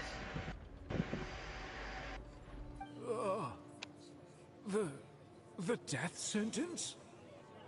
That's actually one of the available sentences? I've always thought that it was just a myth.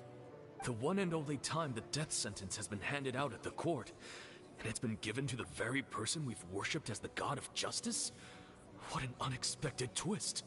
Furina's been sentenced to death by the Oratrice? We just wanted to use the trial to show her the seriousness of things so she'd tell us the truth. How did things escalate this quickly? This outcome is indeed quite strange.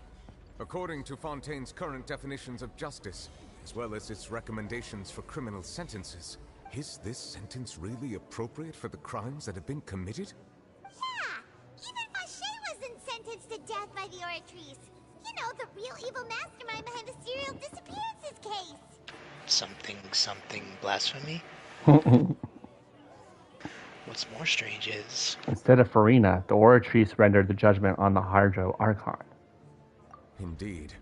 Yeah. Not only is Furina's sentence overly excessive, the very point of our trial today was also to prove that Furina has never been the Hydro Archon in the first place. But now, the Oratrice seems to have deliberately invoked the title of the Hydro Archon. What does this mean? Shit's about to get real. Excuse me, if I may interrupt. Is the trial still going? Fremine! Huh, you finally made it. I assume this means you've completed your mission? Mm-hmm. Any mission Father assigns to me will always be top priority. Unfortunately, the trial just ended.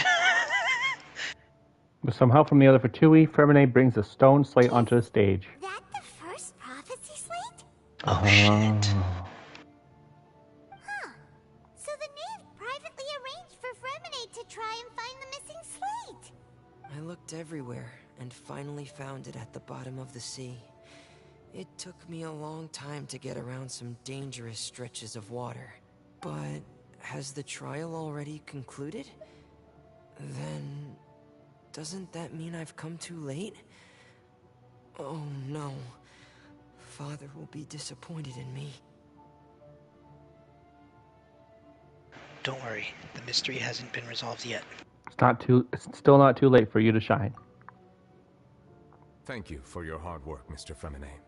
Please allow me to review the record left on the slate. Traveler, I believe that you have already seen the other existing slates, and would like you to come here and confirm their contents. Huh? So what do you see? What is it? This looks like... previous Hydro Archon releasing her divine power. Turning the Oceanids into human beings. I believe I've now made sense of the Hydro Archon's crime. It has to do with Fontaine's lost history. Huh? Isn't the Hydro Archon just guilty of deceiving her people? Oh, wait, no, that's Farina, and we've already proven that she's not the Hydro Archon. So when you say Hydro Archon, do you mean the real Hydro Archon we've been kinda talking about? In truth, everything that you've encountered in Fontaine up until this point can be traced back to the contents of these stone slates. However, I'm uncertain as to how much sense they currently make to you. An association between the contents of the slates and the events in real life. Okay, let's try to recall the contents of the other 3 stone slates. Paimon will do her best to help you remember.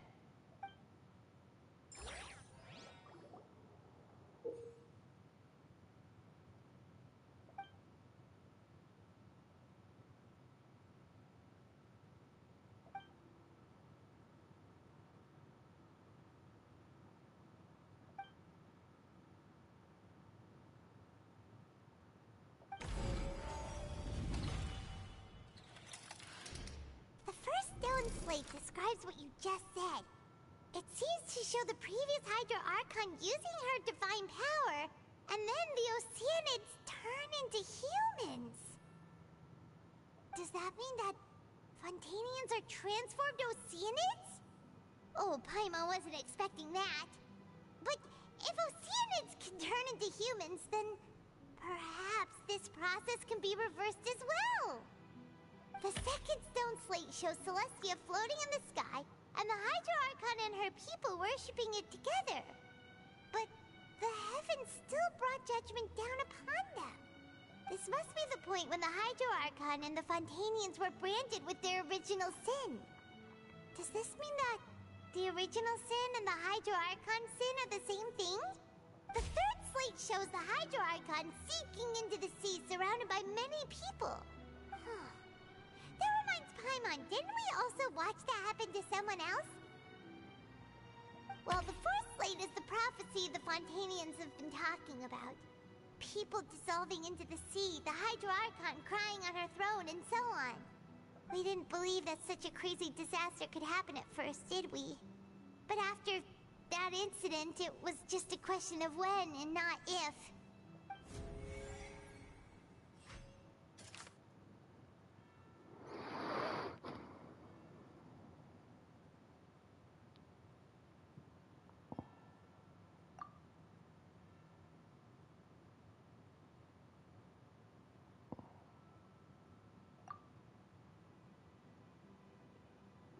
Seems to show the former Archon using her divine power to turn her Oceanids into people.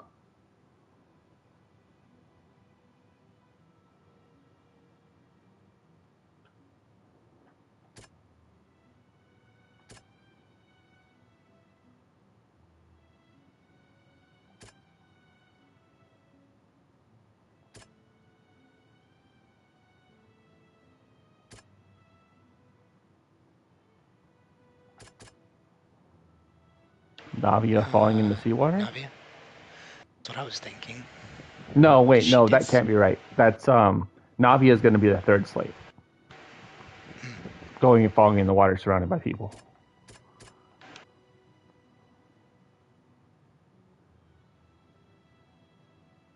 Oh, Vache was trying to reverse it. Oh, right.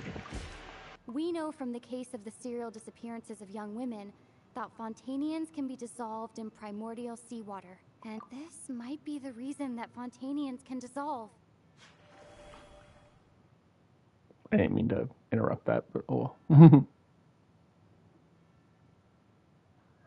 The fact that Fontainians can dissolve in the primordial seawater is becoming Oceanids is proof of their origin.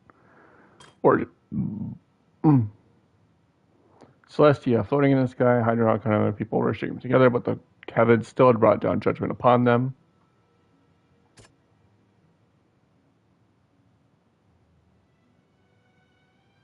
Child's condition? No.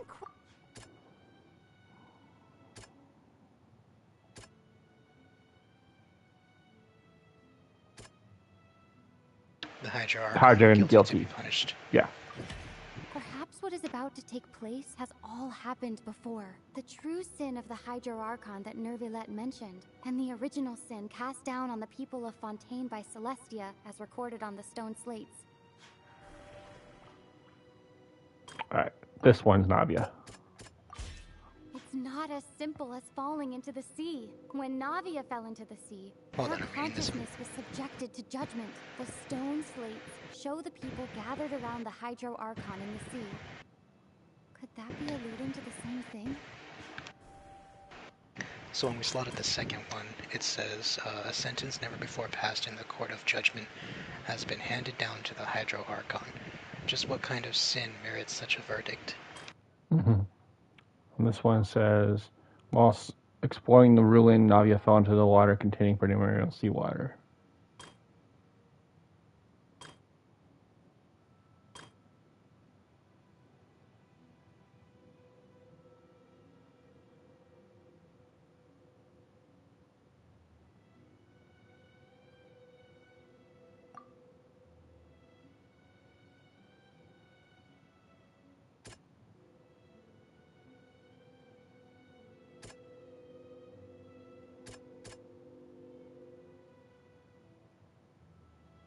Tea Time with N is the last one.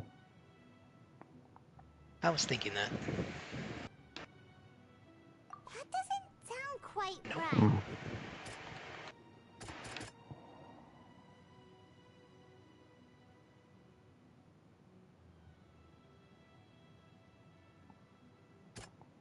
Child's conviction? Nope, it's Nervilette's power. Mm.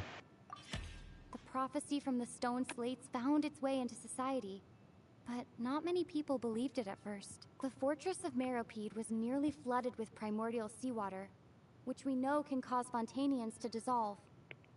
It seems increasingly likely that the prophecy may come true. If we hadn't dealt with it in time, things could have gone very badly. Got it. It was proof. Yeah, okay. That makes sense. They'll dissolve into the primordial sea but won't cease to exist. Their essence will flow in the seawater, converge, and take the form of an oceanid.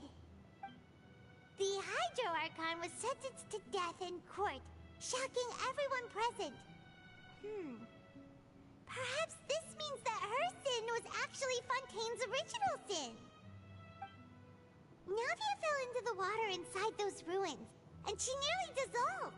She was surrounded by the people of Poisson in a court within her consciousness, and was forced to take part in a trial meant to make her stay. The eruption of the primordial sea at the fortress of Meropide was the surest sign that the prophecy was about to come to pass no matter what. The stone slate's content can all be verified by recent events. If we combine what we know together, loads of truths should come to light.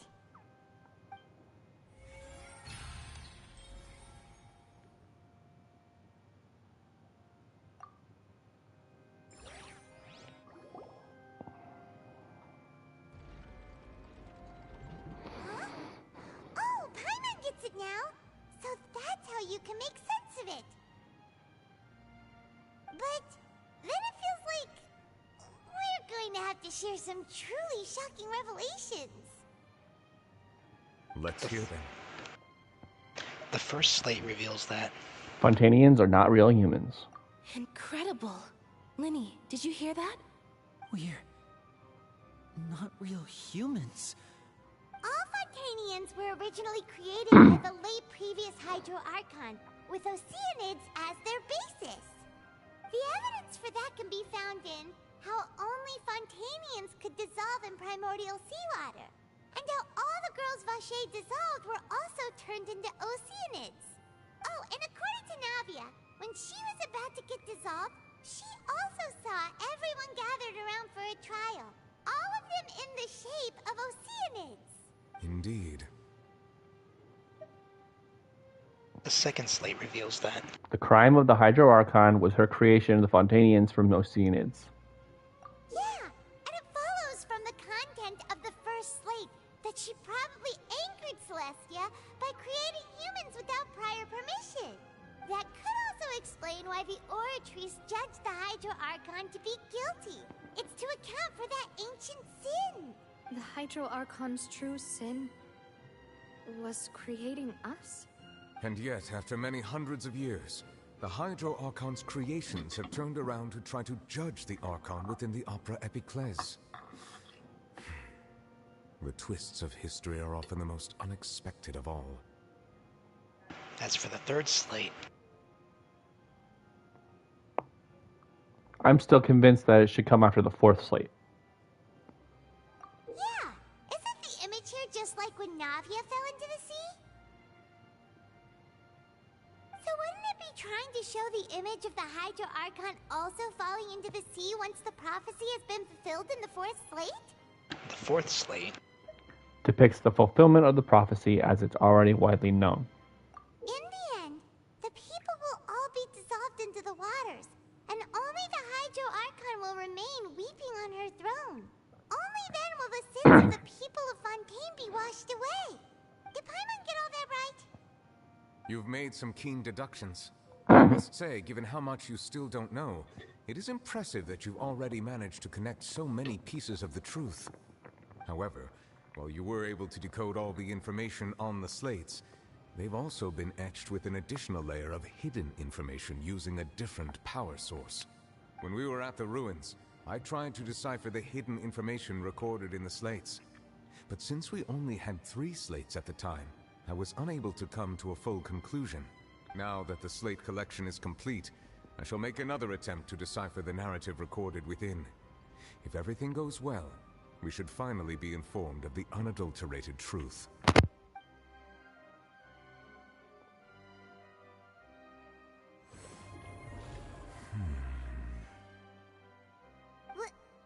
Well? Did you get it? I believe I should share this truth not only with you, but with all the people of Fontaine as well.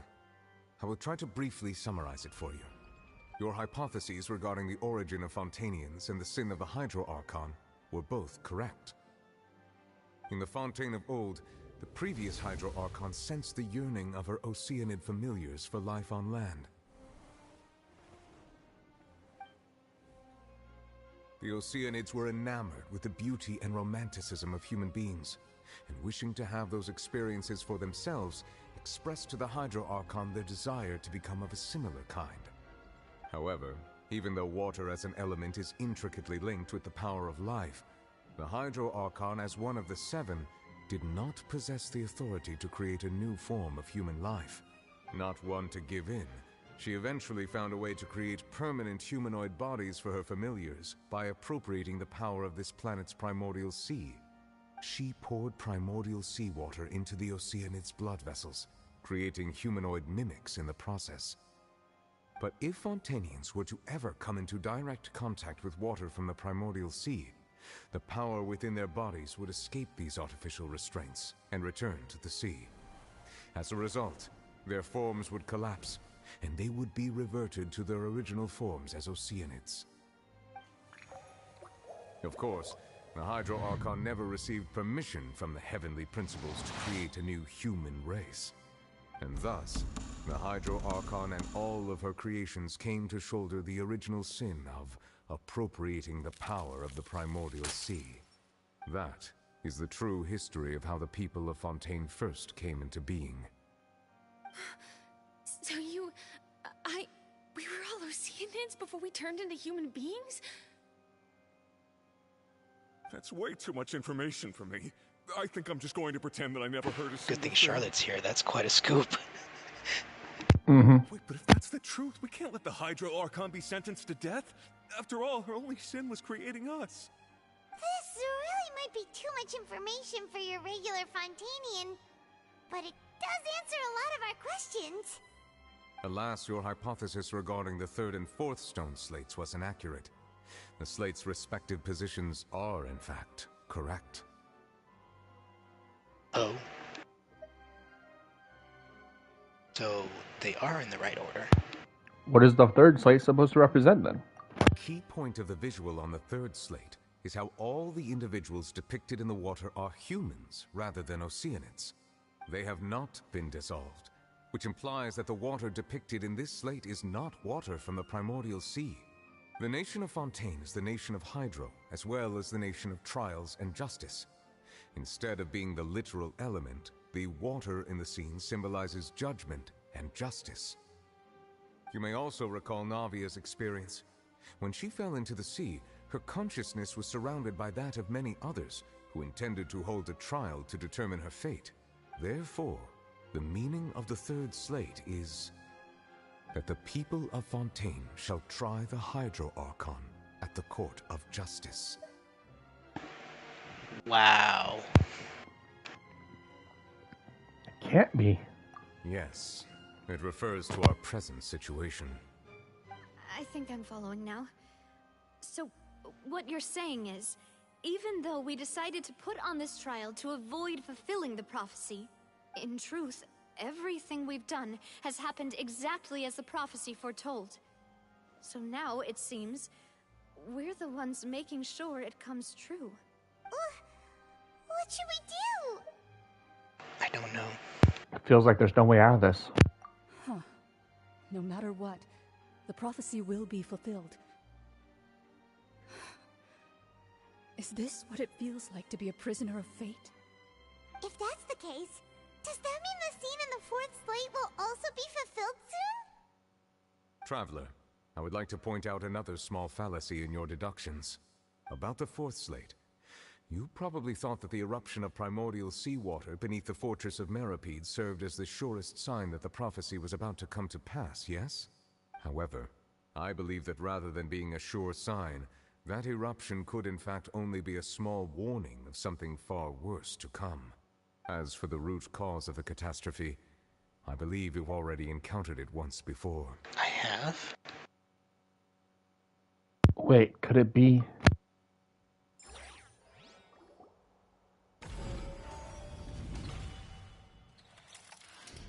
This eruption was just a small warning of the things to come. We must find the root cause of the disaster.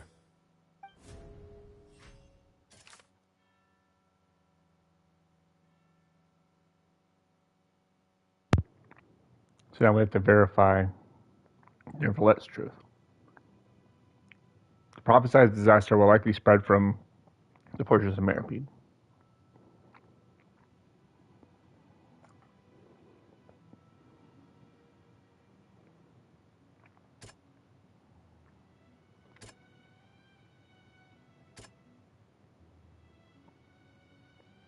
You saw a child floating in the sea with a dream, an indescribably massive whale.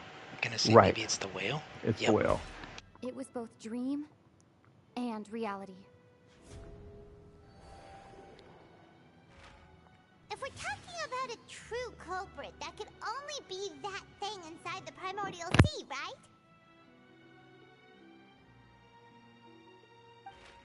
The truth, the original sin, the trial, and the root cause of the disaster.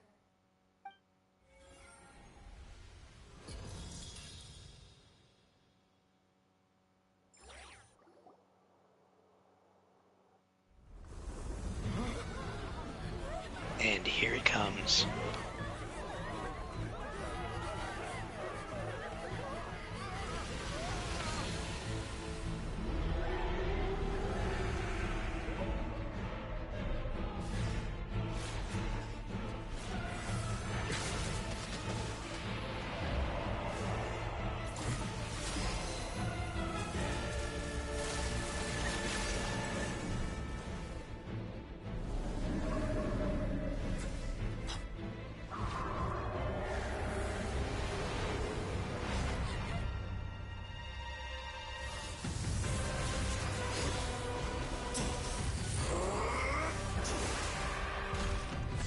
It's your boy.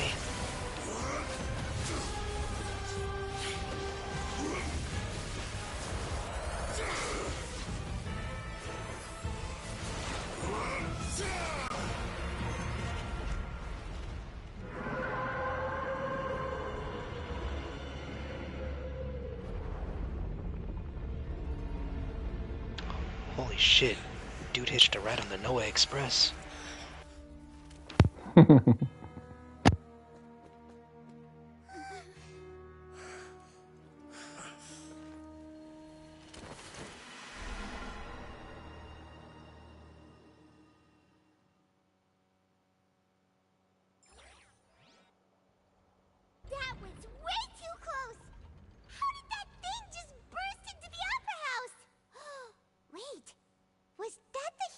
whale you saw in your dream? That's right.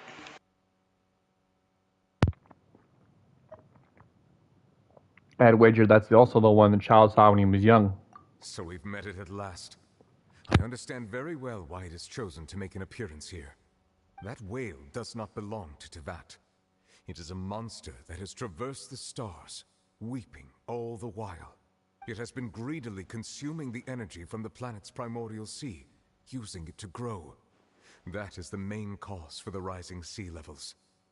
And once it has finished consuming all of the energy contained within the sea, its next step will be... You said that when the Hydro Archon first created Fontainians out of Oceanids, she filled their blood vessels with primordial seawater. Oh shit. Precisely. That whale finds the blood of Fontainians nigh impossible to resist. Therefore, when it left the primordial sea, it decided to make its next stop a packed opera. That's what I house was full of thinking. food. I was like, oh god, it's Food in the snacking. form of Fontainians. We just barely managed to push it back, right? In that case, won't it come back to target the people again once it's managed to recover its strength? That is correct. Indeed, it is more accurate to say that we should thank that Harbinger for buying us some time. Without him, the whale would have likely come onto land far sooner. From the way he looked, he must have been fighting the creature for quite a long time. That battle maniac. We've always known that he had a special connection with that whale, but we definitely didn't expect it to help us out like this. Anyway, now that we know that this whale is the actual cause of the disaster recorded in the prophecy, all we need to do to stop the prophecy would be to find a way to beat it up, right? It is too late. What do you mean? It had already absorbed too much of the primordial sea's energy before we could notice it. At this point, it has become practically integrated with the sea itself. Even if the entirety of Tevat were to be destroyed, it could still survive and swim off towards some other world. That's not something I will accept. We've already done everything we can, and we even found the true culprit. We've come so far. You can't just tell me that the last hurdle is some impossible foe. So That's I know not this. fair.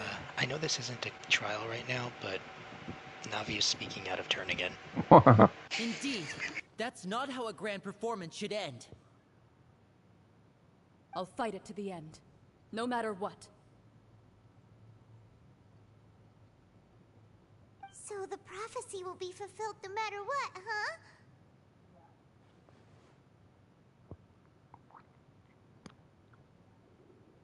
Prophecy. Yes, what has been prophesied will be fulfilled. You may view such things as the history of the future. After everything, it still turned out like this. We couldn't fight against fate. Wait, but if all this is about fate... Just as prophecies are usually only the future as seen from the perspectives of the gods, could things be happening in hidden corners, where the god's gaze does not fall? Ultimately, fate shall serve as your only guide, no matter what will happen in Tevat's future. All you need to do is to play your part. Could it be thinking right now? That even if the prophecy will be fulfilled, there will still be a way to save everyone? Did I miss something? Wait, I forgot about Farina. What was it she wanted to say to me in that last moment in the giant magic box? What is her real secret?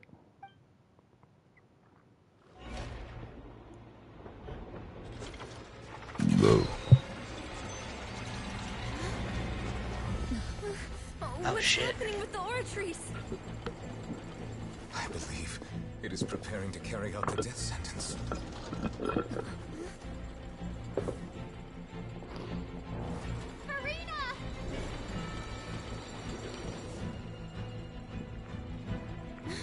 No, I still need answers.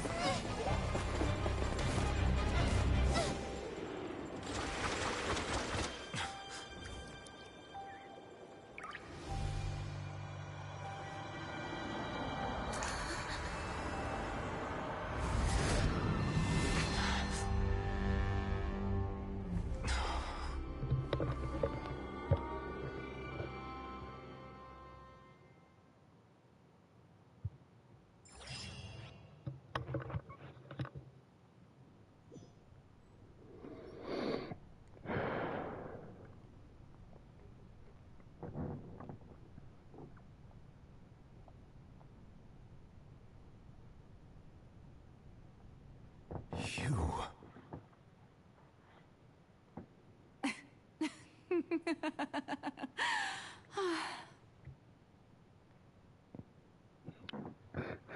I love it's her name is Farina.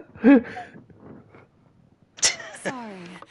That shocked expression on your face is just too amusing. I couldn't help myself. You are not Farina. Who are you? Ah, the sweet sound of bewilderment. Marvelous. A sure sign that my attempt to deceive everyone was a resounding success.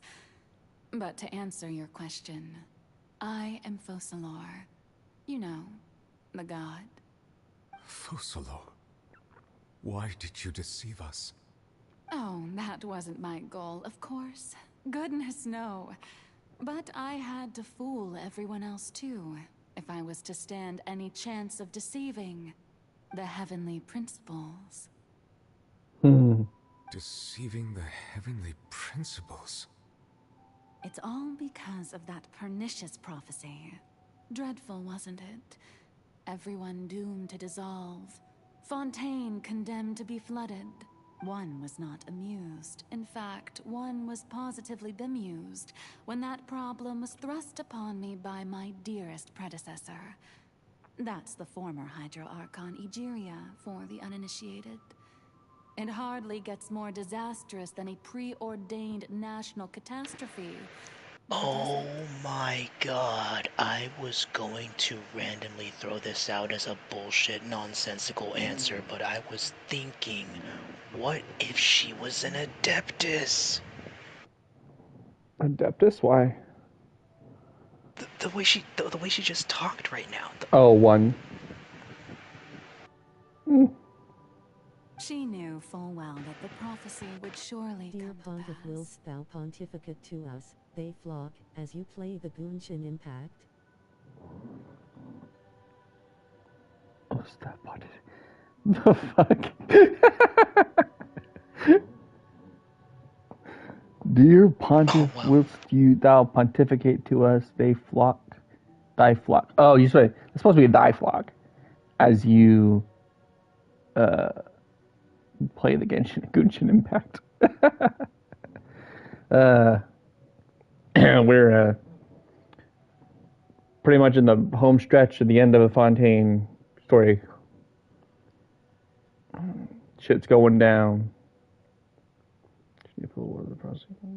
And as one of the seven, she also knew full well that one defies the heavenly principles at one's peril.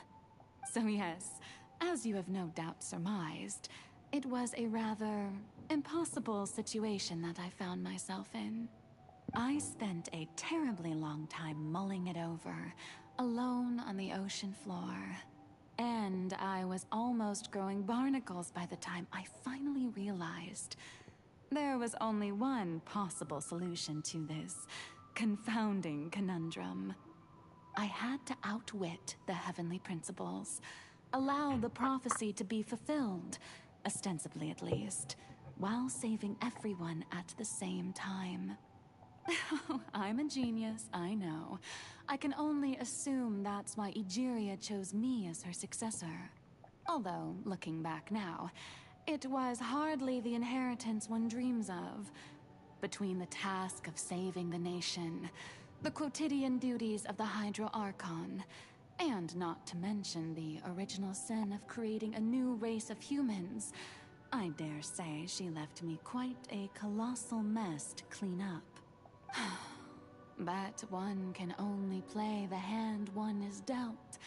I did not choose this, any more than I chose to be one of her Oceanid familiars. So you were also once one of the Oceanids, transformed into a human by Egeria's hand? Yes, I was.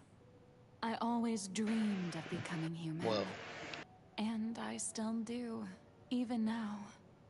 In my eyes, to be human is to be part of the greatest opera ever known. After becoming a god, I separated my divinity from my body and spirit. leaving behind only a self that was as naive and bewildered as my past self on her first day as a human being.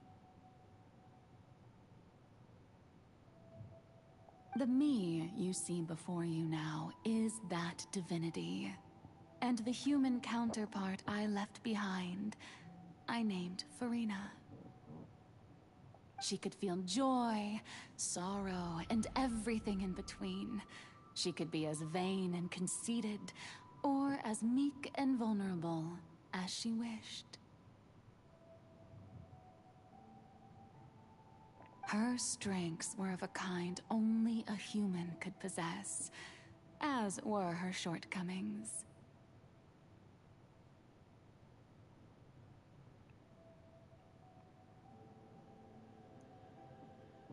But in my eyes, Farina's humanity was what made her perfect.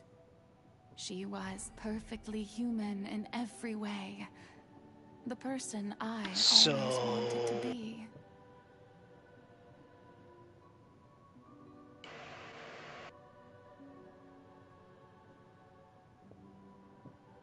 Okay, so she's not necessarily a puppet, but I guess gods can just split their consciousness into different beings? I'm confused. And obviously she's not an adeptus. I guess she was just wording it that way in general, but yeah. She's an Oceanid. Yeah. Wow. I'm so confused still. Just a sec, I'm checking some notifications. I guess gods don't have to make sense. True. Accurate. I'm second here. Yeah, that's fair.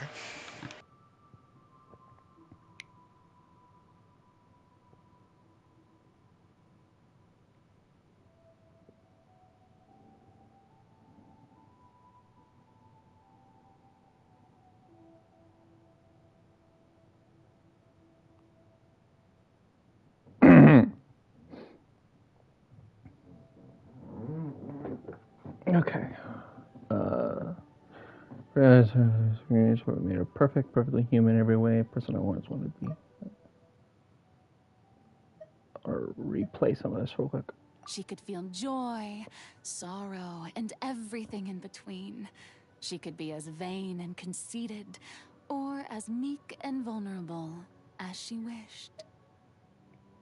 Her strengths were of a kind only a human could possess, as were her shortcomings.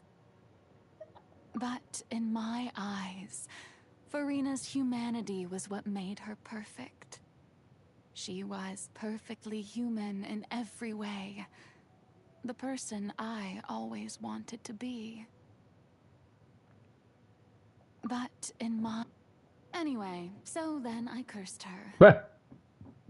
That's beautiful. All part of the plan, of course. The plan to deceive the heavenly principles. Do you still remember the final scene of the prophecy? The Hydra Archon alone, weeping on her throne. In order that the prophecy might appear fulfilled, I invited Farina to be an actress, to play the part of the Hydra Archon in the prophecy. Under the curse I placed on her, so long as I, Focalor's divinity, continued to exist, she could not die. But nor was she free to live her life in the pursuit of happiness. Instead, she was forced to take the stage in the opera house, to embrace the role of leading lady, to forever play the part of the god from the prophecy, all to create a deceitful appearance of that prophecy coming to pass. I suppose now you probably understand why your court is called the Opera Epiclese. But Farina is only human, isn't she? Even though she has had a long life, Her mind is no stronger than that of any other ordinary human being. I cannot begin to fathom what she has had to endure. It must have been torture for her. It has indeed.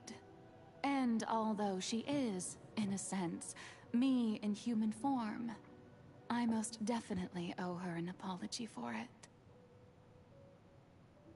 It's been 500 years, and all along, she's been playing her part in the most unimaginably long, unbearably lonely, and agonizingly painful opera of all time.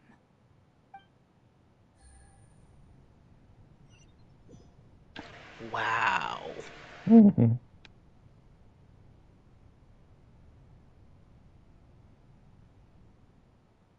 I came into contact with Farina's tears. If I remember correctly, tears often contain a being's strongest emotions. With sufficiently strong hydrosensitivity, I can perform an emotional connection just like I did with the Oceanid at the Fountain of Lucine. Or Lusan. Wait, could that be Farina's inner world? Farina? What is she doing on stage? Wait a moment, that probably isn't Farina. That's likely a reflection of her inner self. If I can directly speak to that self, I might be able to easily get what I wanted to know. I came here for answers. Either way, this opportunity is not to be missed. Let me try talking to her.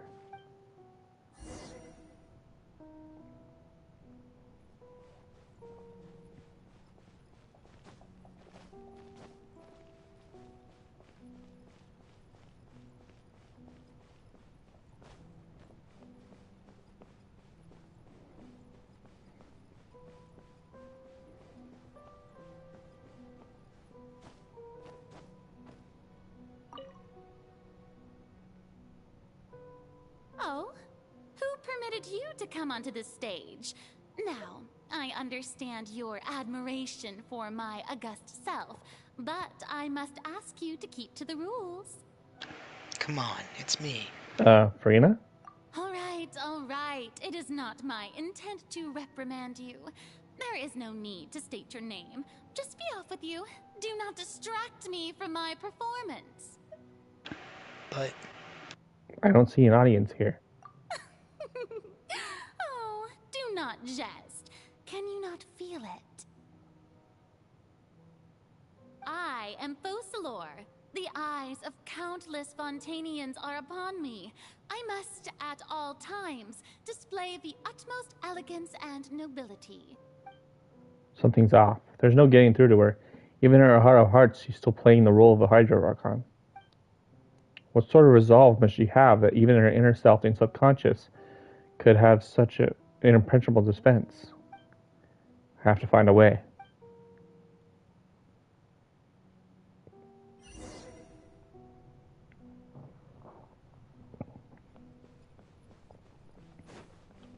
Dear audience, the performance is experiencing a technical difficulty, but worry not. The guards shall resolve it soon enough. I got to sleep. It was great seeing you again, Red Heart Military Medal Wolf Red Heart. Things are about to get dicey. Alrighty, night. good night.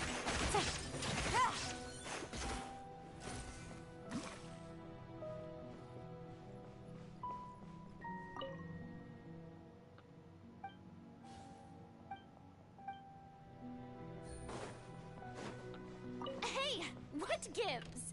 The audience is still watching me, you know. Guards? Wait, where are the guards? Guards! There is no escape. Let's light it up. I'm going in.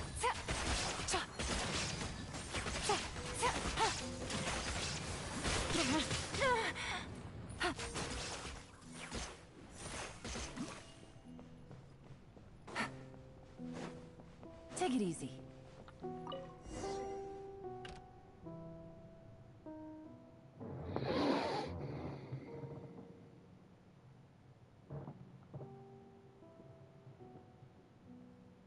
That's all the spotlights turned off. In Farina's heart, they must have symbolized the eyes of the people on her. Speaking of which, I think I just received some sort of signal. Was that her true voice? A ticket? When did that end up here?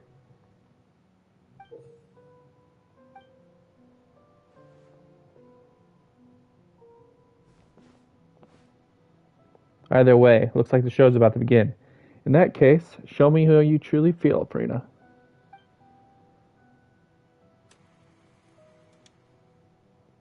Scene 1, before a mirror, Farina.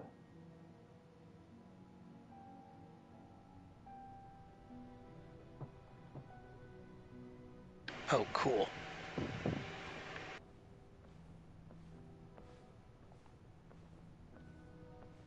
Yeah, when we saw the text appearing up that was saying "Don't look at me" and like turn off the lights and how she wanted to be alone and stuff, I was like, that must be her inner voice, her inner voice. Huh?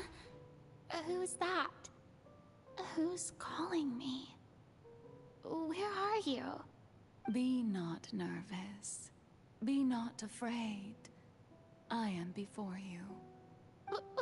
Wait a Oh minute. God, she had to say it. Mirror me? How can this be?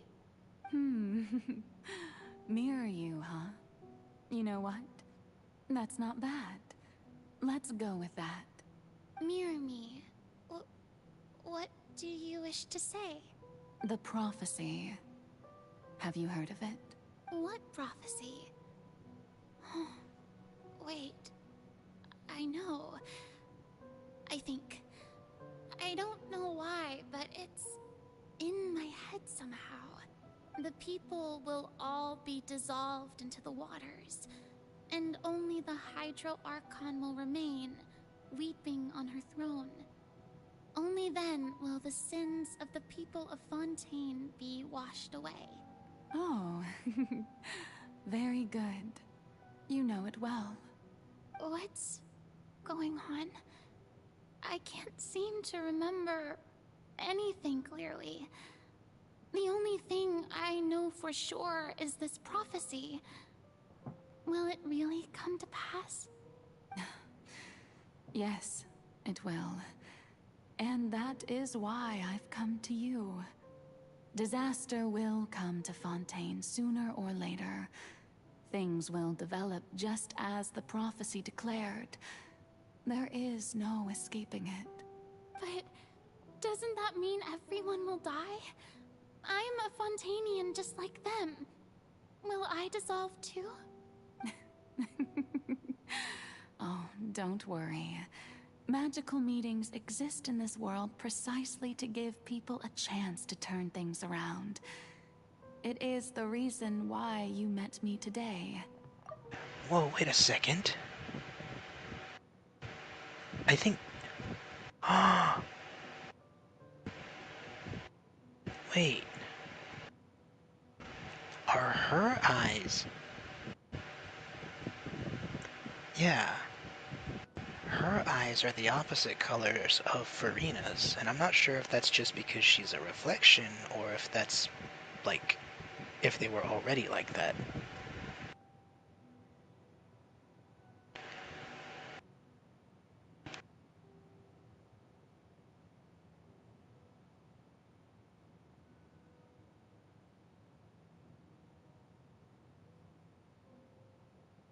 Also, when she said, the only thing I know for sure, I was really tempted to make a Metal Gear Rising reference that you weren't gonna understand. Oh, don't worry. Magical meetings exist in this world precisely to give people a chance to turn things around. It is the reason why you met me today. I will tell you how to save everyone, but you may have to suffer somewhat. Oh, so there's still hope after all. Goodness, you frightened me. You spoke so much. Yeah, see? With so much certainty. Yeah, her eyes are the opposite color as the mirror self. So I don't know if that's just because it's a reflection, or if her character model also does have inverted eye colors. Like, what if together they're the same color, but they're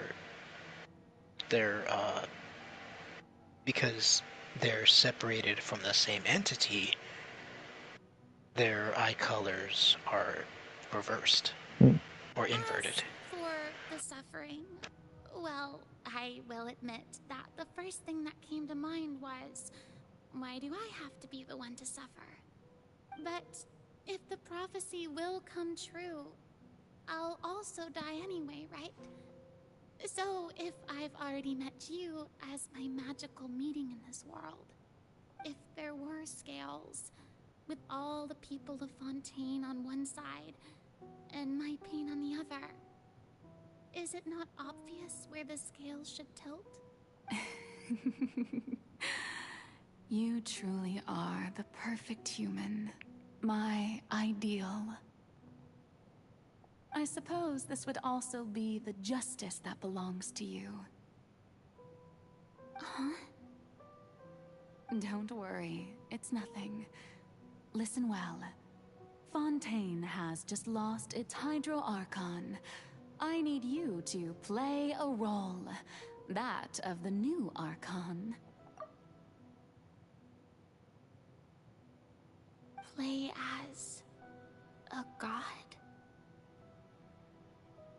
That's right. You must begin a never-ending masquerade. You must never let anyone suspect your identity.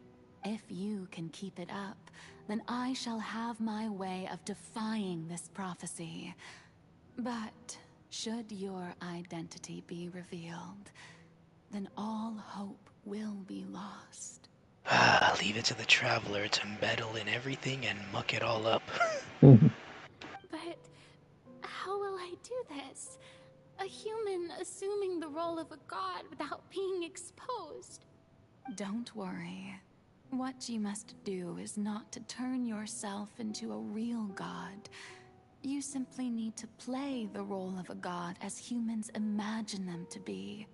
Being a human yourself, I'm sure you already know what such an entity would be like. Remember, your true challenge will not be pursuing divinity, but contending against humanity. I'm still not sure I understand, but I'll try. I'll try to do this. So, how long am I going to have to play this role? To accomplish this mission, you will have to stay on the stage for many, many years. You will endure and not grow old until your task ends. But I promise you, all will eventually end in a magnificent and dramatic trial, and everyone will be saved. A trial, huh? And absolutely not almost gobbled by a whale. I'll be looking forward to it. Scene 2. A session speaks Prina.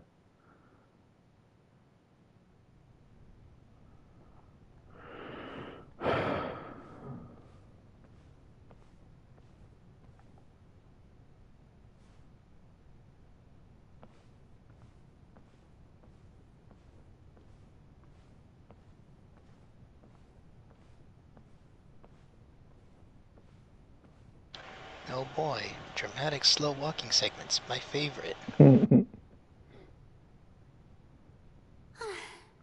Maison Cardinalise has announced my accession, but this is my first time facing the people. What should I say to most appear like a god? To be honest, I still don't know. Perhaps I should first try to act natural. Summon courage. Ladies and gentlemen, good evening, and welcome to the Opera Epiclese. I'm sure you've all heard about how I have taken on the role of Hydro Archon. Indeed, I am Verena de Fontaine, your new Archon. Appear earnest. In truth, I know little about becoming a nation's new god, but it will be my honor to guide you all. As the god Focalor, the god of justice. I shall do all within my power to lead you into an age of fairness and justice. Close politely. Once again, thank you all for coming. If you should have any questions or suggestions, please send them to the Maison Cardinalise. The future of Fontaine will require us to work together, after all. This should do it. I thought I might stammer, but thankfully, I was able to convey my thoughts just fine. Okay, and next. That's the new Hydro Archon. Is this some kind of joke by the Maison? I would have thought that a being that surpasses humanity would be a bit more assertive. Hey, did you hear that? She even told us to send her suggestions there at the end. Shouldn't gods be all-powerful? She's being so modest. What's the difference between her and an ordinary person, then?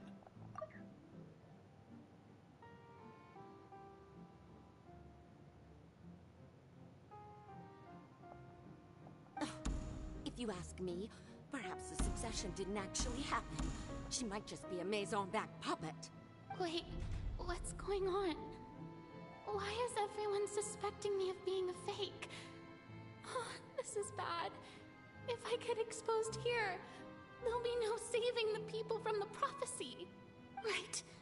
Mirmi said that I just need to play the role of a god as humans imagine them to be. Calm down, Farina. Think. What do the people want?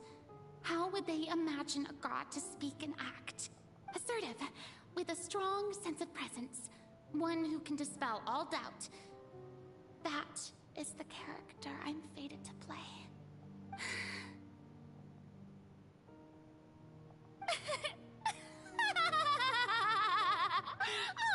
Oh, very good, my people. Only ones such as you are deserving of my rule. Now, I was wondering, if some weak puppet were to one day come onto the stage and claim ownership of this opera house, would the children of Fontaine follow them? Well, it seems that you would all see right through them. Having passed my test, you are qualified to witness wondrous trials alongside my august self, here in this opera house. You may consider my previous act a door gift of sorts. I thought it was a debut that suited the atmosphere. Now then, let us be reintroduced. Ah, so that was just a performance. How could I have forgotten that we were inside an opera house? A personality? It's quite shocking, to be honest, but I suppose it's a better look than before. Such a fascinating and bold deity. How wonderful! Our future may yet be bright after all. It seems I've turned them around. Best follow this flow and restart my accession speech. Uh-oh. Summon courage. What's what? Oh. Oh, I thought those were different options, but I guess it's just a follow-up. Resolutely with conviction. My dear people, whether you acknowledge me or not, whether you trust me or nay, I say to you, keep faith in your ardor for justice. We have heard it said that this nation's sins can no longer be washed away.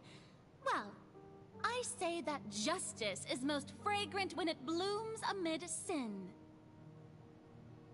Up here, Ernest. Turn up the drama. The scales of justice should not weigh heavy in the hands of its Okay, God. that's different. On one side, it must carry fairness and justice.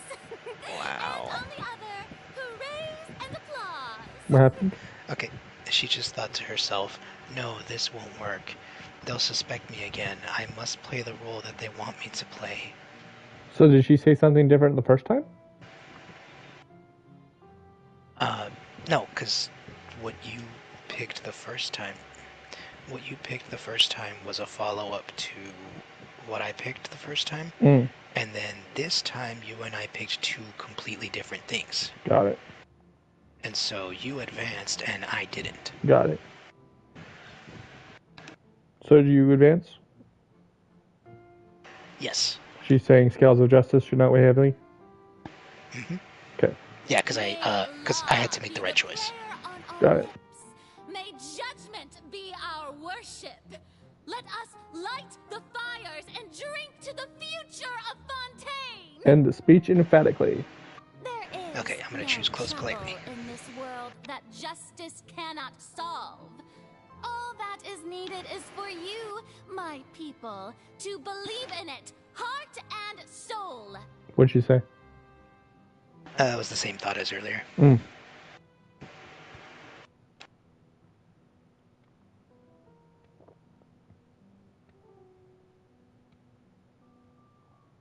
Okay, I'm caught up. So long as I, the Archon Focalor, stand within the Opera Epiclese, so long as I stand before the Oratrice, I shall even judge the gods of this world!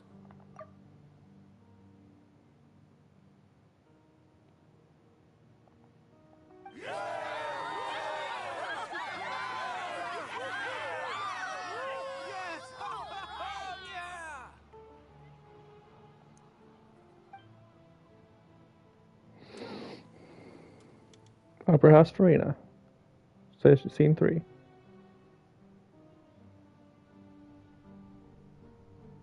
Ooh, we can run now.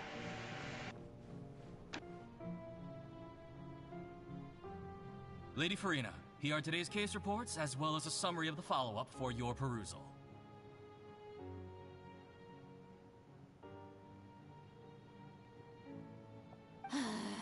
Come now, was I not just at the Opera House in person?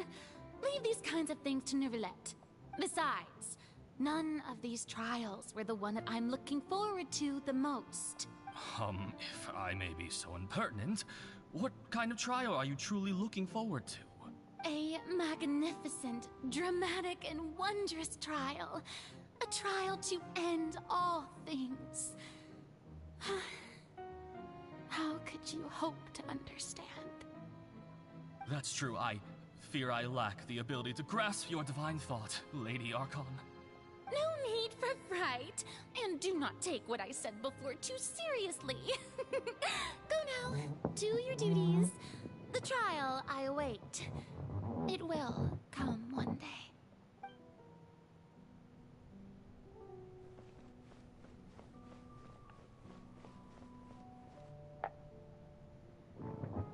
Lady Farina, I don't know what to say. Thank you for agreeing to see me. No need to thank me. Or rather, thank your own sense of perseverance instead. Long have you stood in line to meet me, have you not? Oh, I'm afraid that's just an inevitable consequence of my divine charm. All right. Deoteria, is it? How is your son's illness? You remembered me, and you knew of my family, too. He is doing much better now. In fact, he is far more of an ardent believer than I. He was the one who forced me to seek an audience with you, and to bring your words back to him. Oh, good. Very good. If this should happen again in the future, please do not hesitate to come and tell me. Going down to citizens' homes every so often, while not usual practice, should serve as a fine change of pace. You're such a gentle and wise God. Thank you once again, on behalf of my son.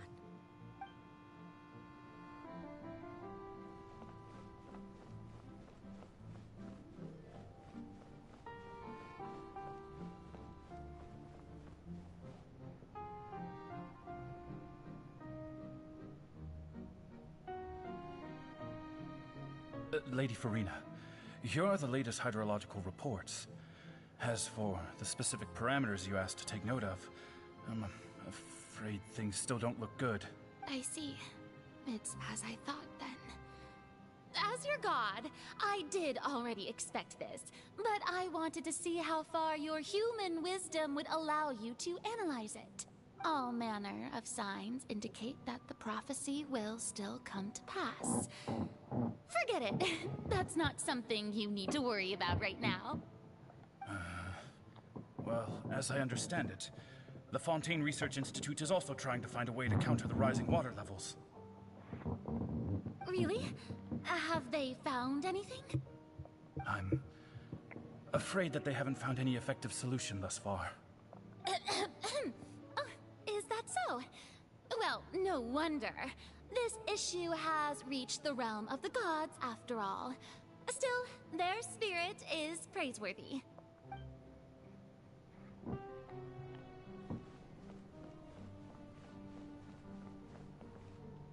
This looks like a deathbed. The day is Oh, never mind. I haven't had a moment to breathe this whole time. But it's good to see that everything's getting on track. There are no longer any voices of suspicion. Maybe this is fine.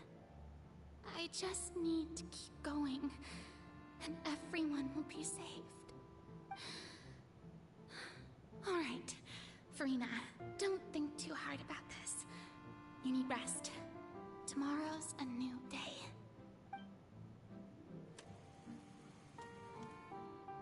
Perhaps Farina, Scene 4. Lady Farina, here are the new trial reports for the latest cases, as well as a summary of the follow-up. There'll be no need for that. I've seen them already. There's no need to go back over scenes I've witnessed in person before.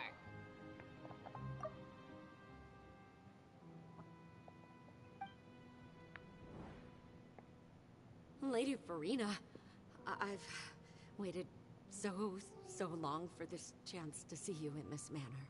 Indeed, my dear loyal citizen. This joyous moment is an honor for us both. Lady Farina, we're detecting significant hydrological anomalies near Poisson. Understood. Keep monitoring. Keep me informed should anything come up at the Institute.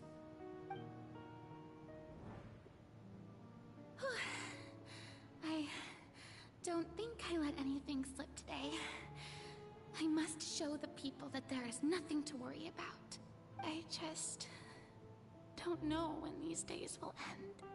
I feel utterly exhausted. Best to rest early today, too.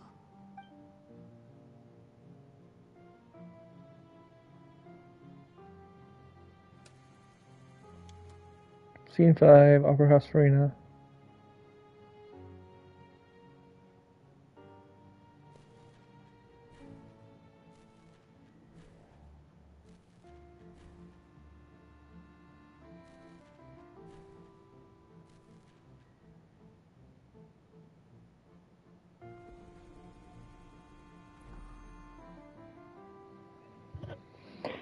Scene 18,375, Opera House Farina.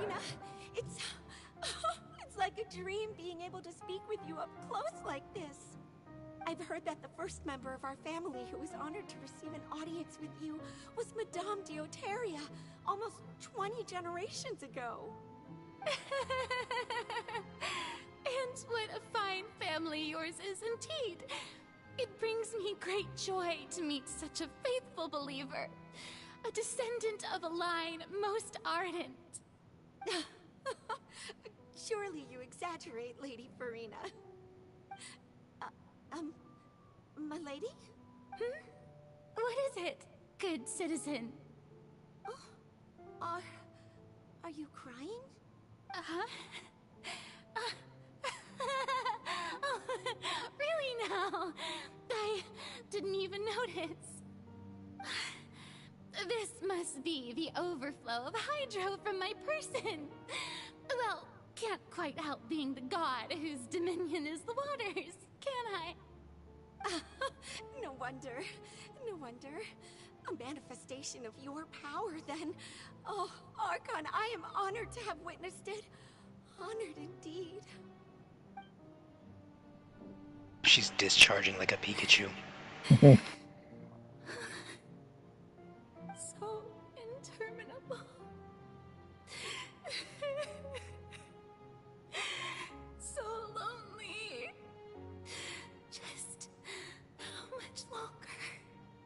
Hundreds of years must have passed by now. Perhaps show must go on for hundreds more. I never imagined that it would hurt so much.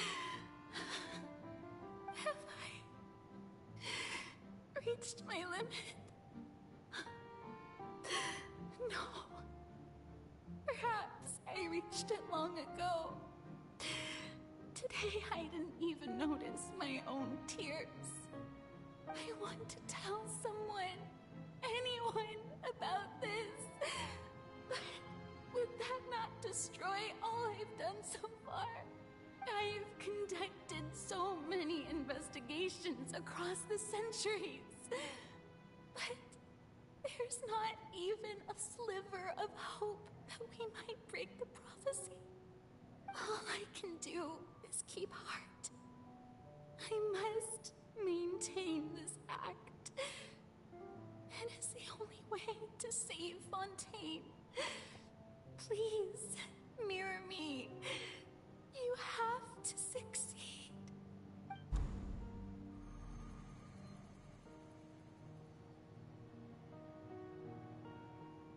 Farina and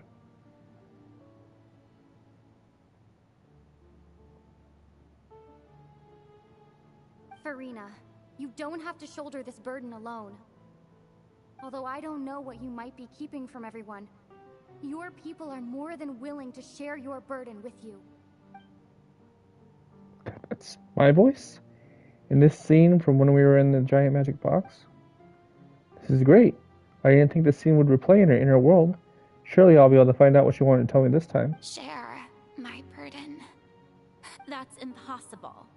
It was fated right from the start that this would be my duty alone. But even if your burden doesn't need to be shared, you can still choose to confide in someone.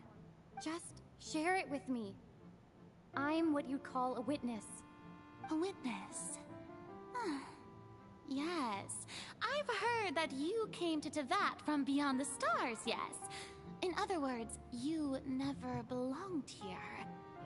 And if Tevat is, in its entirety, a show on a stage, then you're just a spectator, aren't you? If that's the case... She's right. I could confide in her, couldn't I? But if things don't play out as expected, the people of Fontaine will be the ones to pay the price. No, Farina. You shouldn't be selfish. But what if it's really alright? Farina, you've worked so hard for so long. Surely it would be okay to put yourself first for once. Just this once. Is it such an outrageous thing to do anyway? To find someone in whom you can confide your frustrations and sorrows? Surely it could not hurt. If you let this opportunity slip through your fingers, it might never come by again. Well, I don't know. We tend to yap secrets all the time, so I don't think we're very reliable. Think about it long and hard.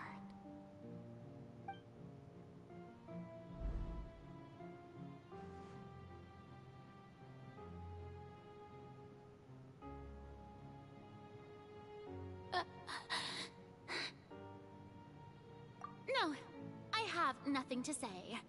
I am Farina, the Archon of Fontaine. Everything will surely get better. All you need to do, dear spectator, is to witness my performance until the curtains fall.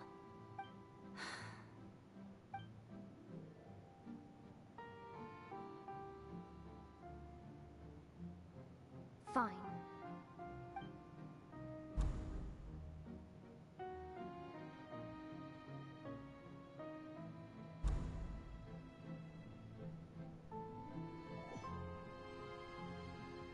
So even Farina doesn't know the truth? You've never once let her in on the full plan? Yes, it had to be done. To deceive the heavenly principles, you must first deceive yourself. She did very well. If she had let her resolve falter even once in these 5 centuries, Fontaine would have been doomed to the most tragic fate. It seems that trusting humanity was the right decision after all. I believe that I understand how your deception works, but that is only half the truth, is it not? How would you build on this foundation to save the people of Fontaine? That is the most important thing. Ah, good, good. Of course, the Eudex of Fontaine has pinpointed the crux of the issue. I'm sure you've long sensed that the Oratrice is no simple machine, yes? I've always suspected that it had its own consciousness, and Lenny did mention that he heard a human voice within the core chamber. It now seems that that person was you, hidden within the machine all along. Am I right? And then I became one with the Oratrice, taking Fontaine's gnosis with me. In the biblical sense? So, wouldn't it?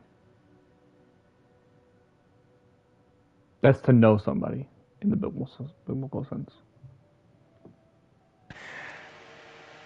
Yeah, I should have said in the hentai sense.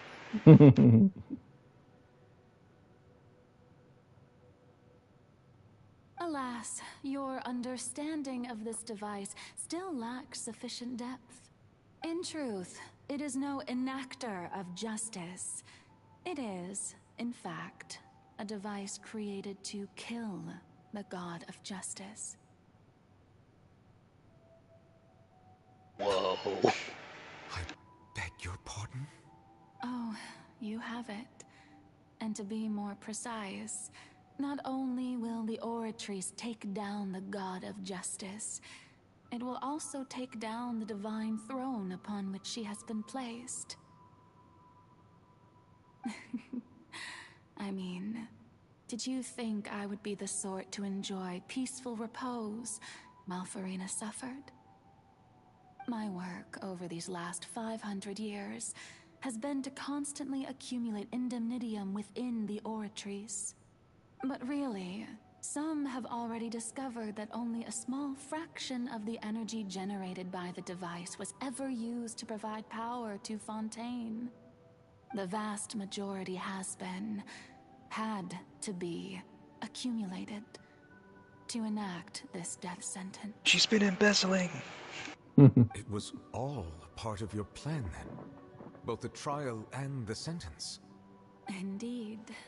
This power, accrued over 5 centuries, could have sustained Fontainians for millennia had it only been used for that purpose.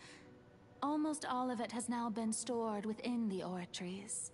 But only power of this magnitude could hope to destroy the Hydro Archon's divine throne, shaking the rules established by Celestia and breaking through the institution that is the Seven. So the Oratrice's call for death was for neither Farina nor Focalor, but for the Hydro Archon.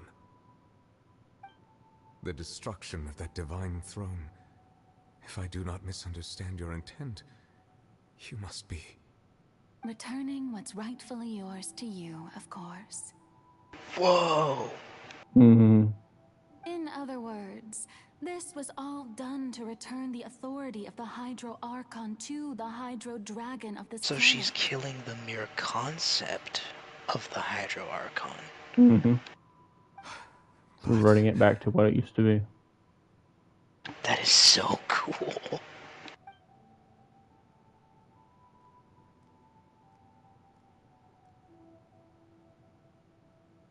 Oh, what? Getting sad again, are we? The authority of the ancient dragons shall soon be yours once more, O Hydro Dragon Sovereign. And this is the face you make. All you've done throughout the years is just so you can sacrifice yourself at the very end. I've never quite seen it that way, you know. Even now, I'm quite pleased at how well my deception worked.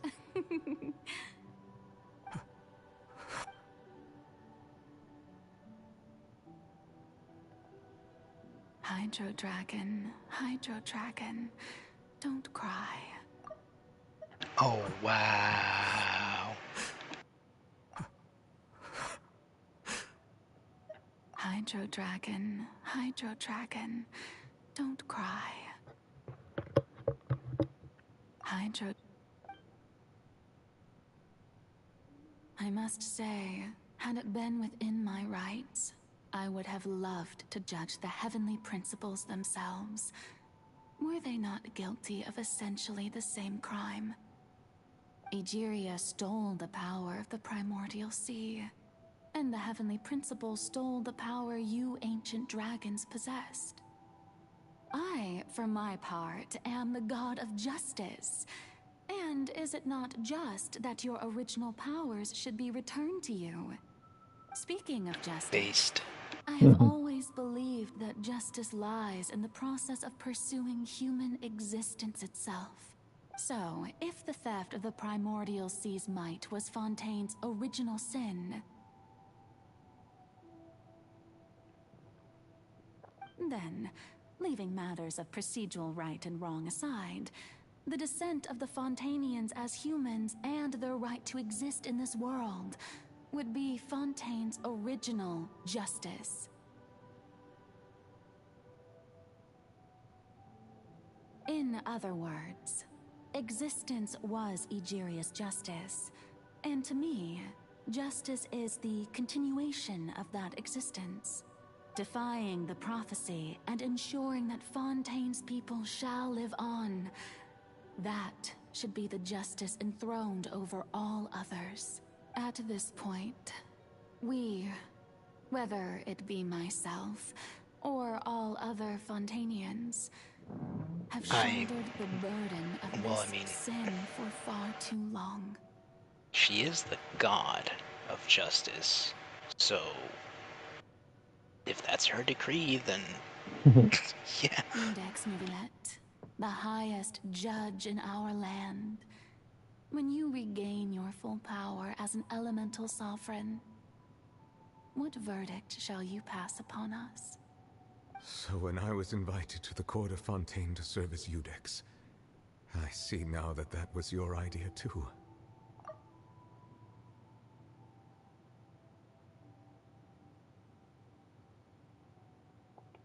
At last, I now understand the true purpose behind this position. In the beginning, I was uninterested in human existence. But these 5 centuries of living alongside them have gradually brought about mutual understanding between us. And I have even attempted to feel as they feel. You are a devious one, Focalors. Things being as they are, surely you know that I could never declare them to be guilty.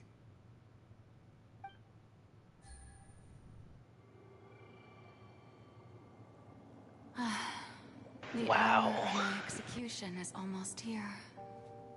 For the sinner, the curtain call has come. I know I may not sound it, but faced with death, I find myself a little afraid. Perhaps this is one thing both gods and humans have in common.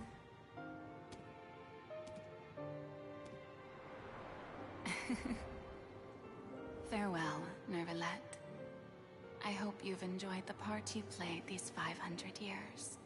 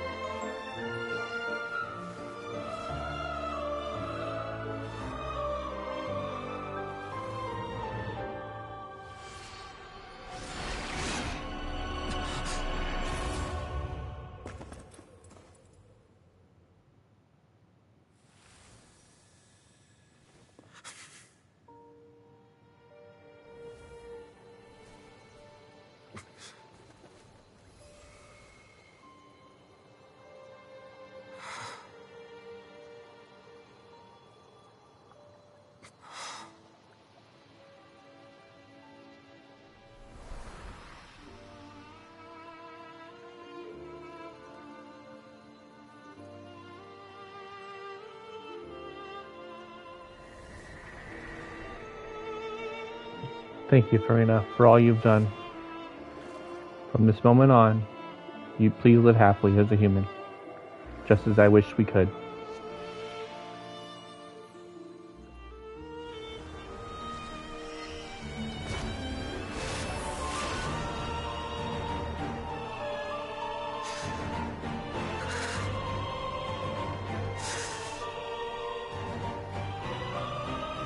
I, Eudex Nuvelet, hereby declare, people of Fontaine, your sins are forgiven.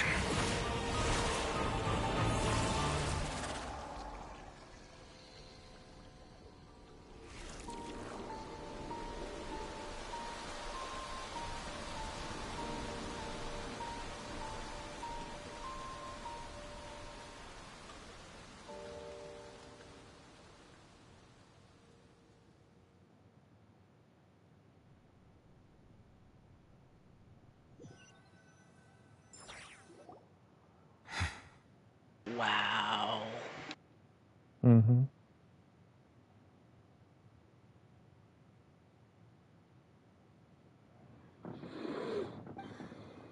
What just happened? Has the death sentence been carried out? Was that bright light some sort of misdirection? I have a feeling that something huge just happened. But since we're all still alive and haven't been dissolved, I assume whatever happened was good for us. It's time to end this. We must mete out punishment to that beast. Didn't you say just a moment ago that it can't be defeated? I have gained the strength sufficient to deal with it. Through certain means, I now have the ability to separate the power of the Primordial Sea from that creature. We should seize the opportunity to pursue our quarry.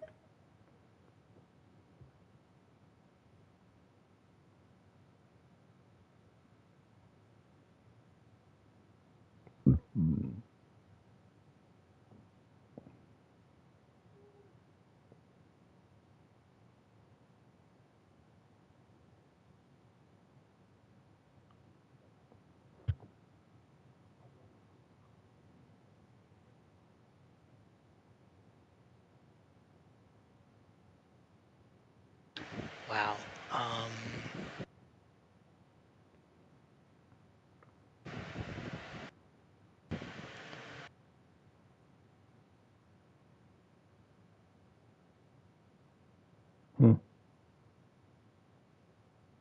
Just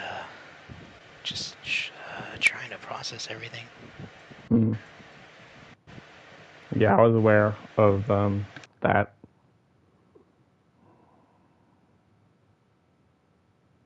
Oh, right. Yeah, you said that there was some stuff that you knew. Mm-hmm.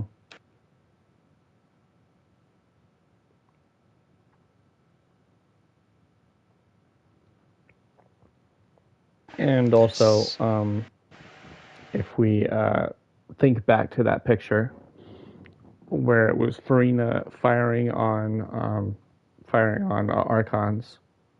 There you go. Yeah, and then there was also one that I saw where it was Farina shooting herself, which didn't make sense to me at the time, but now it does. Yeah.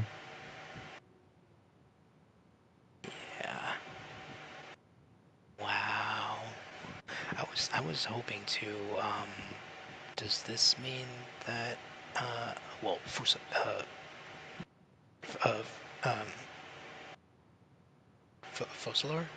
Fossilor? Is that her name? Yeah, it was Fossilor. But yeah. So I was hoping, like, would this mean that Farina is finally free? Oh God, I did not mean for that alliteration. That she's free to actually be a human, and wow, that's good. All right. Yeah. Sorry, that was just. Oh, that was a significant mind nuke. Wow. Okay.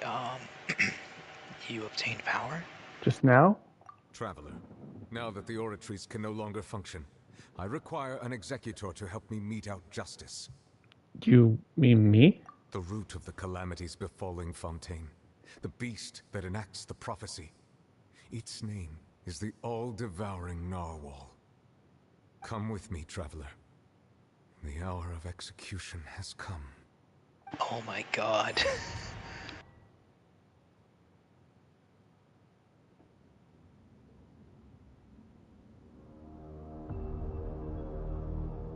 This is gonna be a boss fight, isn't it?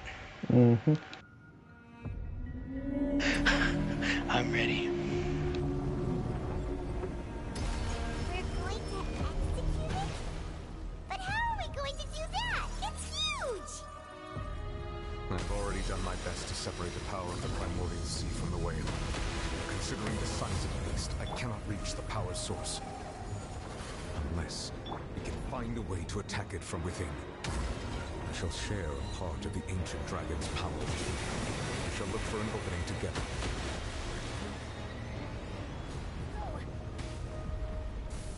Of course we have to get swallowed by it. I can feel its sorrow turning into hostility.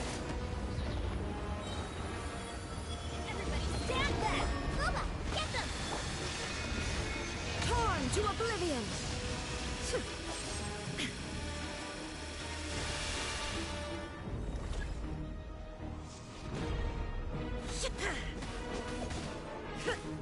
The all-devouring narwhal cannot resist its instinct to devour. Continue to trigger its hostility, and chance will present itself.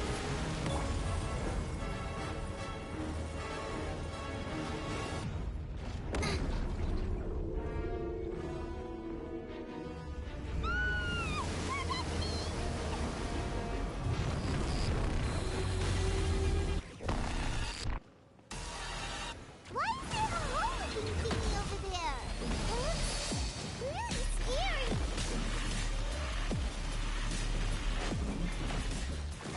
Holy shit. Illusion shattered!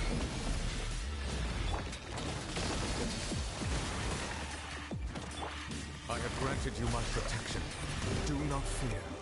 Seize the moment and use my power to suppress its root from within. Fucking dubstep. We go! Going in! Gotcha! Game's up! One's over.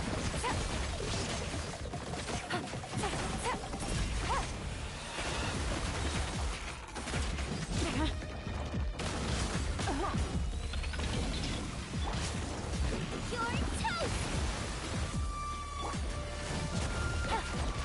Things are about to get dicey. Manifest the authority of the ancient dragons. Witness the might of the primordial sea.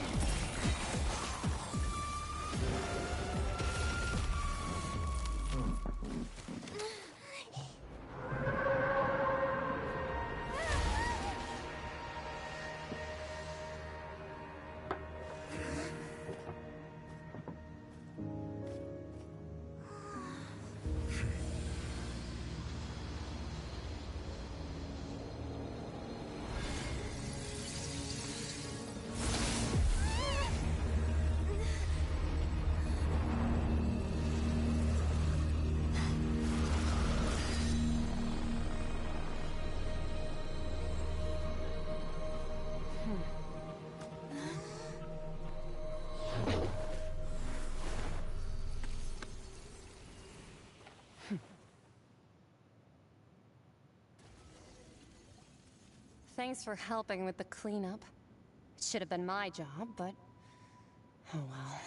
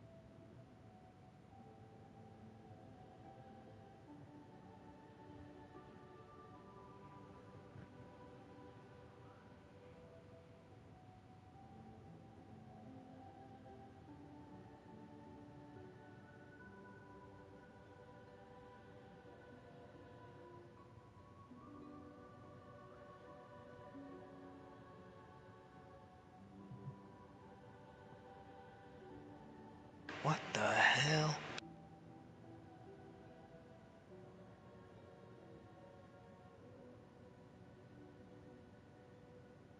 It was just supposed to be a short private training session for me. I didn't think that my disciple and my master's pet would start brawling in the meantime. Well, actually, I had a feeling that it would happen at some point, but they bumped into one another earlier than I thought. What a blunder. I suppose I'll have to swing my sword 3 million times as penance. Disciple? Your master's pet? That power. Who are you exactly? Paimon has an idea. From what she said earlier, she must be Child's master. Skirk, right? It's just that he gave us the impression that she was the less talkative person. I simply did not have anything to say to the weak. But you, on the other hand... Wow. Managed to defeat the all-devouring narwhal without using power from beyond this world. So you may speak to me as equals. Does that mean that she views Child as weak? Oh yeah.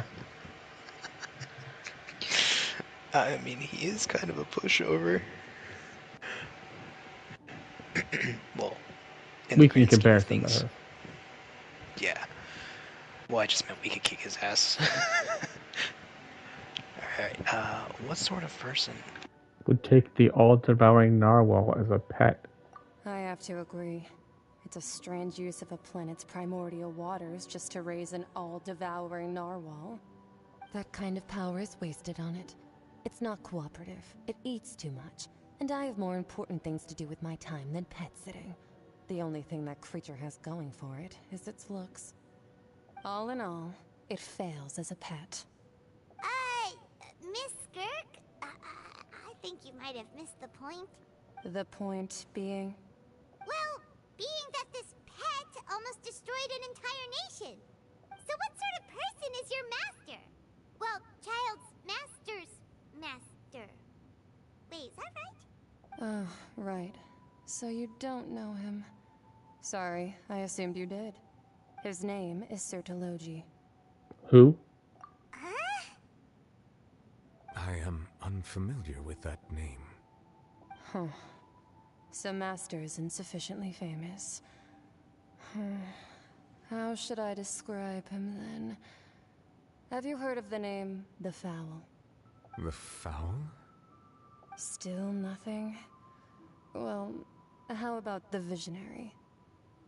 Vetterfulnir then? Or Gold Rhine-daughter? Ooh, that one we've heard! Rhine-daughter's part of the Hexen Circle. She's Albedo's mom, right? Oh. Whoa. So you do know that name. To be honest, I also heard all of those names and titles from my master. I don't actually know them either. But I suppose you understand now, yes? My master is likely a similar sort to Rhine-daughter. They are both pursuing some form of perfection. So. That was a lot of important name drops is all. Wait! Didn't you also mention a visionary person? Paimon didn't quite catch their name. Actually, never mind that. I believe it expedient to inform you that the all-devouring narwhal used up nearly all its strength fighting you. Such roiling hydro energies will prove difficult for the planet's deep seas to digest. As such, the Fontaine back on the surface has most likely been thrown into chaos. In other words, the prophecy that you've been fretting over should now be in full swing. What? No. There's little to be surprised about, Paimon. It is natural, after all. The prophecy will certainly come true. Surely come true. We knew this and accepted it. However... Not to worry. Focalor has already managed to deceive the heavenly principles. In the end, the people will all be dissolved into the waters, and only Farina will remain, weeping on her throne.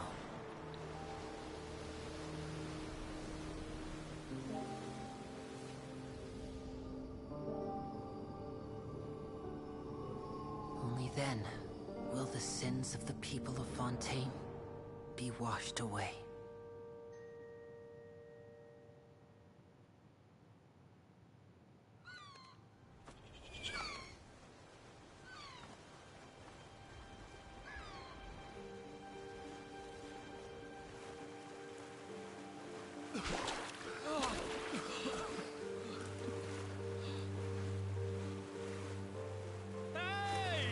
Help! Over here!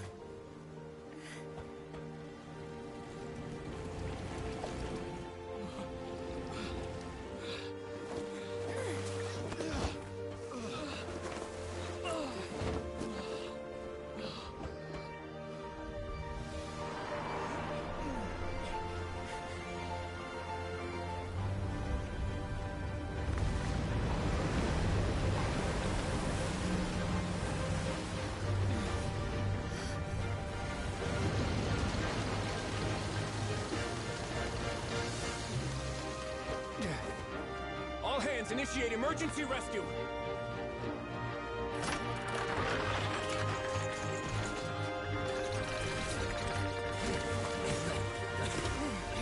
Hurry!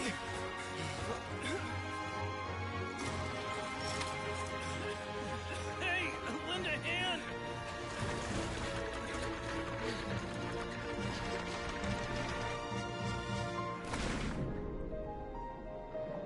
Cool. Mm-hmm.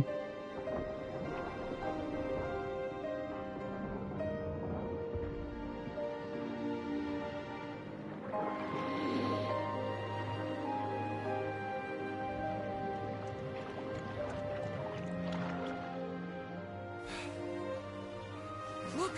The water's receding!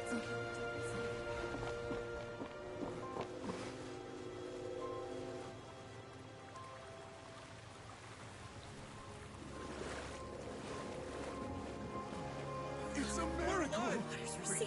We didn't dissolve. The prophecy was wrong. The prophecy was wrong.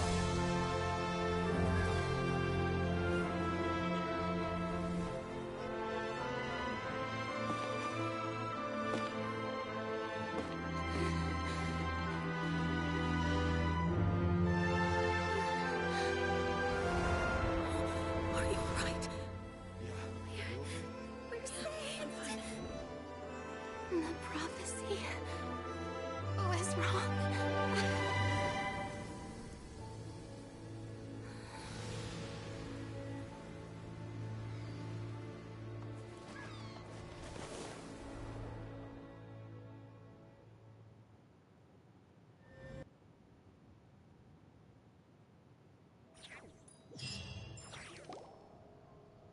The Solo renewed. The Spina di Rosula tax post-disaster rebuilding. I recently visited Poisson to meet with Miss Navia, spokesperson of the Spina di Rosula, and we spoke about Poisson's present and future. Old soil can still give birth to new bloom, Miss Navia stated. Hope is like seeing a small cookie when you're starving late at night. You just need a little of it. Skyship Winglet, boon or bane of the Fontaine Research Institute. The various disputes that have arisen on account of Mr. Edwin have suddenly become a shield over the Institute, with Jurier turning out to be a once overlooked hidden gem.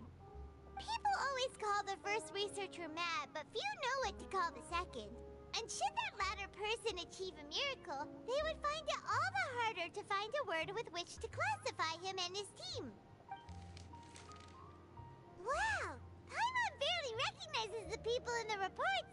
Are those really Jurier and Navia? They sound like real big shots. They might have been real big shots from the start.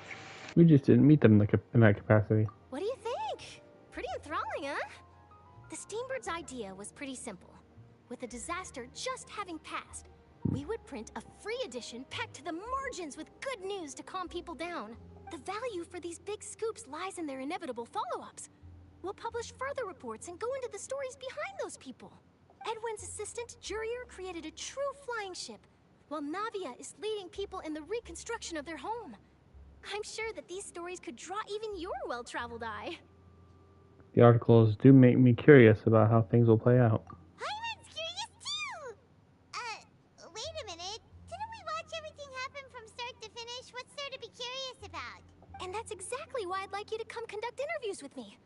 You're the best incubators of news, if you haven't noticed.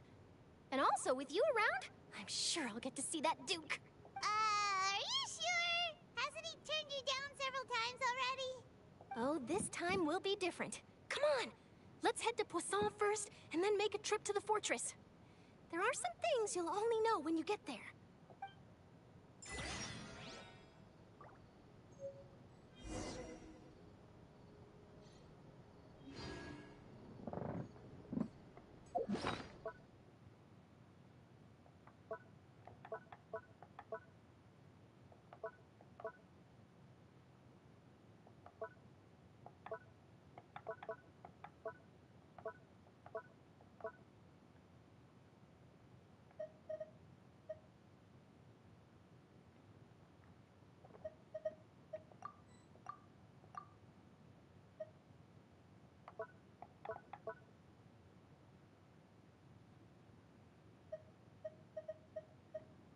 Water, a drop of water obtained from within the colossal beast who coveted the primordial sea of life. A philosopher in the faraway ancient world once posited that where there was life there is death. Naturally, where there is death there is life. If not, then the fleeting light cannot resist the eternal darkness, and all withers into nothingness at the end of time. The rules among the stars dictate that the nature must be conserved, but the laws of the universe have never been conserved. Nature must be conserved, but the laws of the universe have never been conserved. In a sealed box, the destruction always overpowers new life. Millennia upon millennia of prosperity are but an instant in the span of billions of years. The greatest achievements, the proudest accomplishments. In time, all will tarnish, decay, dissipate, and ultimately fade into oblivion. There are things floating among the stars, once adorned with countless prestigious titles from innumerable civilizations, shedding tears for their ordained demise. Their tears stream down out of desperation, out of hope, because all desperation and hope alike will be utterly extinguished along with the innumerable stars. Their tears stream down of sorrow, out of joy, because both will eventually scatter into the cold dark endless void. Every tiny yet beautiful silhouette and every moment worth remembering will fade with time, even stars. And then there are those so-called gods that are determined to save everything worth saving and devour everything that should be devoured. Until the end of time, until a sea of stars recesses into nothing but dying embers, until a newborn world moves for the first time in the stomach of the whale. There will be no more sins, no more sadness, and no more tears, because everything died with the ancient stars. Okay, then. Wow.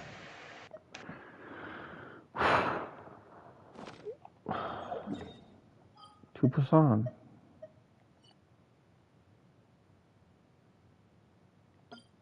Oh, outside Poisson.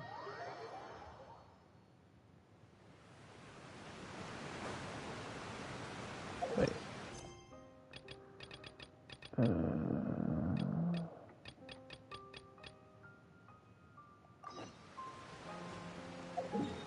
I was wrong. Wrong way.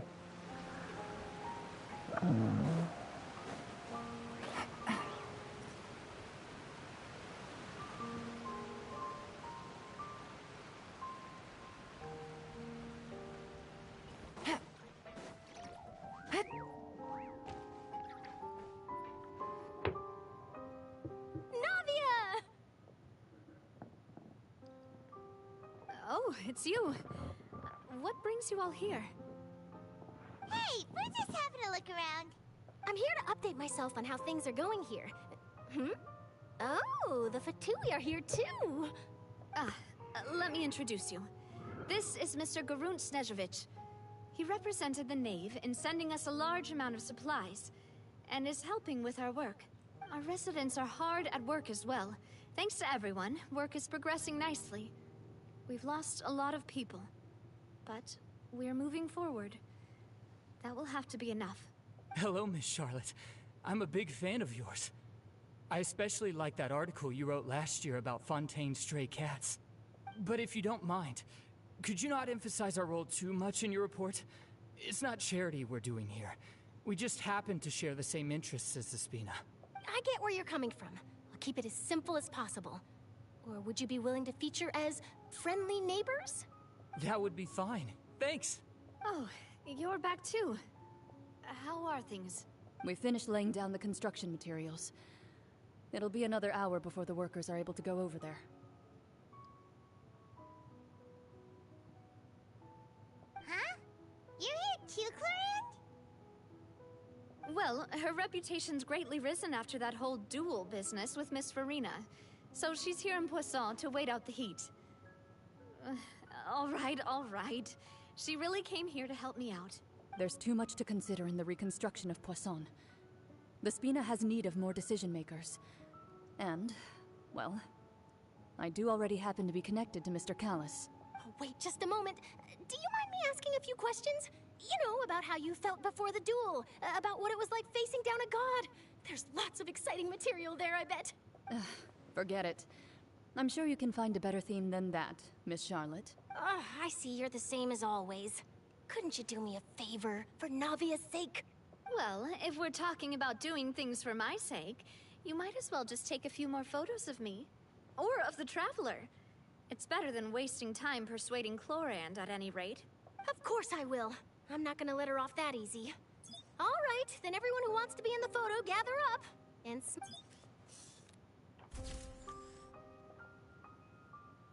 How did it go? Of course I will. I'm not gonna let her off that easy. All right, then everyone who wants to be in Yes. the photo, gather up. She absolutely smile. did. How did it go? Was it a good shot? Did Paimon look cute in it? Not bad. Your addition really helped the composition of the picture. All right, hang on a moment. Let me snap a few more shots.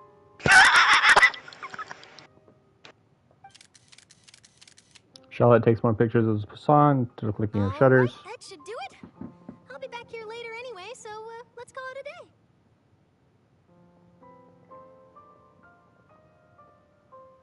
To the clicking of shutters, and also does some rapid-fire resident interviews.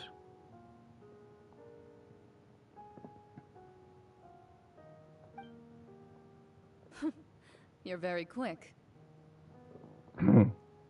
Speed is of the essence when it comes to the news, and freshness is the key. Also, not to brag, but I'm pretty good at building connections.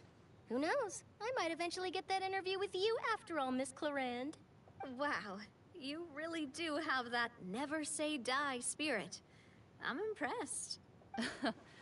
I'll hazard a guess that this is how you got that interview at the Fortress of Meripede.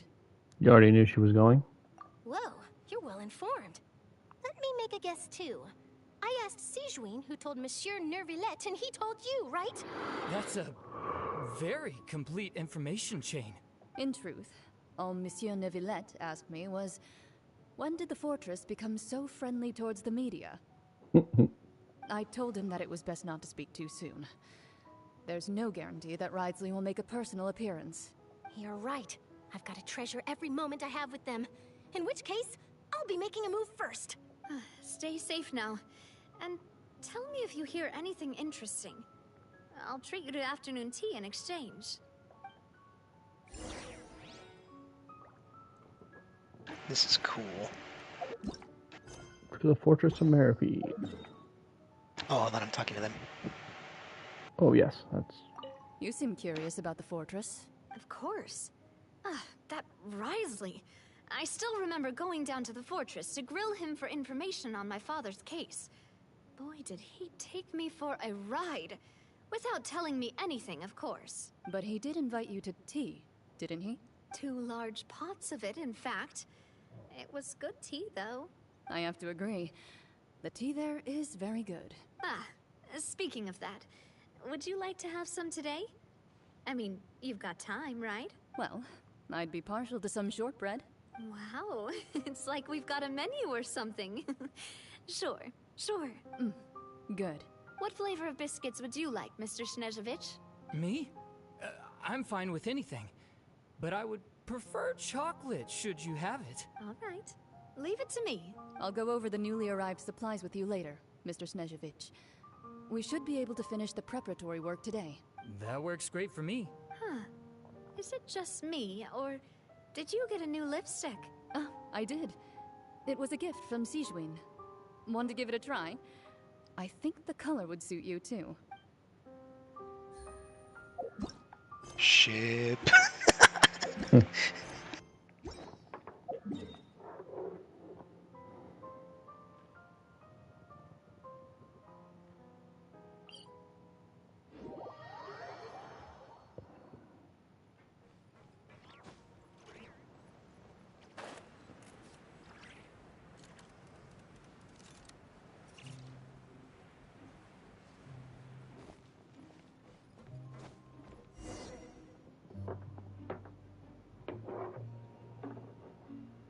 Wow, guess we're here again, huh? There's a real nostalgic feeling to this place. Looks like you've been missing us.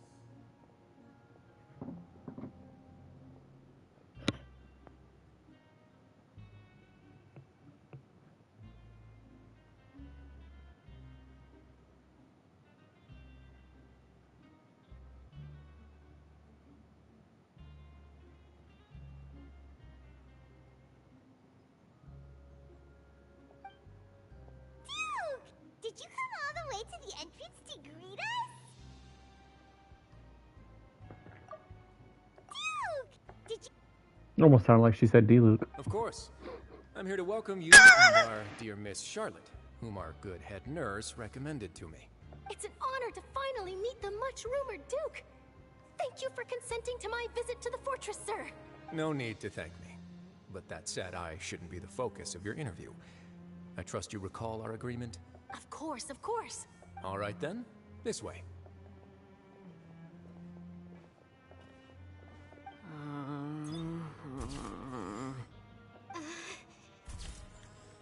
Hey, no need to be so nervous. I've already taken all the photos we need. Miss Charlotte, do these pictures really need to be published on the cover of the Steambird? It would seem that Miss Lorvine doesn't want her face to appear beside that of Mr. Jurier, Sir, please don't say things like that. But it looks like dear Mr. Jurier denies it. Might this interview be very important to you then? No, I just... This is my first time being interviewed, and I'm very thankful to the Steambird for... Now, I might not look it, but I actually did meet Mr. Edwin once. And I'll be honest, I enjoyed chatting with you more. You've definitely got more of that genius vibe going on. The boat that brought about a miracle, the ark that saved the people. Why, you recreated a myth back there, like an emissary of legend. Still, if I might ask, Oh God. flying ship now? It's not that they're in a relationship. It's that they're in an affair. Looks like Charlotte's trying to get herself another exclusive scoop. I have to apologize, but that ship is presently in the bowels of our factory. I'm afraid it won't be easy for you to get a shot of it. Really? Well then in that case, could I have an interview with you to make up for that loss? She really does know how to squeeze opportunities for all they're worth. You already know my answer, I'm afraid. Best you interview our head nurse instead. Or perhaps you'd like to take another photo of this couple of researchers? Did you really have to use the word couple? Well then, 2 solo photos will do. Is my hair messed up? Please, someone help me have a look. Things sure are getting pretty lively here. We've seen this kind of thing before. Ship. Seems like everyone's here. Would any of you like to try this new drink I came up with? Ah, Sijuin. Hey, Miss Charlotte. Why don't you, take some pretty photos of our head nurse? Sure. Come on, Miss Sijuin. Over this way. Let's find a brighter spot. Huh? Sure. Do I have to smile? So, how have things been at the fortress? Same old, as you can see. Fontaine's undergone some changes, but this place is still more or less the same. Other than that flying ship, it got a tad too much attention, I think. That's why I decided to let the interview go through. We should direct more public opinions toward the behind-the-scenes heroes. Am I right, Mr. Jurier? Miss Lorvine? You're too kind, sir. I believe that you too should have your day in the sun. Not that you would want that, which is a pity. I'll just leave the spotlight to you two. You walk with Risley for a while and share news from above ground with him. I see. Lots of things happened that day, huh? Anyway, regarding that Harbinger, I'm not sure you remember, but his 3 young followers are still waiting for his return. He sure did win them over, huh? I'll tell them that there's good news and bad news.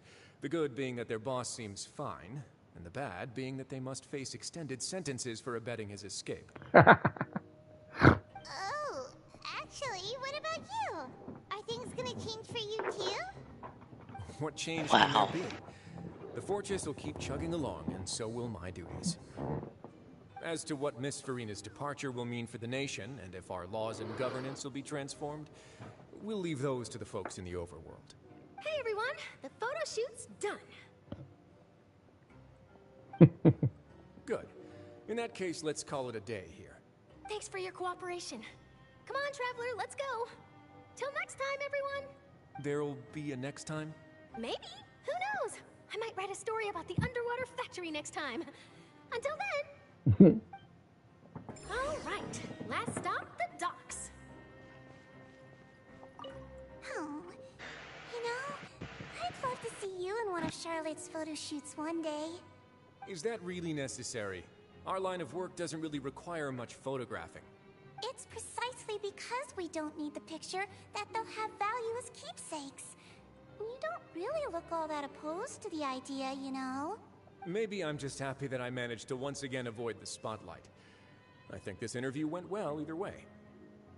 Yes, you successfully kept prying eyes away by using Mr. Jurier and Miss Lorvine as shields. Very good. You should be happy for them. They have a bright future ahead of them.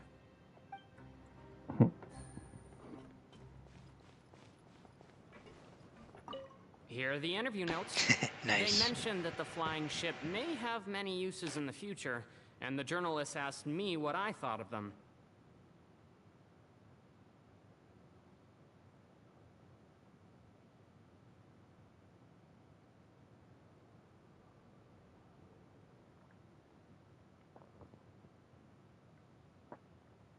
Seriously, how would I know anything about that? Flight is just flight. Whether people want to use a flying ship to broadcast good news or organize weddings is none of my beeswax. A wedding? Huh. Why are you looking at me like that? So the flying ship can be used for weddings? I didn't say The that. Ark. That journalist mentioned it, and what does that have to do with us anyway? The Ark isn't the only ship they're focusing on. What does that have to do with us?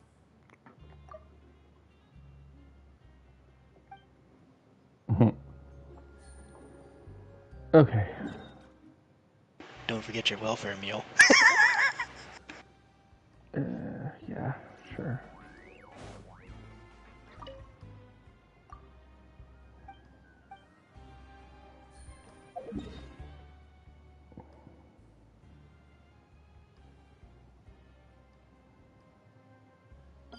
To the docks.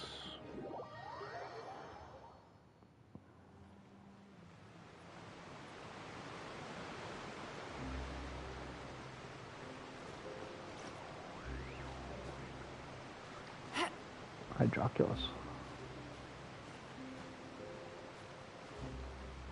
Ooh, where?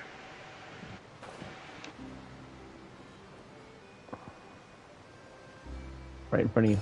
You just looked at it.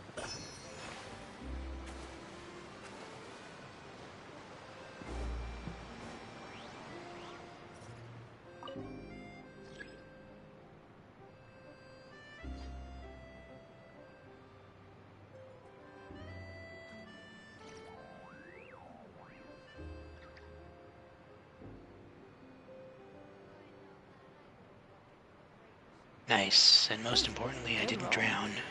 All right, maybe I'll take one more day off and knock out the rest of the work once I'm feeling Oh, up I to had it. to go by it, past it.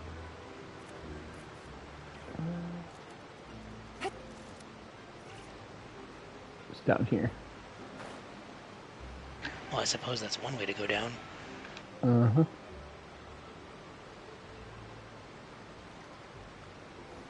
Still in the elevator.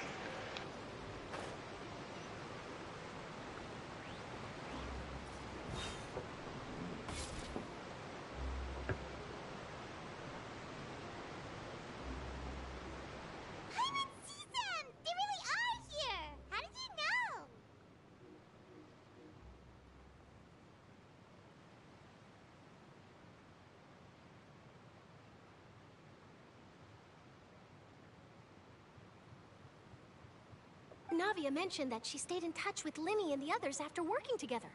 Apparently, they've been at the docks distributing these strange pockets the whole time since. Traveler, Paimon. Oh, wow. And Miss Charlotte, too.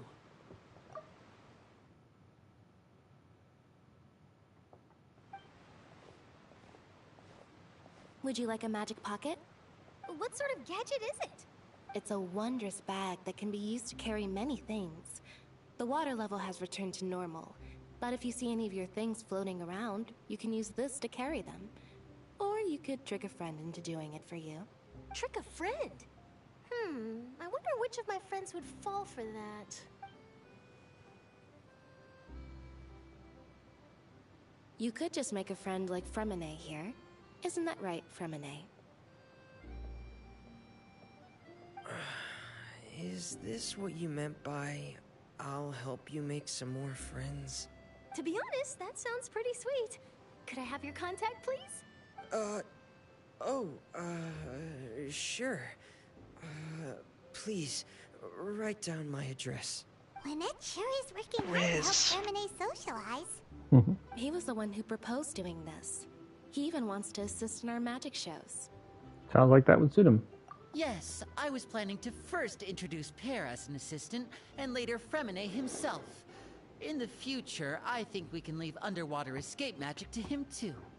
That said, would anyone want to see a diver escape underwater? Oh, it'll work out. Every journey begins with the first step. He'll become a part of our show eventually. Lynette, could you come over? Miss Charlotte says she wants to take a picture of us. Got it. My, that Charlotte is rather perceptive. She got rid of everyone the moment she realized I had something to say to you. So, how have things been, Traveler? Doing alright. Father says that you did a great deal during the latest events. She's very grateful for your contributions to Fontaine. That's alright. We were more than happy to help. So, what's she doing now? Oh, I guess you haven't heard. Well, after Lady Farina left, Father and Monsieur Neuvillette opened negotiations, during which he gave Fontaine's gnosis to her as a diplomatic gift. Of course. I mean, it's not like he needs it, though. A diplomatic gift? A gnosis? Yes, I was quite surprised at first myself. But when I thought it over, there were actually a number of things going for it.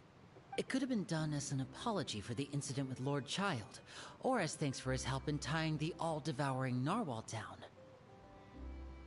Furthermore, Father did also lend significant aid to Fontaine and Poisson.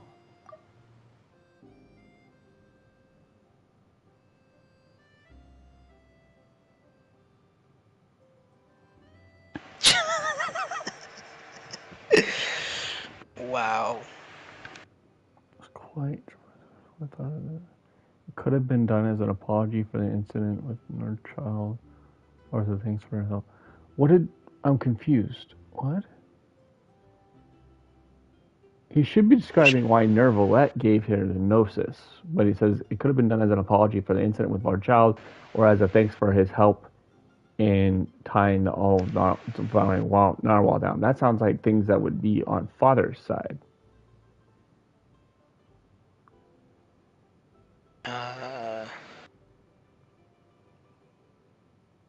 Well, maybe the sentencing of Child? That makes sense. But as thanks for his help. Oh, his help. Child's help. Yeah. Got it. Yeah, they were both were in reference to Child, yeah. Got it, yeah. Okay. Never mind. That makes sense. That's true, but this is a gnosis we're talking about. Doesn't this seem a bit irresponsible? I would agree, but I've also heard that it seems that Monsieur Neuvillette has had a significant change of heart regarding the matter. So there's some reason for this that only Neuvillette knows about? I suspect you'll have to ask him about that yourself. Ah, yes, speaking of which, I did see him strolling around the entrance to the Fortress of Meripede a while back. Isn't he real busy and stuff? Paimon didn't think he'd have time for that. But back to the topic. The Gnosis was given to the knave, right? What about Child? They say that he's returned to Snezhnaya to recover from his wounds. I hear that the recent disaster really did a number on his health. Well, I guess I can now call him one of my war buddies. That's true. When you think about it, we've had loads of run-ins with the Fatui. To think we'd be allied with them this time. So shocked by such a simple switching of sides?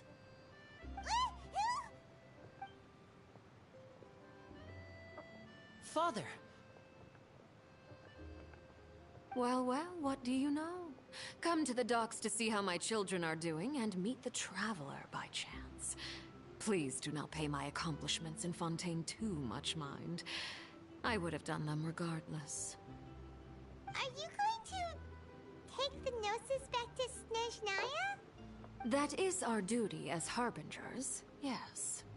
Don't be too preoccupied with sides. The goal of the Fatui concerns not a single place or person, but the entire world. With such a grand goal in mind, it is inevitable that we must wear many masks. Switching my masks is something I've always done. Will you keep to your position? Well, that depends on many things. No one truly knows what the future holds. What good is honesty if you can't rely on it forever? As for you, I very much look forward to our next collaboration. Good things cannot be achieved alone, and you've proved yourselves to be great partners. Actually, I just remembered something. Please help us deliver this. A vision? All right. I'll remember to return it. Thank you for keeping it safe for him this entire time.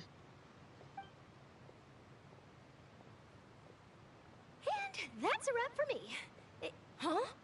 You're... Greetings, Miss Journalist. Hello. If I'm not mistaken, there are diplomatic channels I'll need to report to take a photo of you. That is correct. So forgive me, but I will not be able to serve as a subject in your article. However, feel free to write as much as you'd like about our dear magicians and our upcoming rookie talent. I will. The sea breeze is quite pleasant. I shall continue my walk while the weather remains so agreeable. Farewell. Farewell, Father. Oh, she has such an intimidating presence.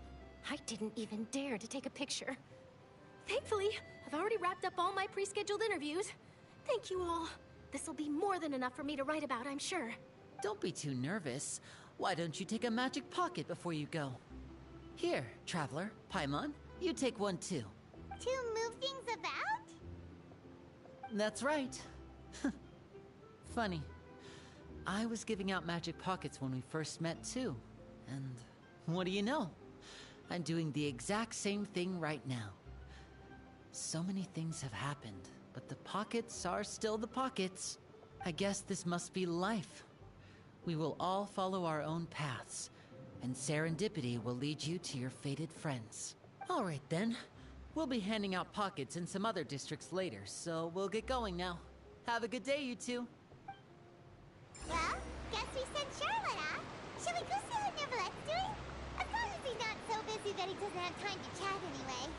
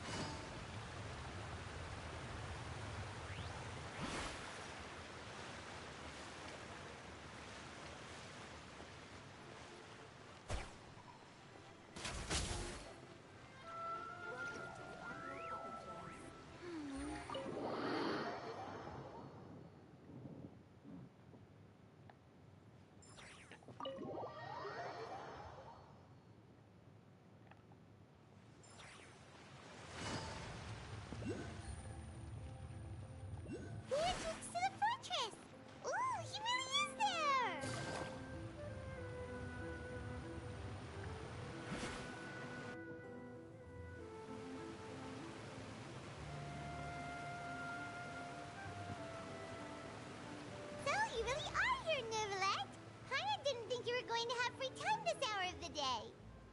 Really? Oh, I suppose you must have met Mr. Linney. He took the time to greet me earlier when he passed this way.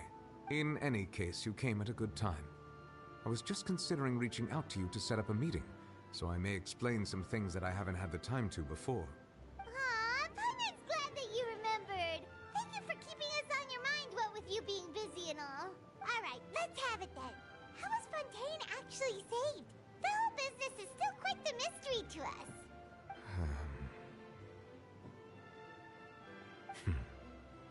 It is strange how words can often leave a bitter taste in the mouth when it finally comes time to say them out loud. Nevertheless sighed softly before telling you the truth concerning what he saw that day. Focalor deceived the Heavenly Principles and used Farina's endless performance to save Fontaine. So that's what happened?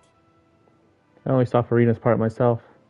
Focalor destroyed the divine throne of the Hydro Archon and restored your power to you, transforming you into a fully fledged elemental dragon sovereign. But Paimon still doesn't quite get what you did to save the Fontainians from dissolving. For me, the authority of the ancient dragons refers to absolute control over the hydro element. Fontainians were incomplete humans born of Egeria's use of the power of the primordial sea, with constitutions similar to that of mimics. But so long as those primordial energies remain within them, I could use the ancient dragon's authority to grant them true blood, after the fashion in which life was first brought into being on this planet.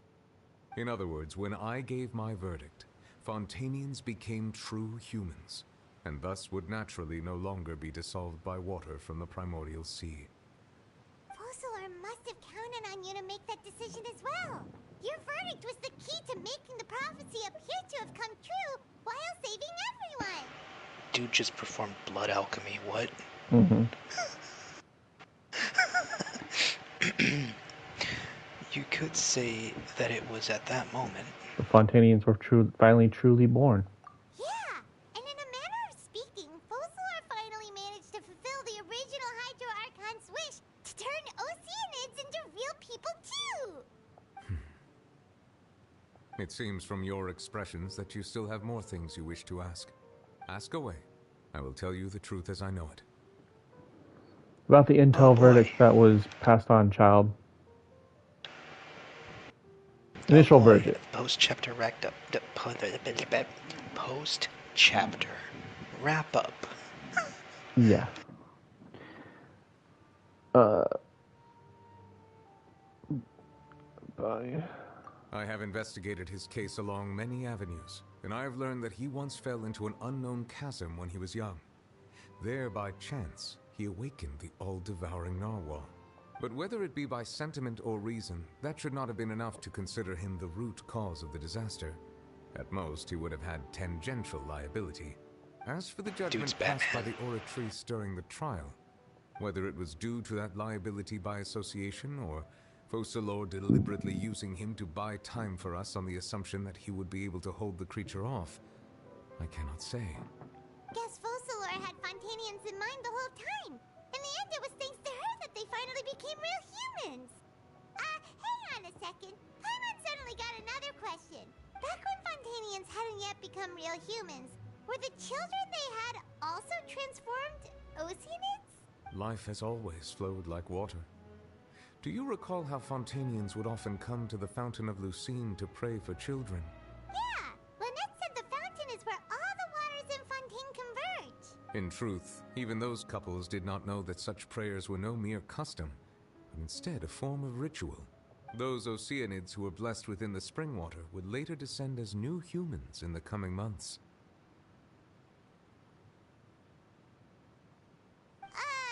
Paimon sorta gets it now. Either way, it seems like this ritual won't be of any further use. Wait. It'll probably live on as a local custom. Is that a form of reincarnation? Mm-hmm. Ask away. What? I will tell you the truth as I know it. About Fontaine's future. Yeah, about that. Risley said Farina has already left. What's that all about? Ah, Lady Farina. The people are only aware that her death sentence has not been carried out. She abdicated the post of Hydro Archon and left affairs related to that title to me, before leaving the Opera House. I related Focalor's words to her faithfully and completely. After hearing them, she seemed neither saddened nor comforted. She simply said that she was tired and needed to rest. Having said that, she then packed her things and moved out of the Opera House, not unlike how an ordinary person might. But she's still got a place to stay, right? You need not worry. I will make arrangements to ensure that she will not want for food, clothing, board, or travel. In truth, I am somewhat happy for her. The wear and tear on her spirit will, of course, take time to heal. But now that she no longer has to play the role of Focalor the Hydro Archon, she can finally lay down her burdens and lead a normal life. What about you then? What are your plans now that you've regained your full powers as the Hydro Dragon? After Focalor passed on, the Oratrice also ceased to function. This matter will directly affect our trials. After much careful consideration, I've decided to take over its role in our courts. From now on, I shall hear cases and pass verdicts by myself. Looks like you're still considering stuff from the perspective of the Udex, huh? As an elemental dragon, there are indeed many things that I must do. But this power and this duty, in a manner of speaking, you could say that both were granted to me. As such, before I attend to my other responsibilities, I must first and foremost continue to serve Fontaine as its highest judge. The duty of the Hydro Sovereign and the duty of the Udex shall coexist within my person. Additionally, the Hydro Archon's departure has brought about another problem, which is that the Opera House shall no longer produce indemnitium. That's true. That power was derived from the people's faith in the Hydro Archon, wasn't it? Wait, but the various mechs and machines in the city are all still okay. Where are they getting their energy from? As I am now, I have full command over New Musia, and it can serve as a complete substitute. Another reason why I cannot quite leave Fontaine immediately. Wow. This ancient dragon's authority stuff is really quite useful, huh? Ask away. I will tell you the truth as I know it. Wait, I have a couple of things to address regarding Farina. Okay. One of them is a question I'm not sure if you can answer, but does that mean that the playable version of Farina is human? I mean, she's always been human, but, like, she has a vision? Cool. Okay, and the other thing, was a joke. I don't know if you'll get it, but, I was really hoping that Farina wasn't going to just, like, instantly age and dissolve like Black Adam. Alright, About Fontaine's Gnosis. Oh, that's right! They say you've given it to the knave as a diplomatic gift or something! Leaving aside their intentionality, the two Fatui Harbingers have indeed done much for us during this crisis. Their sole remaining goal in Fontaine, at least at this point, would seem to be the Gnosis. The Oratrice has ceased to function. The Hydro Archon's divine throne is now no more, and I do not need the Gnosis's power. As such, it has lost all meaning for Fontaine. If the Fatui have impure designs, then we might as well accede to their request now, and avoid unnecessary conflict. What complicated considerations! Paimon thought you were just giving it to them out of gratitude to the knave and as an apology to Child. Ask away. I will tell you the truth as I know it. About the next stop on my journey. You will soon be heading to Natlan, I presume. I'm afraid that I have little talent as a travel guide, so all I can do is tell you what I know about that land. As far as I'm aware, Natlan can be said to be a nation of dragons. A nation of dragons? Skyrim confirmed? No, I suspect that I would not find myself welcome there. Unlike ancient dragons such as myself, the dragons of Natlan have undergone long years of development and evolution. Large numbers of them have entered a form of coexistence with humanity. Natlan is also the nation of war. War ravages those lands like an undying flame.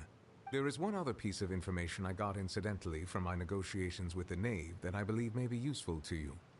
The harbinger known as the Captain has thrown his hat into the endless ring of war. The Captain. Sounds like a real tough customer.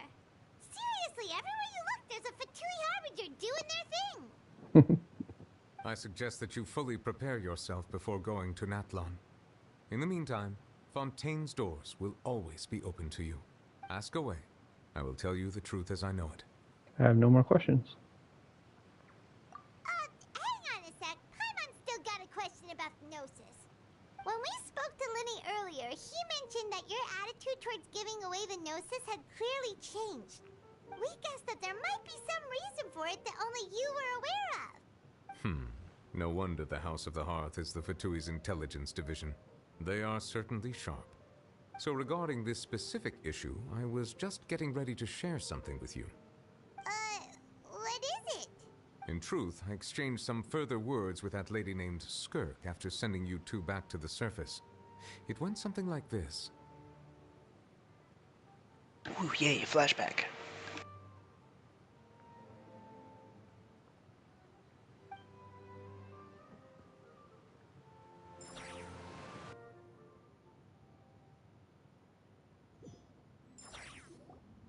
Well, we're going to head topside to see what's going on. You hurry over soon as well, all right, Nervalet? What next? The all-devouring narwhal isn't here, so I'm no longer getting any interference. I can finally catch the scent of your power, what it's made of. It is the authority of the planet's primordial dragons, but with something very similar to a god's curse mixed in. It's quite a novel blend. I'm sure I've encountered something like this before. What was it again? I do not know what you speak of. Of course. How could I forget? You should have the remains of the third descender on your person, yes? Remains? I've never heard of any such thing.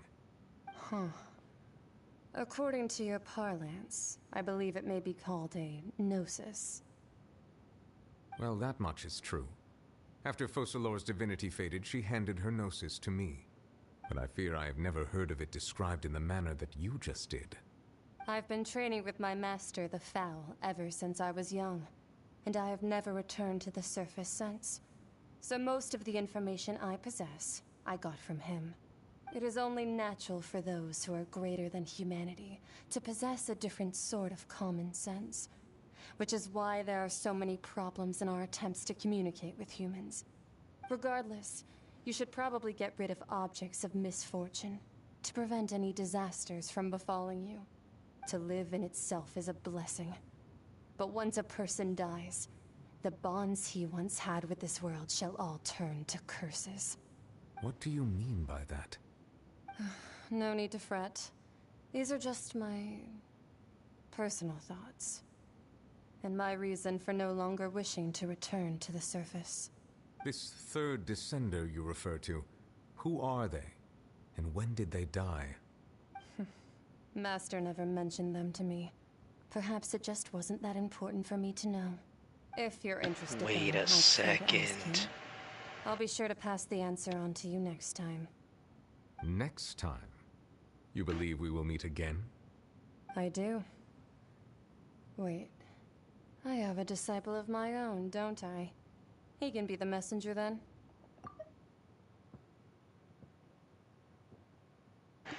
So...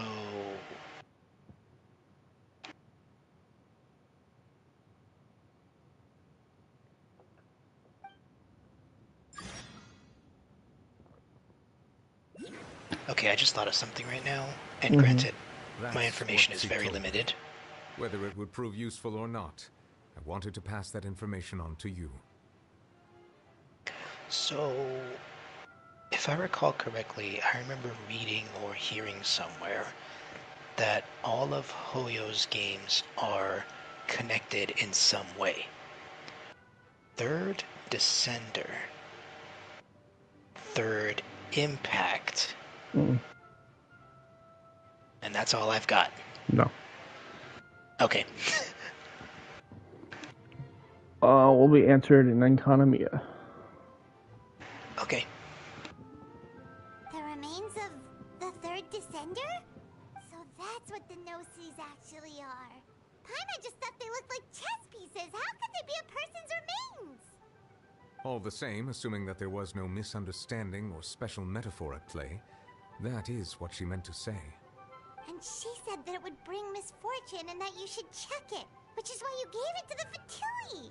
If she speaks the truth, then I would simply be putting Fontaine at unnecessary risk by keeping it here. A descender. She mentioned one of them. Oh shit. I am the fourth descender. Yeah, remember Nahida called us the fourth descender. I don't recall, but whoa. For me, this information means two things. One, oh sorry, go for it. One, that the no-seas are related to descenders. And two, that the one who came before me has already died. I had guessed that you might already be familiar with this concept, but I did not expect you to be one of them. That means that the no-seas, which are exceedingly element-compatible and can even enhance elemental abilities, do indeed come from the third descender. I wonder, does your body also possess similar properties? Like being able to use elemental powers without a vision. That does sort of count as special compatibility, right? No, let's not think about this stuff right now. It just feels creepy. Comparing the Traveler to the dead third descender and all. Don't worry, I don't die so easily. That's what you say, but this kind of stuff feels like bad luck. Once Child recovers, let's get some more answers out of him. Or go look for his master and get the answers that way. I too believe it unwise to make too many blind guesses when information is lacking.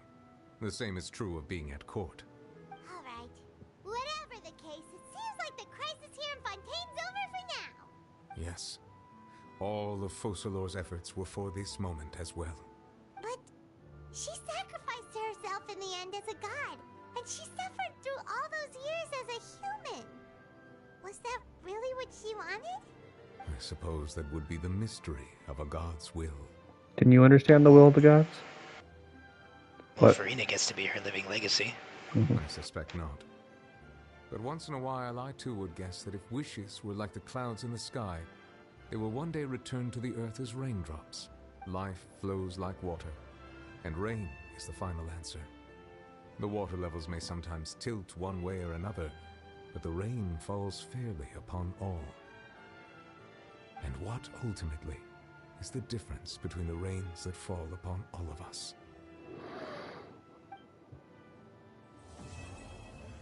Wow. Okay, so really quickly, I realized two things. It seems from your expressions that you still have more things you wish to ask. Ask away. I will tell you the truth as I know. Oh, this is back then again. I suggest that you fully prepare yourself before going to Natlan. What was he?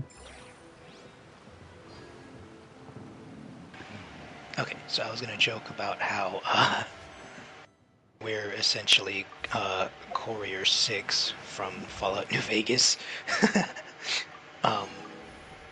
In that our predecessor's dead. And then the other thing I realized was regarding the elemental compatibility, we're gonna grind all the oculi next time, right? Or are we gonna do that off stream? Off stream.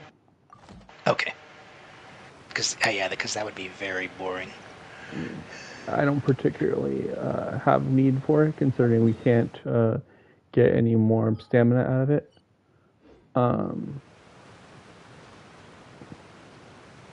So I don't plan on doing it for a while. Oh, okay, so you're saying that we could just put it off. Mm-hmm. Alright, no, that makes a lot of sense. Yeah, I was just kind of worried about what we were going to do next week, that's what I meant.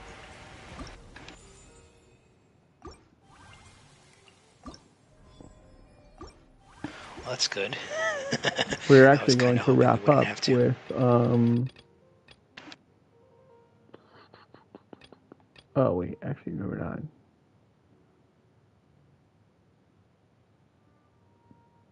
Damn. never mind. What's up? I thought I was gonna wrap up with Oh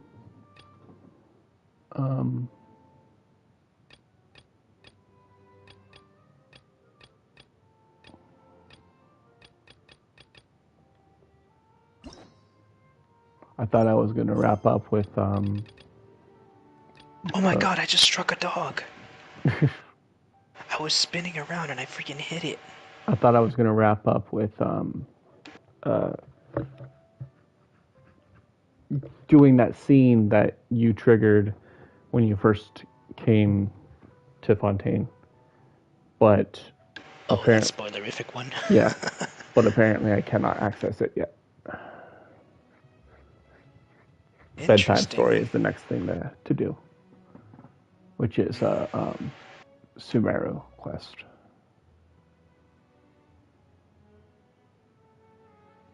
Dang. Yep.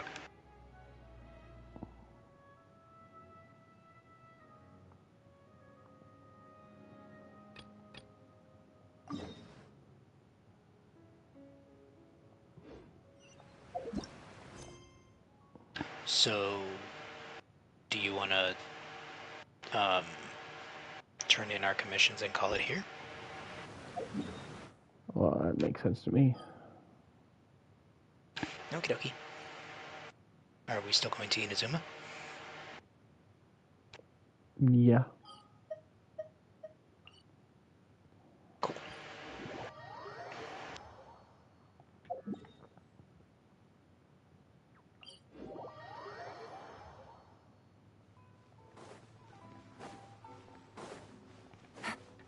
Ad Astra.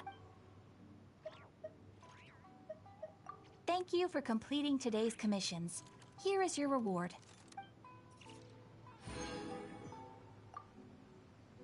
What was that?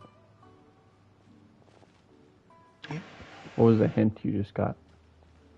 I don't know.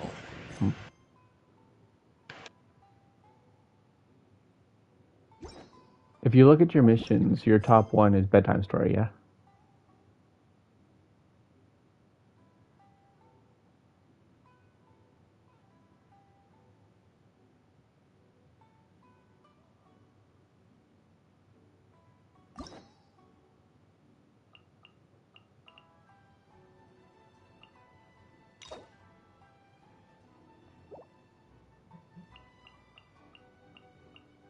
Hello?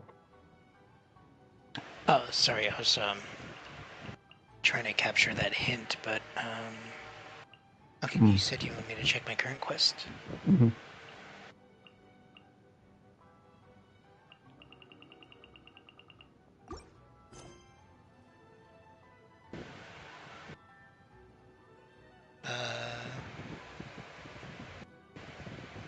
Cold case commission? Yeah, bedtime story. Says about it. Yeah. That's the next one you have? Yes. Okay.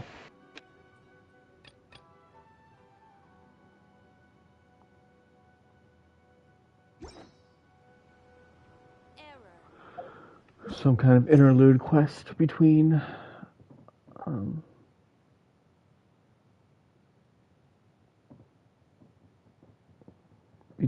Fontaine and Natlan. I was assuming as much. Mm-hmm. I have no idea what that quest is.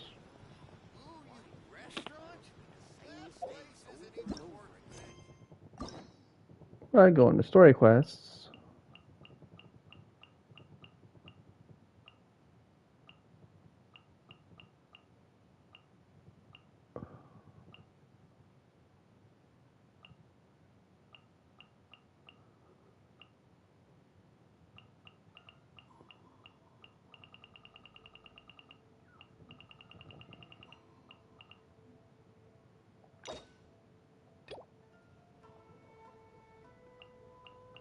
Where is that again?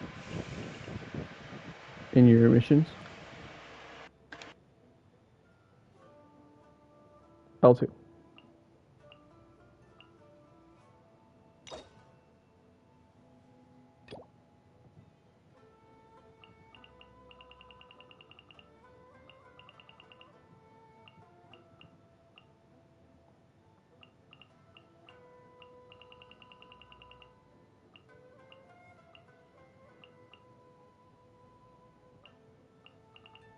cool.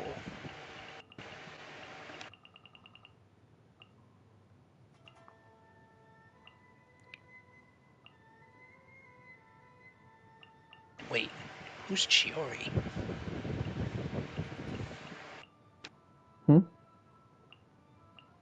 Who's Chiori? Some character? I don't know her.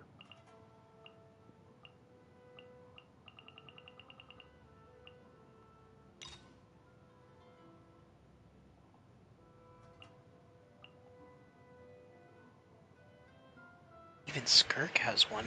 Mm-hmm.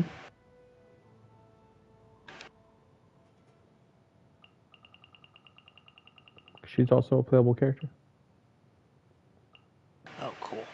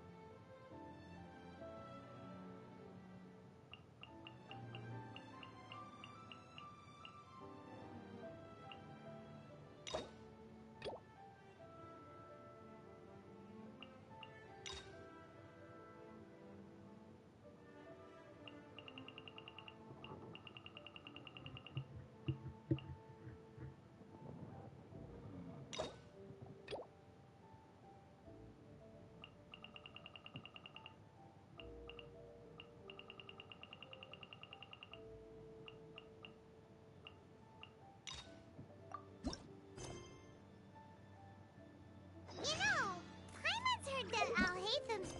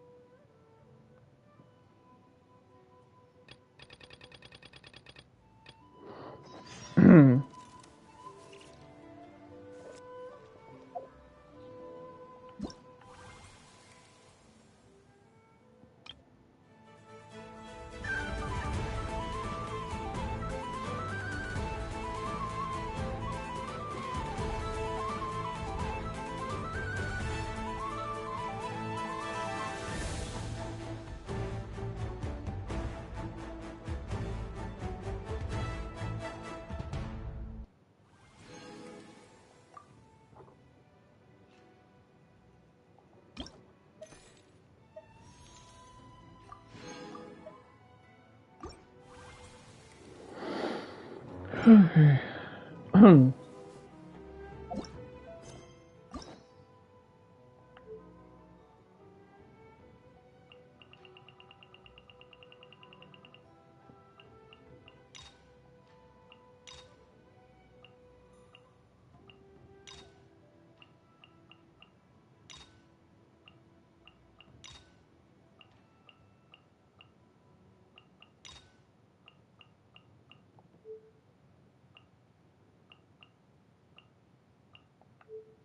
So I guess these don't unlock with keys? I thought they did.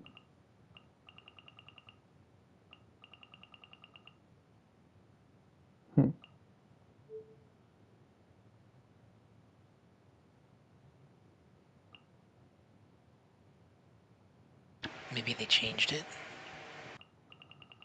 I don't know.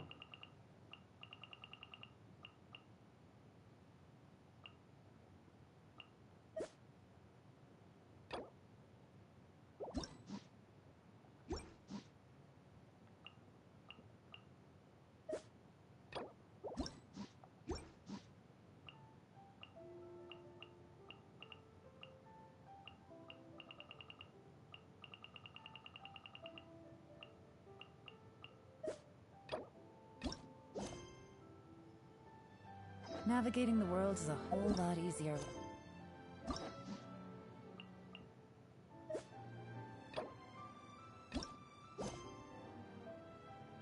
Different identities to choose from.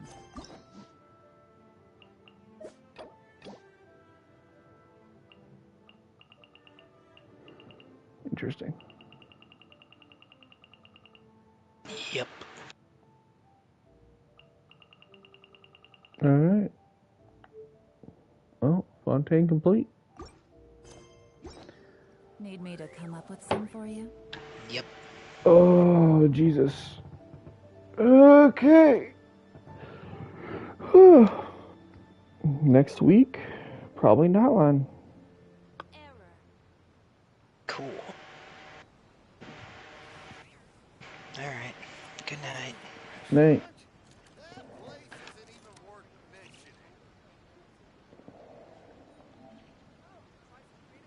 See you guys next time.